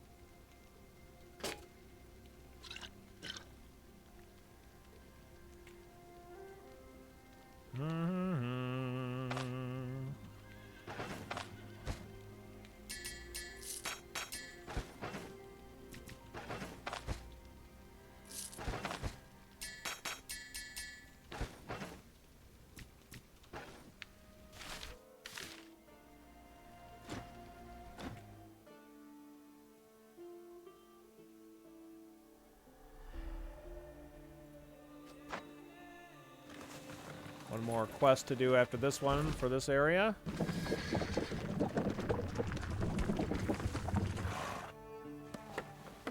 We still haven't found a tile that has honey on it.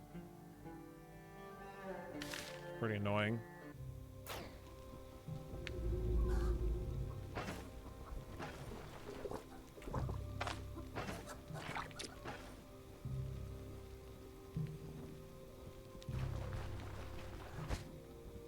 Dual dagger should be interesting. It's been going really well. Our damage output is very nice.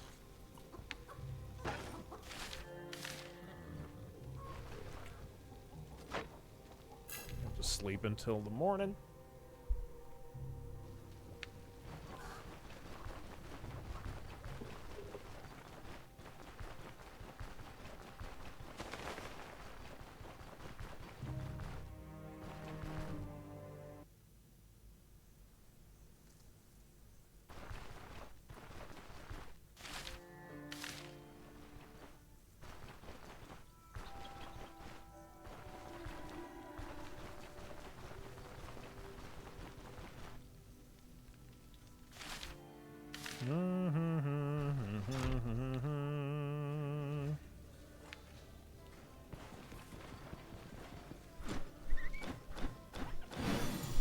Thank you.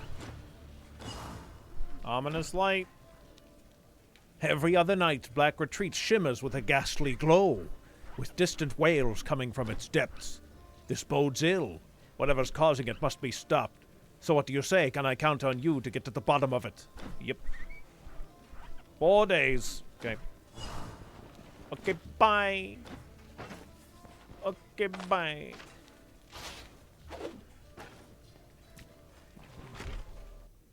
I'll take the empty purse, actually.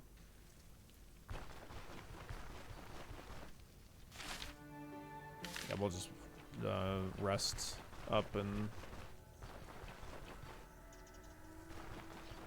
walk over there. Sounds pretty ominous. Not nearly as ominous as it might seem. So, it'll be alright.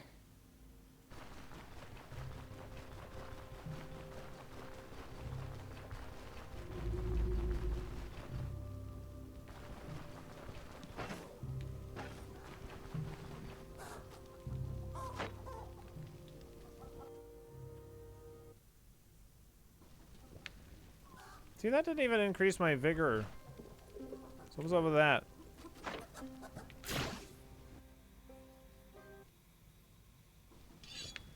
There we go, that time it did. I don't think it did before.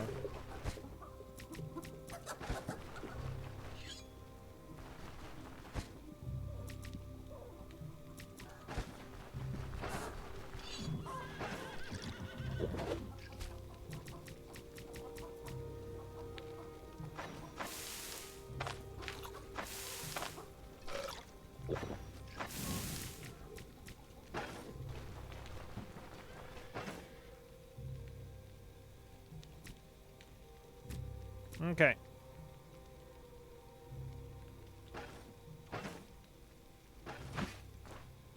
So we're good to go.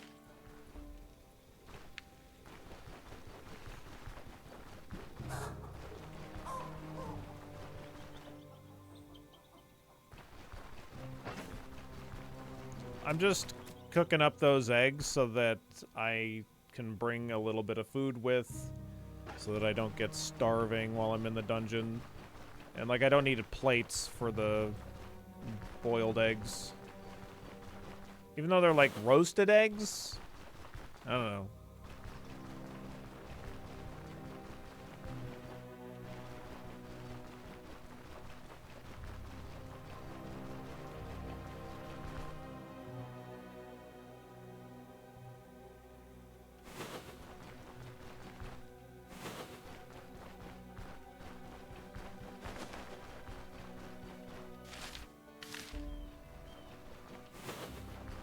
Roasted eggs, you say? Like steamed hams? Yeah, they're a perfect pairing for steamed hams. Mmm, steamed clams.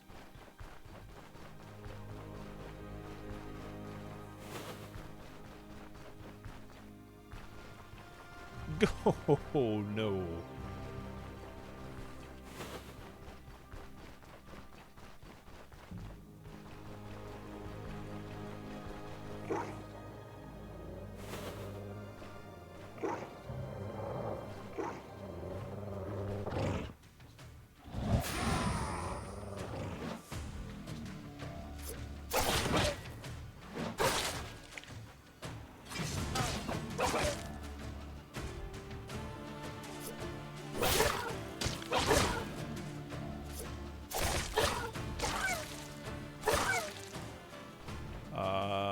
Get wrecked.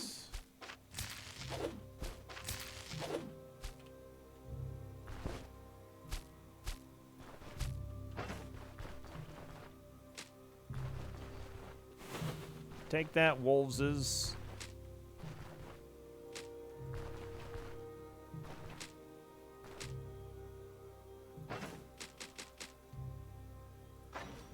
The brushwood bundle. 3 sticks. Bunch of shrooms.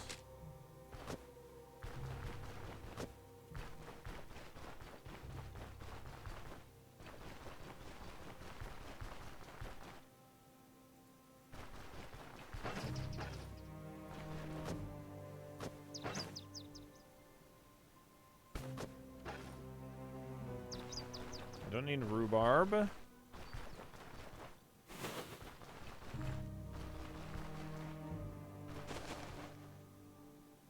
Morale will do. Don't want a death cap, that's for damn sure.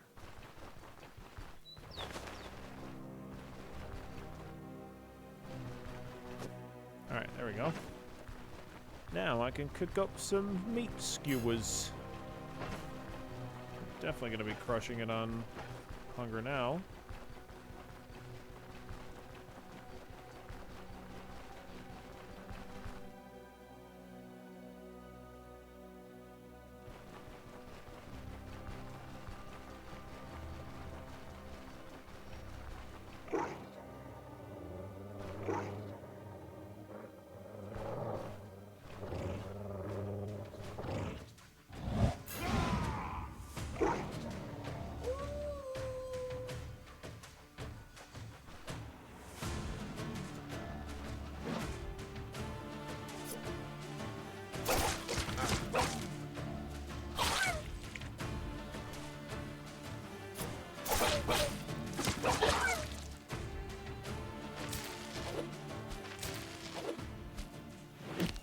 Okay.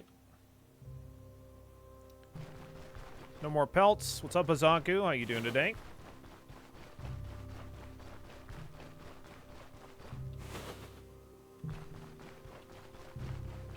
Might be a boar, might be a deer. Don't matter to me.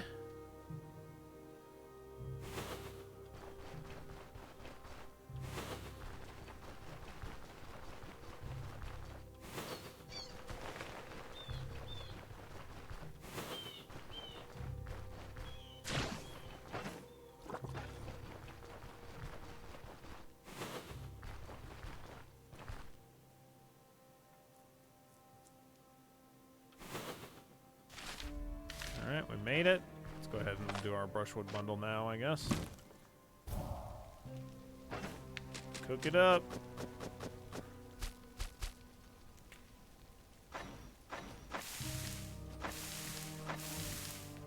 Nice. Whoa, whoa, whoa.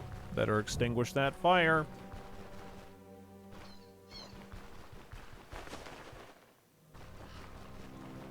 Got any ghoulies out here? It's a little too bright, I think. Alright. We're gonna deal with this dungeon after I get back from lunch.